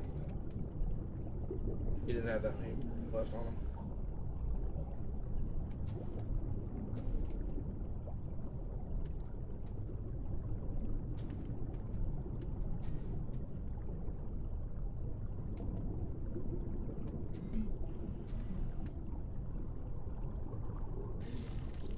Oh, there he goes.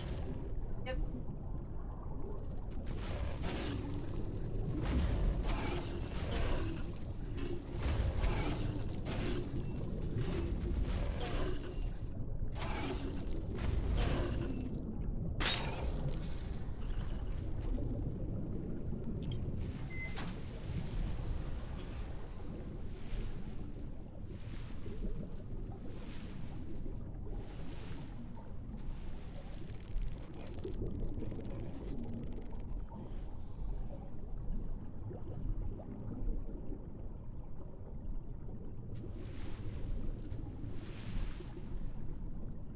Yeah.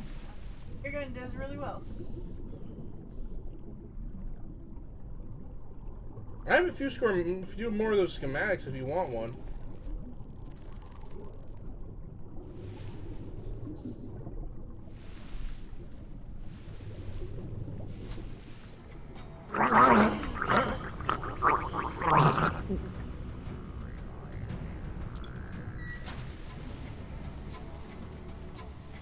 Try to get one more in before he wakes up.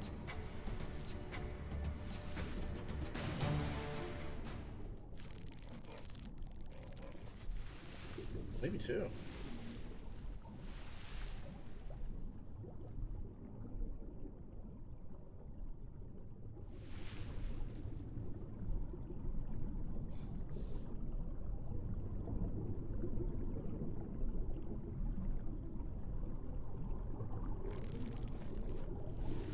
Yeah, it is. It's real close.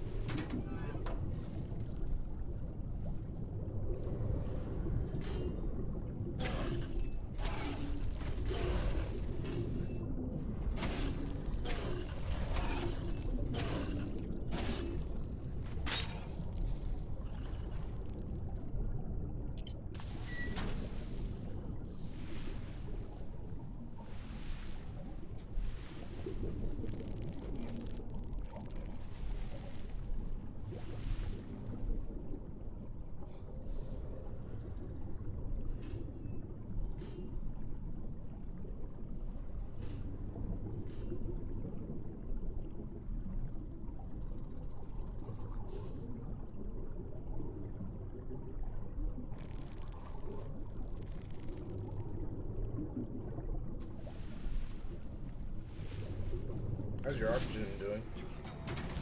Fine. The oxygen me. You have to breathe. What? Really? 1%? 0.1%. Or 0.1%. Are you shitting me? Oh, neat. I'm starving.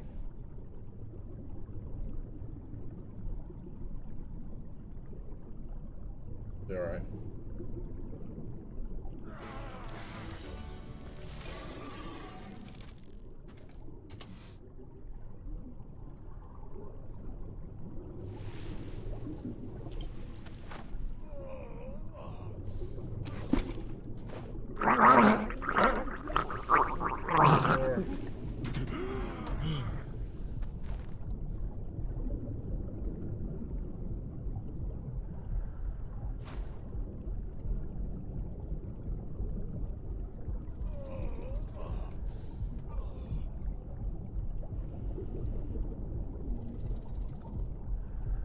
Oh shit, I'm out of food. I need port or storm. It's not. Hopefully, I won't die from this.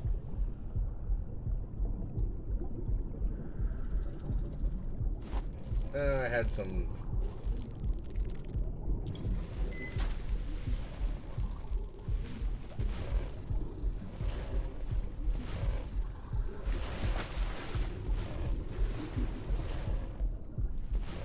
Oh, this dude's slow as fuck.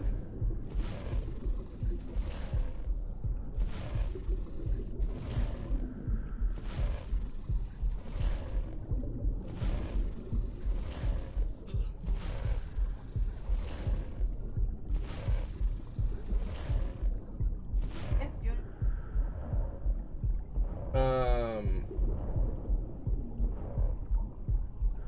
I want to get back to the Anaconda really quick.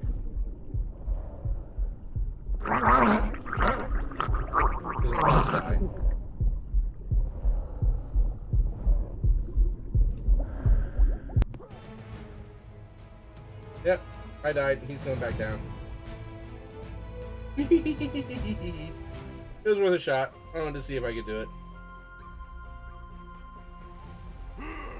I died. The purple one that just landed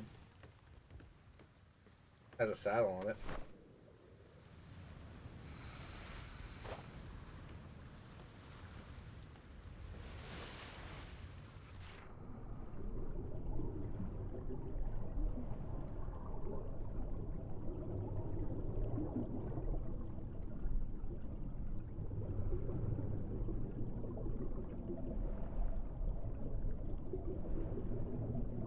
There I am.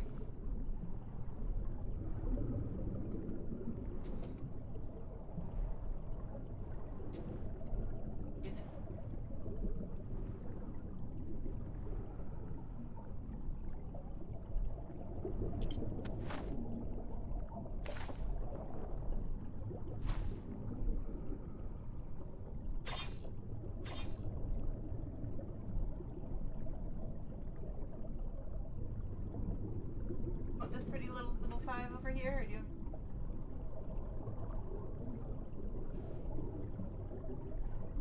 I don't care either way.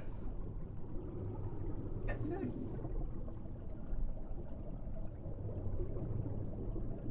I can bring the food down to you. Or you look up. Well, I'm coming back down in the suit.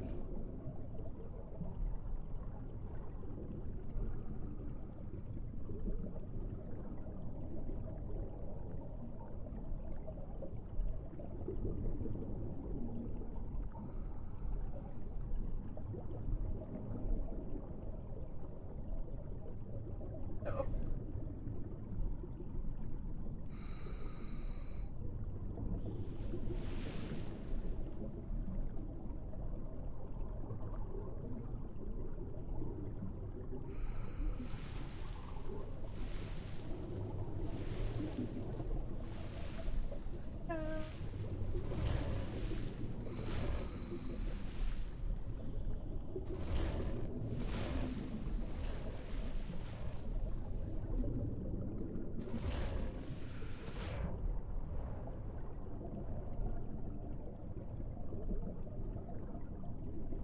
Gotta swim up or have him follow? Is he following you? I could have him. I would have him follow you. Oh, there he goes. Nope. You need to get oxygen, like, now. I'm fine on oxygen. How do you have so much oxygen and I don't? I don't know. Right.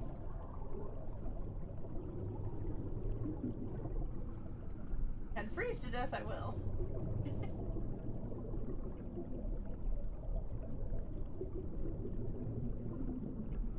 I mean, the real problem so far isn't, like, you know...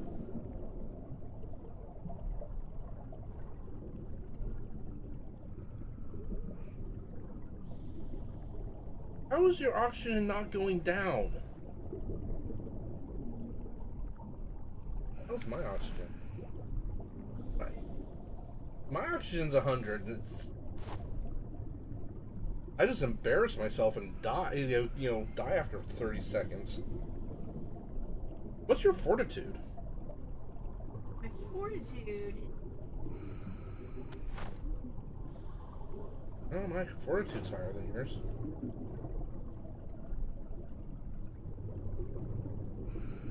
My oxygen consumption rate is minus 60%. Ow!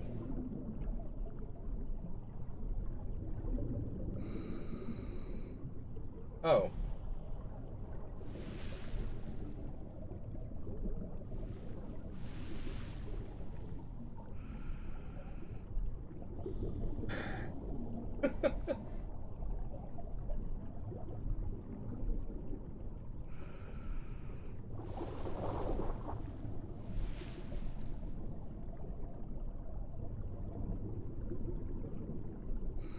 Okay.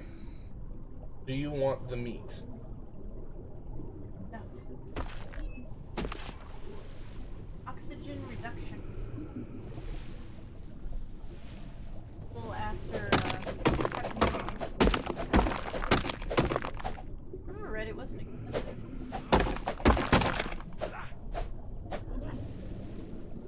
Neat. Okay. Hold on. I assume right here. Captain? Why can't I get you to follow me?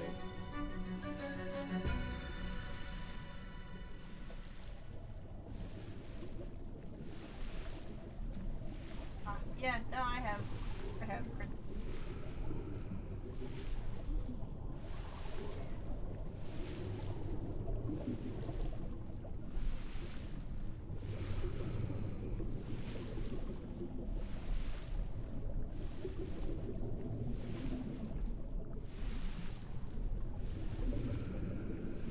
Oh, fuck it.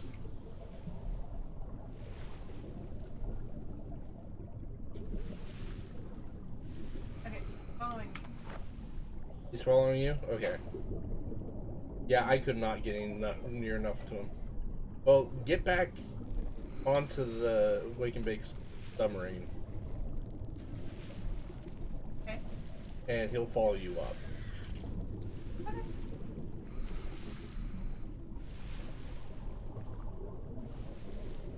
Yeah, he's following me now.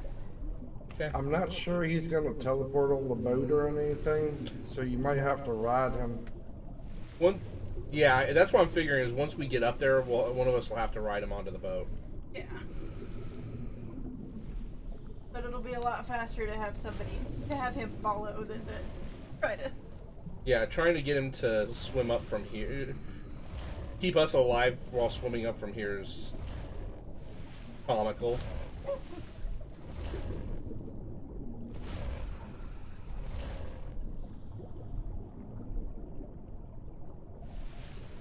Where are you going, dude? I think you went out of range.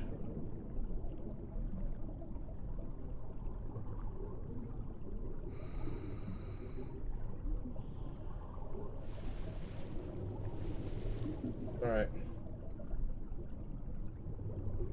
Downtown. Yeah, I'm already down here. I'm putzing around.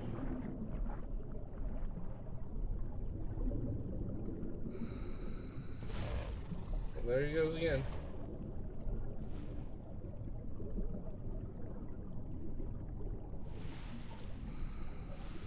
I'll just wait down here until you guys get him all the way up. I can sit down here and be a security net.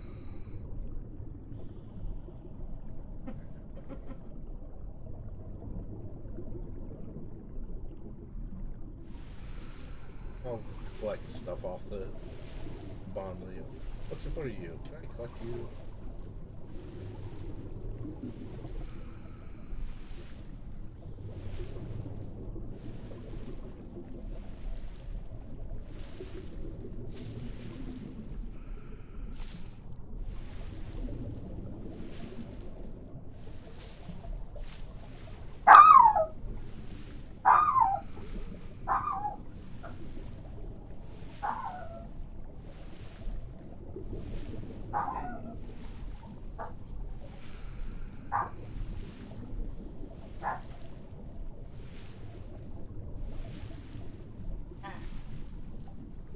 Bad shark.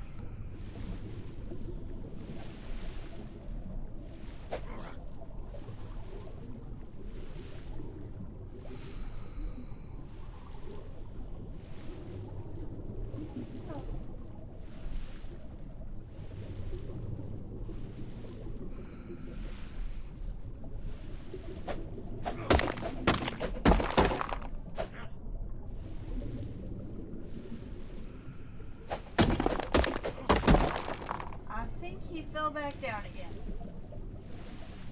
Don't see.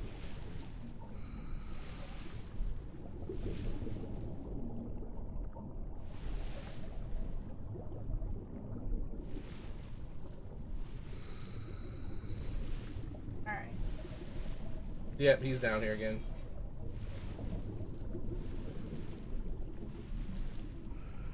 Alright.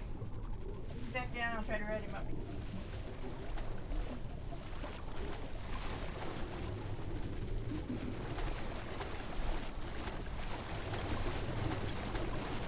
Okay, I got him unfollow with me. He might move a little bit easier this time. Hi. You know what? I think I found our other one. Oh yeah? Yep. You heading over there? Yeah, I think he's hiding over there.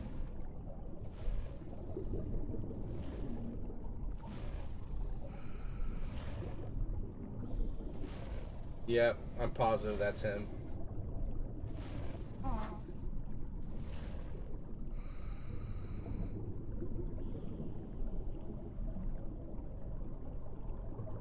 Dude.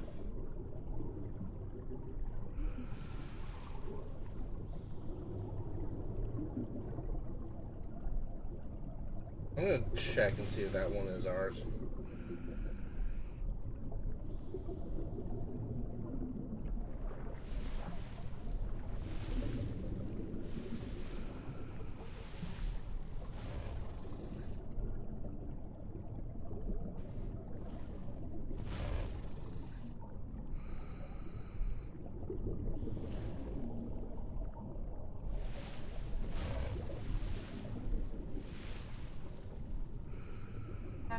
Yeah, this one's yours too.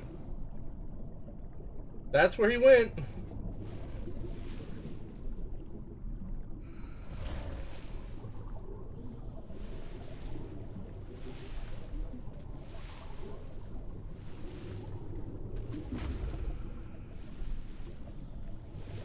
Take one to the surface, space bar the whole way, jump on the boat, take off the saddle, bring it back.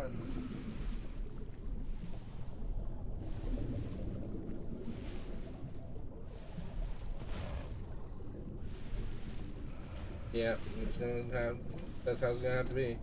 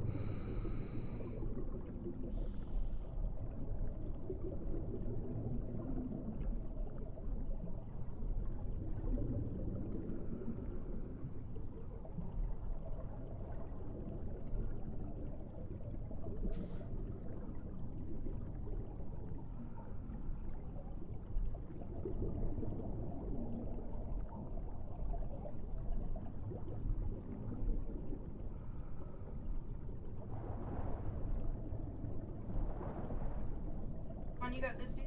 All right.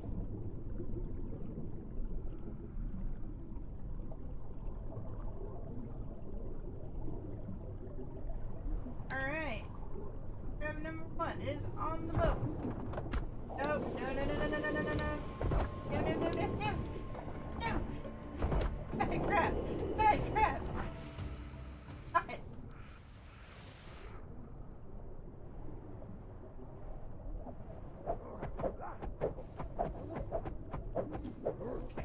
Okay.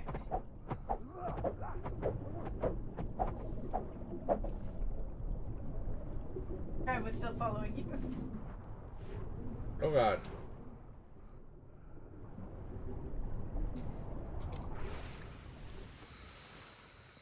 Alright, I'm gonna get out of the suit.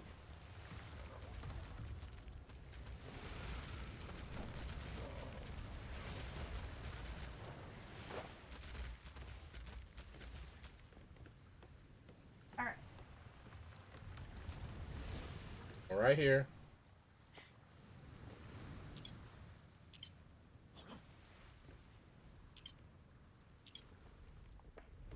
Alright. Hey. Okay, you need the saddle. Yes.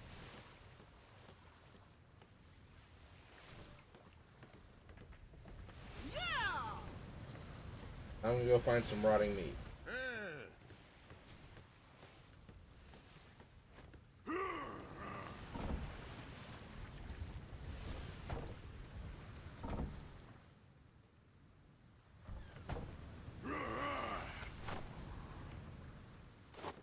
Okay.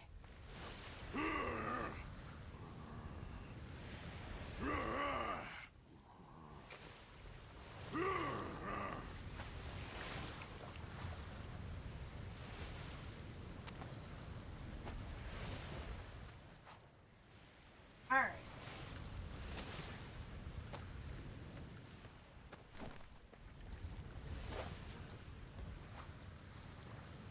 All right. I need to get back down there. You do. I am going to give this.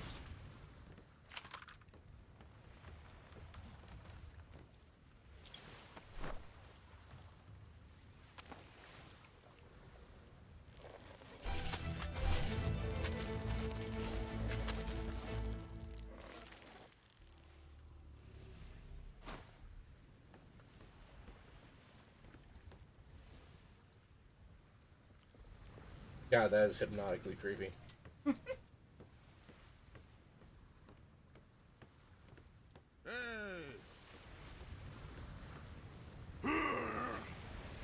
have time. Okay. And I'm letting you do this on your own because I'm basically useless. Well, you should take that part too. I have 3 points left. I'll take you first. I'm out of points. What do you want? I can build everything. That's what I got.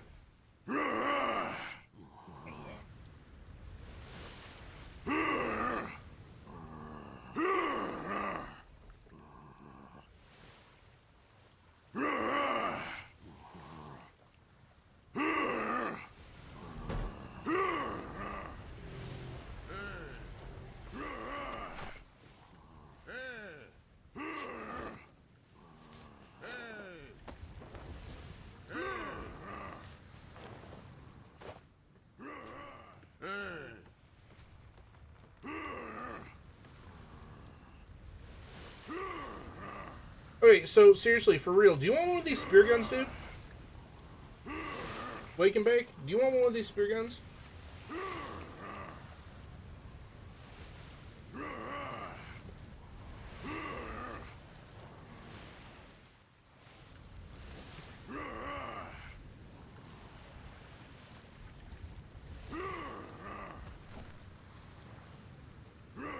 I mean, it's alright. It's, 23%, 123% damage.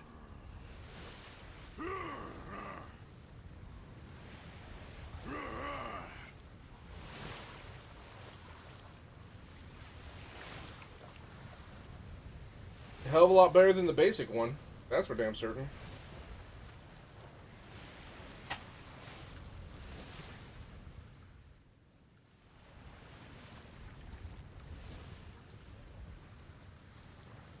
Yeah.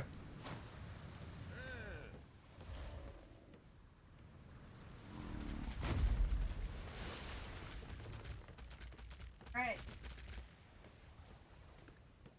And I'll be right back. I'm gonna run over to Wake and Bake ship.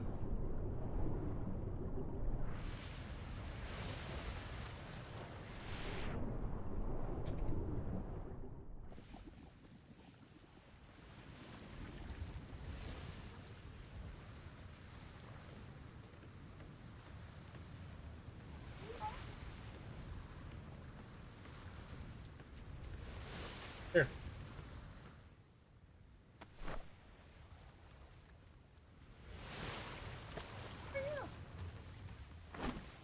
There you go, man. Enjoy it. Thank you, sir. Hey, enjoy it. Thank you.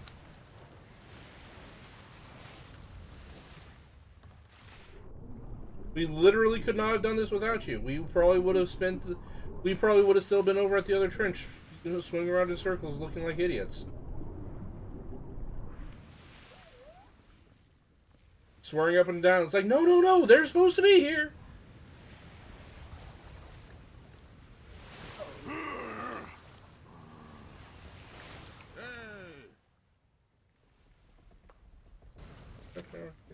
Facing that way, okay.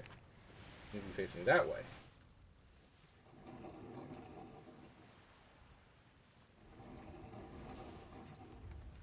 And we're gonna head back and we're gonna get these guys home.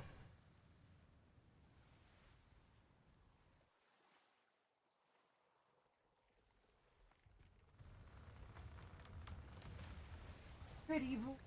You want some of the crab meat? I've got crab meat. Kiana says we're good on crab meat. She apparently hit him up while she was down there. Yeah, well, you were taming, I was.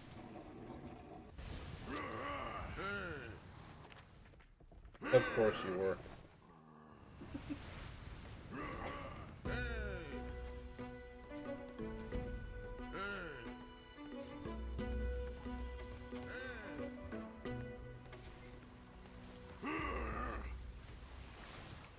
Hey, you too, man.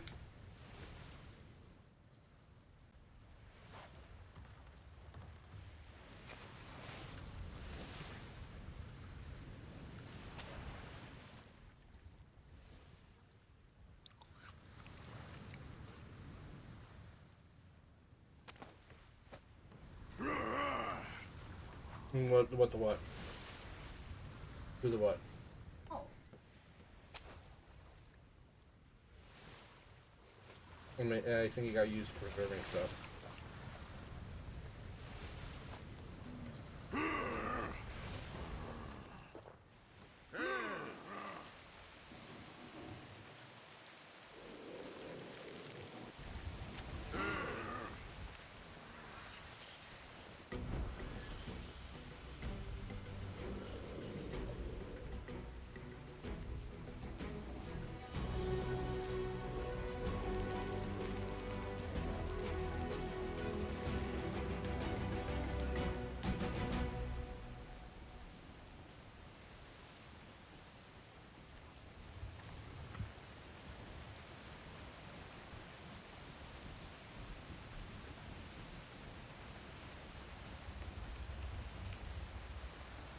Awesome. I think in the next day or two we're gonna have a Halloween party for my daughter. She is getting to host her first Halloween party. All the kids from daycare and a couple of the neighborhood kids are coming over. And I'll be honest, I may love playing video games, and I love sitting and chatting. But there is no part of the world where I would miss for 1 second my daughter's first Halloween party. That stuff is... Dude, okay. Serious as shit. She rolls in, like I think it was like Tuesday this week. She rolls up on me and gives me this big old hug and looks at my wife and says, "My daddy's my best friend." I lost my shit. I was ugly crying.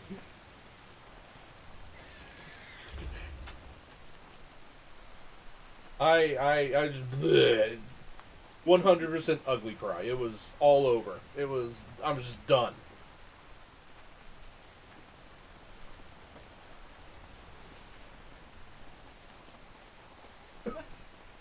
I did. I lost my shit. I was just like, I was so in. It was just awesome. She has been so sick this week. She's She's been miserable. she's been miserable. I mean, we tried to get her to eat pudding tonight and she wouldn't do it. But she may be miserable, but she has been so goddamn sweet too. Like this entire week, she has just been, "I love you, I love you." Kiana got back. Kiana was out of town most this week. When Kiana rolled up, it was the most excited I have seen my daughter, like, hands down this week. She just pops up and goes running for her. She was so thrilled. Kiana sat down on the couch in here, and the first thing... For the crabs. Yeah, we got both the crabs. Okay.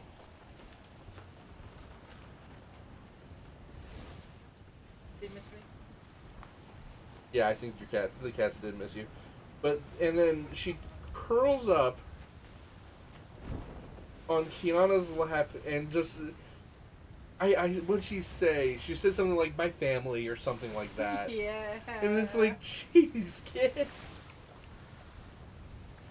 You are killing on the emotions, child. You're rocking it. Okay, that's a scene I don't think I...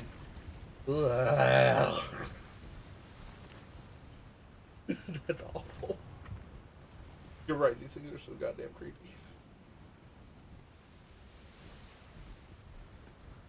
Oh, but... Yeah, no, she's... What else did she do this... She, yesterday she insisted... Or was it... No, that was this afternoon. She insisted that she could not leave the house without her witch hat. She has been such a hoot this week.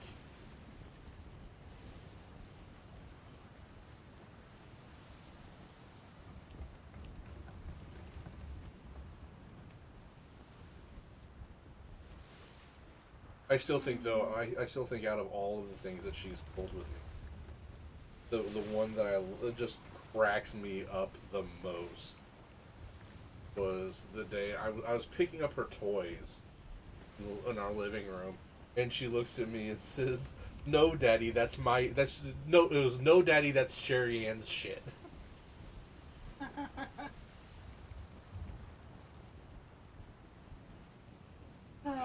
That's pretty good. Yeah, that was. I was like, I, I just lost. I lost my shit. That's not done. Kid, you're killing me.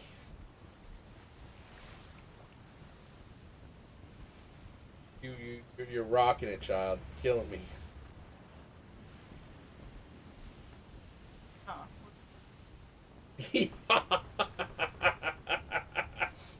Yeehaw was pretty good. I Captain was pretty I good too. Captain. Okay, it's time to go, sweetheart. Hi, Captain. Hops in her car seat. It's like, what the hell?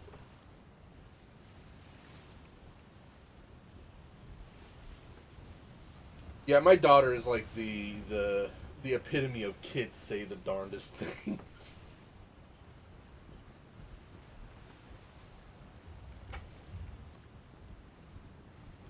The one that's kind of driving my wife nuts right now, well, just a little bit, is every time, like, so whenever anybody asks me something, like, sure. That's why I say I'm one of those guys like, sure. Hey, could you do this? Sure. Would you like one of these? Sure. You know, that's just how how I am. Like, yeah. I used to say affirmative, but that got a little weird. But I would have just sure. But now my daughter says it. It's every time like anytime somebody asks her a question, she responds in the positive. It's always sure. Are you hungry? Sure. Are you sleepy? Sure. You want to go outside and play? Sure. Pretty good. Do you love Kiana? Sure. What? Do you love mommy? Sure.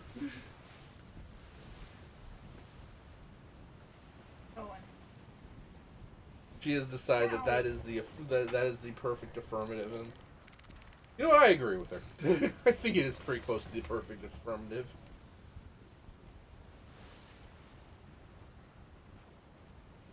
You're about to get down, sister.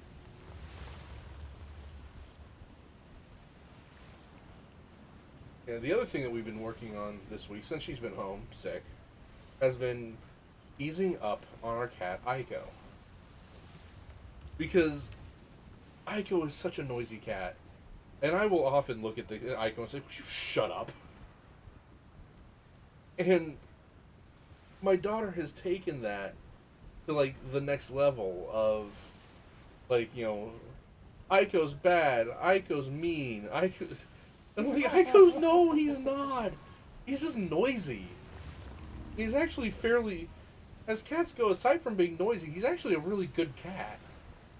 He's an asshole, but I think all good cats are assholes. You know? What? There used to be this game, Asshole, Jack Off, and Scumbag. You have to, and it's like murder, kind of like murder, fuck, kill, but you have to decide which one's the asshole, which one's the jack off, and which scumbag. And I realized that I have 3 cats, and the 3 of them are the asshole, jack off, and scumbag.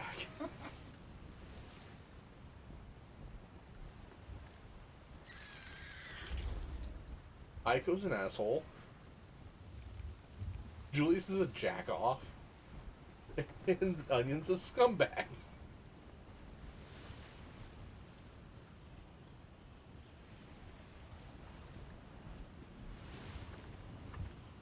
And I adore all 3 of them. But yeah, so I was working with my daughter this week.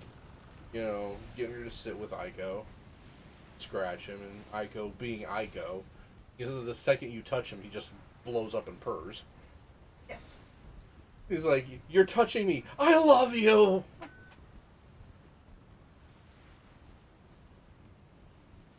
Does actually like attention.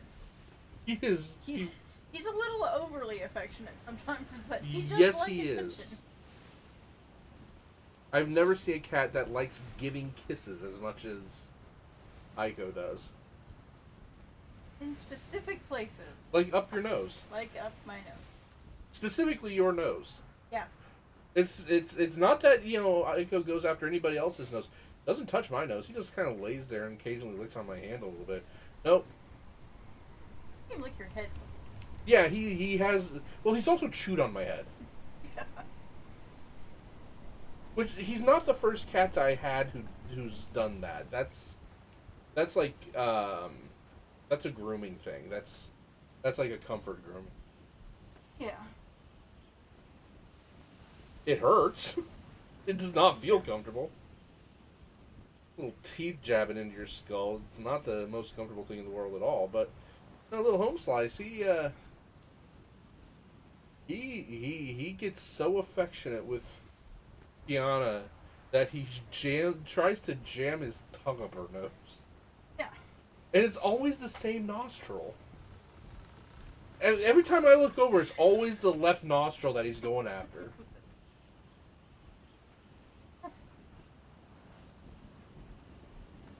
He must be outside. He's got to be outside because he is not crawling all over you right now. That's true. Better he's asleep. He might be even asleep on your bed.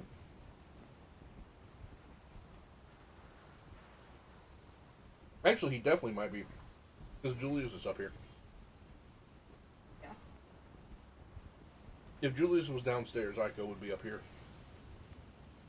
Maybe. Usually sleeps on the couch and I go sleeps on. I don't go down there that much, so. And now Onion has a spot. Well, they've all retreated down there because of the cats.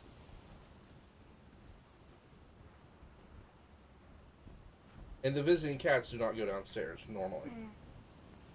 Normally.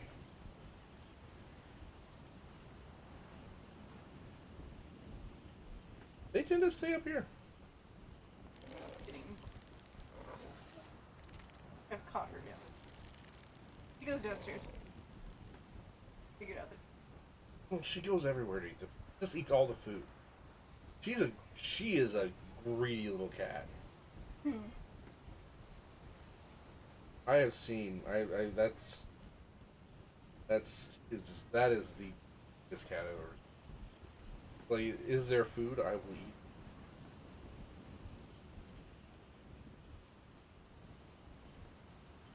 Chill, dude. But yeah, I know when she comes downstairs because Julius is being happy. I bet he is. He doesn't like her.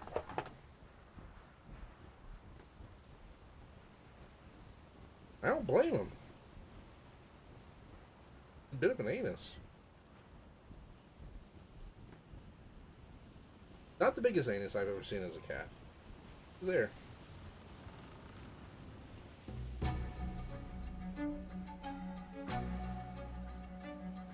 The biggest anus of a cat that I've ever seen is still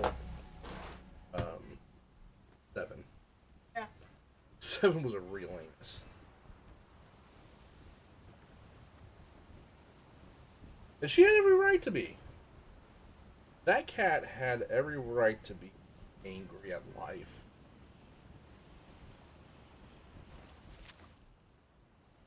She had a broken tail. Like, the tip of her tail was, like, very, very broken. Well, okay, so when she was a little kitten, she used to live with, she was Lisi's cat, and she used to live, this was back when Lisi was in college, and one of her roommates had a ferret, and the ferret and the cat, when the cat was a kitten, would play with each other, because, ferrets do that. But ferrets can play a little rough. And one day, the ferret got a hold of Onion's tail, or God damn it, Seven's tail, and just started spinning and spinning and spinning and spinning, and wouldn't let go, and it just wrecked her to the tip of her tail. And she always was a little bit crankier after that. And she got progressively more cranky as she went on. And it also did help that I weaponized her cranky. Well, okay, so I did it two ways. There were two ways that I weaponized her cranky. One, I didn't care. Like, Cat, you can be cranky as... You can be all the cranky you want, but you cannot cause enough damage to me to actually hurt me. You can cause enough damage to be unpleasant. I can deal with unpleasant. Yes. Here. You know, when that cat was alive, I would often have my arms were almost completely scarred from just picking the cat up and just, okay, it's chewing. Cat's clawing on me again and chewing on me, whatever. And it pissed her off even more that I didn't care. It's like, oh God, I'm gonna kill you. I can't. God. So then she started peeing on my pillow. And in my shoes. And on any clothes that I happen to have laying out, she'd piss on them.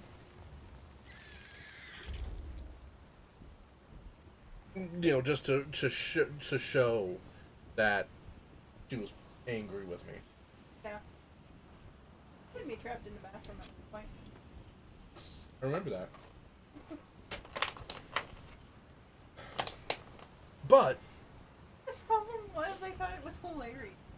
Every time she would get so angry. And I just... yeah. And he'd scratch. But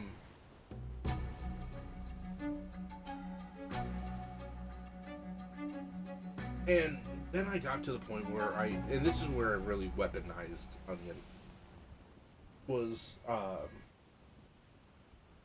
I forget what was going on, but we had a game day over here,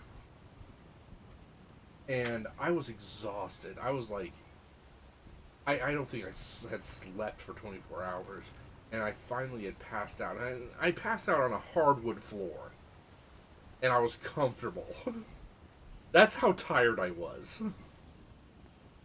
So, I'm laying there, and our friend Zach rolls in, and he keeps on fucking with me. You know, and to the credit of, hey, there were a couple other people who were there who were like, Zach, you don't want to do that. It's like, he does not wake up well. Just don't mess with him. Leave him alone. And finally he got me wound enough from fucking with me while I was, 2/3 asleep, that I was just done with it. And I reached and grabbed the first thing that was near my hands, which was 7. And I was aware enough of what I had in my hand that I gave the cat a noogie and then threw her at Zach.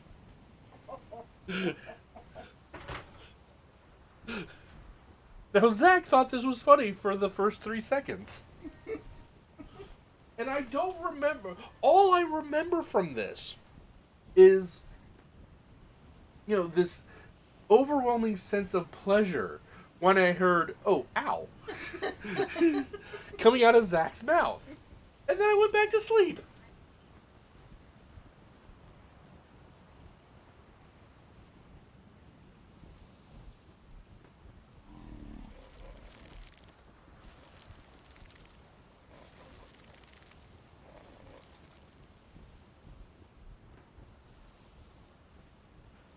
Seven also taught me the art of competitive eating.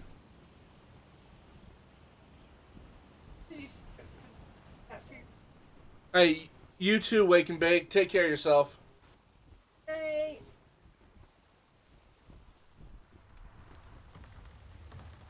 So, 7.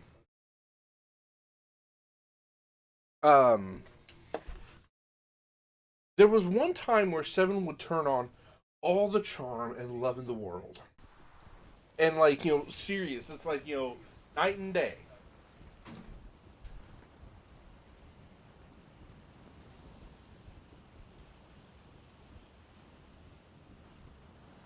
You know, she would go from I am shitty human, I am shitty feline, to love me because I love you so much. Please, I will rub on you, and I will snuggle on you, and I will purr, and I will do all the cat things that I never do because I love you. Because you have a pint of ice cream. If you had ice cream, and I swear to upon all the gods that have ever been worshipped on earth, if you had a pint of ice cream, it does not matter where you were at. The second that the cardboard lid was removed, that cat would home in on you within 1 minute.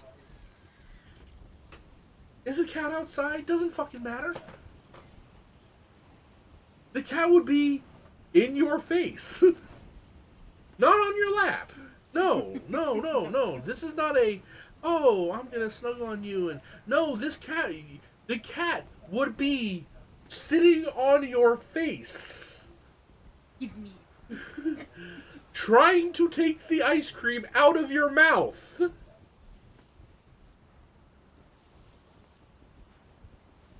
Don't learn from us. And, like, holy shit. You know, have you ever had to evasively eat ice cream in your life? Was it because of a cat? I think so. Okay. So then you can appreciate what I'm talking about here. You know, the... Did I tell you I got headbutted over lettuce once? You did. But you have the bossiest guinea pigs I've ever seen in my entire life. Like, you know, hands down, those guys are bossy. They're not greedy. They're not even like terribly. And I do have the opinion that, you know, guinea pigs can display some extraordinary bravery under the right circumstances. The right circumstances being the circumstance where there is somehow food and there's a food related item that they want, and they will go from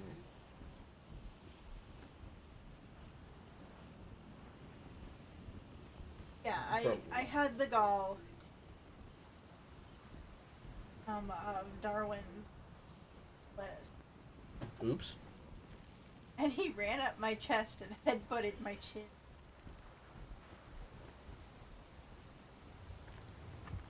You know, but yeah, no, I actually appreciate the idea that you have these cats or these little critters that are basically the size of, you know, a very cheap burrito. Large. Not even a large one. Like a medium-sized potato. My girls are large potatoes. They are. They're kind of chunky.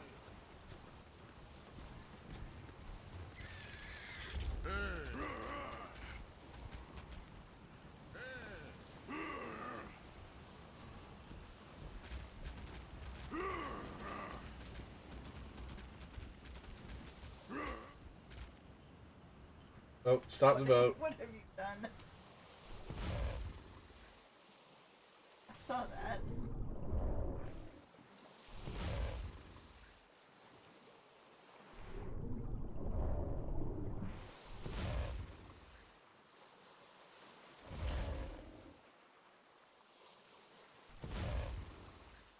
Well, I couldn't get back on the boat. Or I can't... The crustacean... Well, he moved.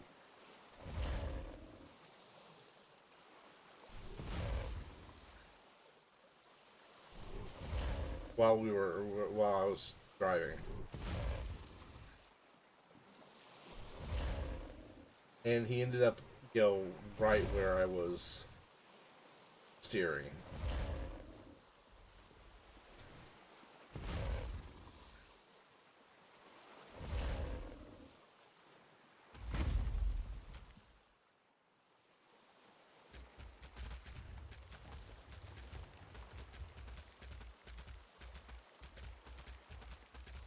Alright, I'm just gonna wait here. You take some.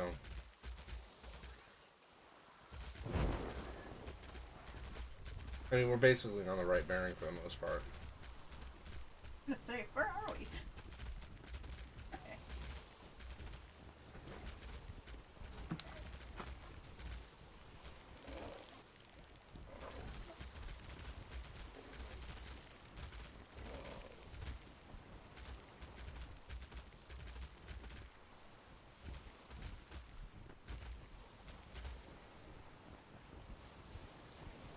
You know we're gonna have to deal with this before next week, before Monday.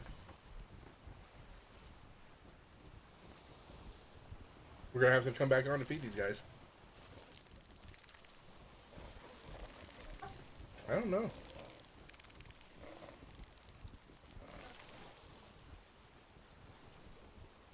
I've never owned a crab before.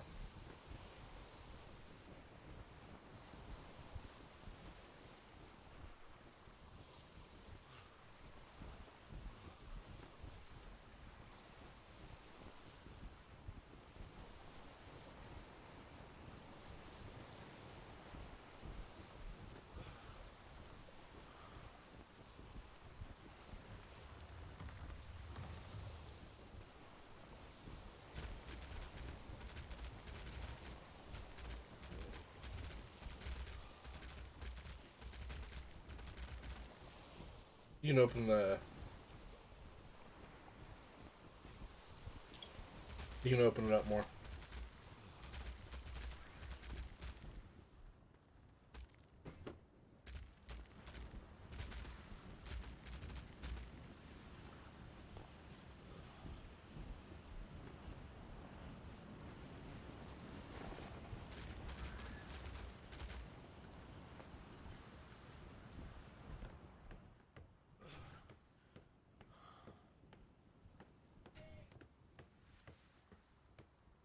Then what was that? 87%.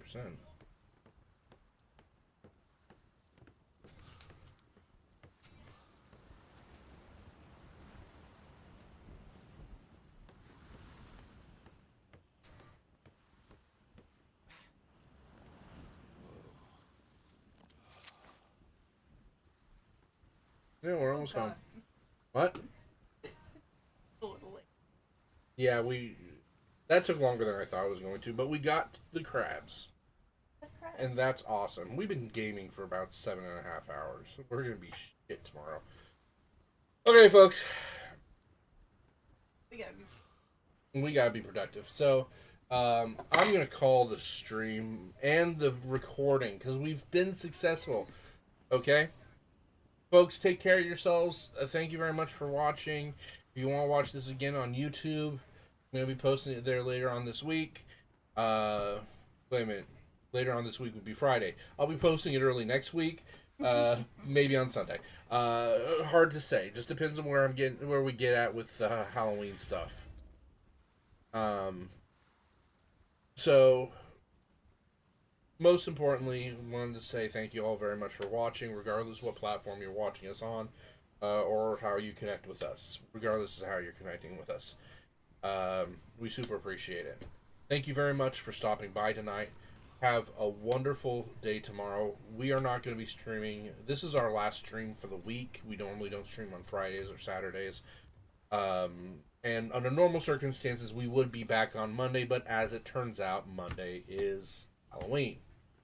We will not be streaming then. We will not be on. We hope that all of you enjoy your holiday. I know we will. I know I personally will. My daughter is very excited about it. She has been full of the energy. So it should be a lot of fun for her. It should be a lot of fun for me. And, you know, if we're lucky, Kiana has an idea about maybe throwing up some pictures of what we're doing for Halloween on our social media. And we might throw those out here onto Twitter or Twitch. We will see. So, yeah, that's where we're at. Most important thing, folks, take care of yourselves. Do not let the assholes get you down. Have fun doing the stuff that you're doing. Have fun playing the games that you play. Take care of yourselves and have a great night.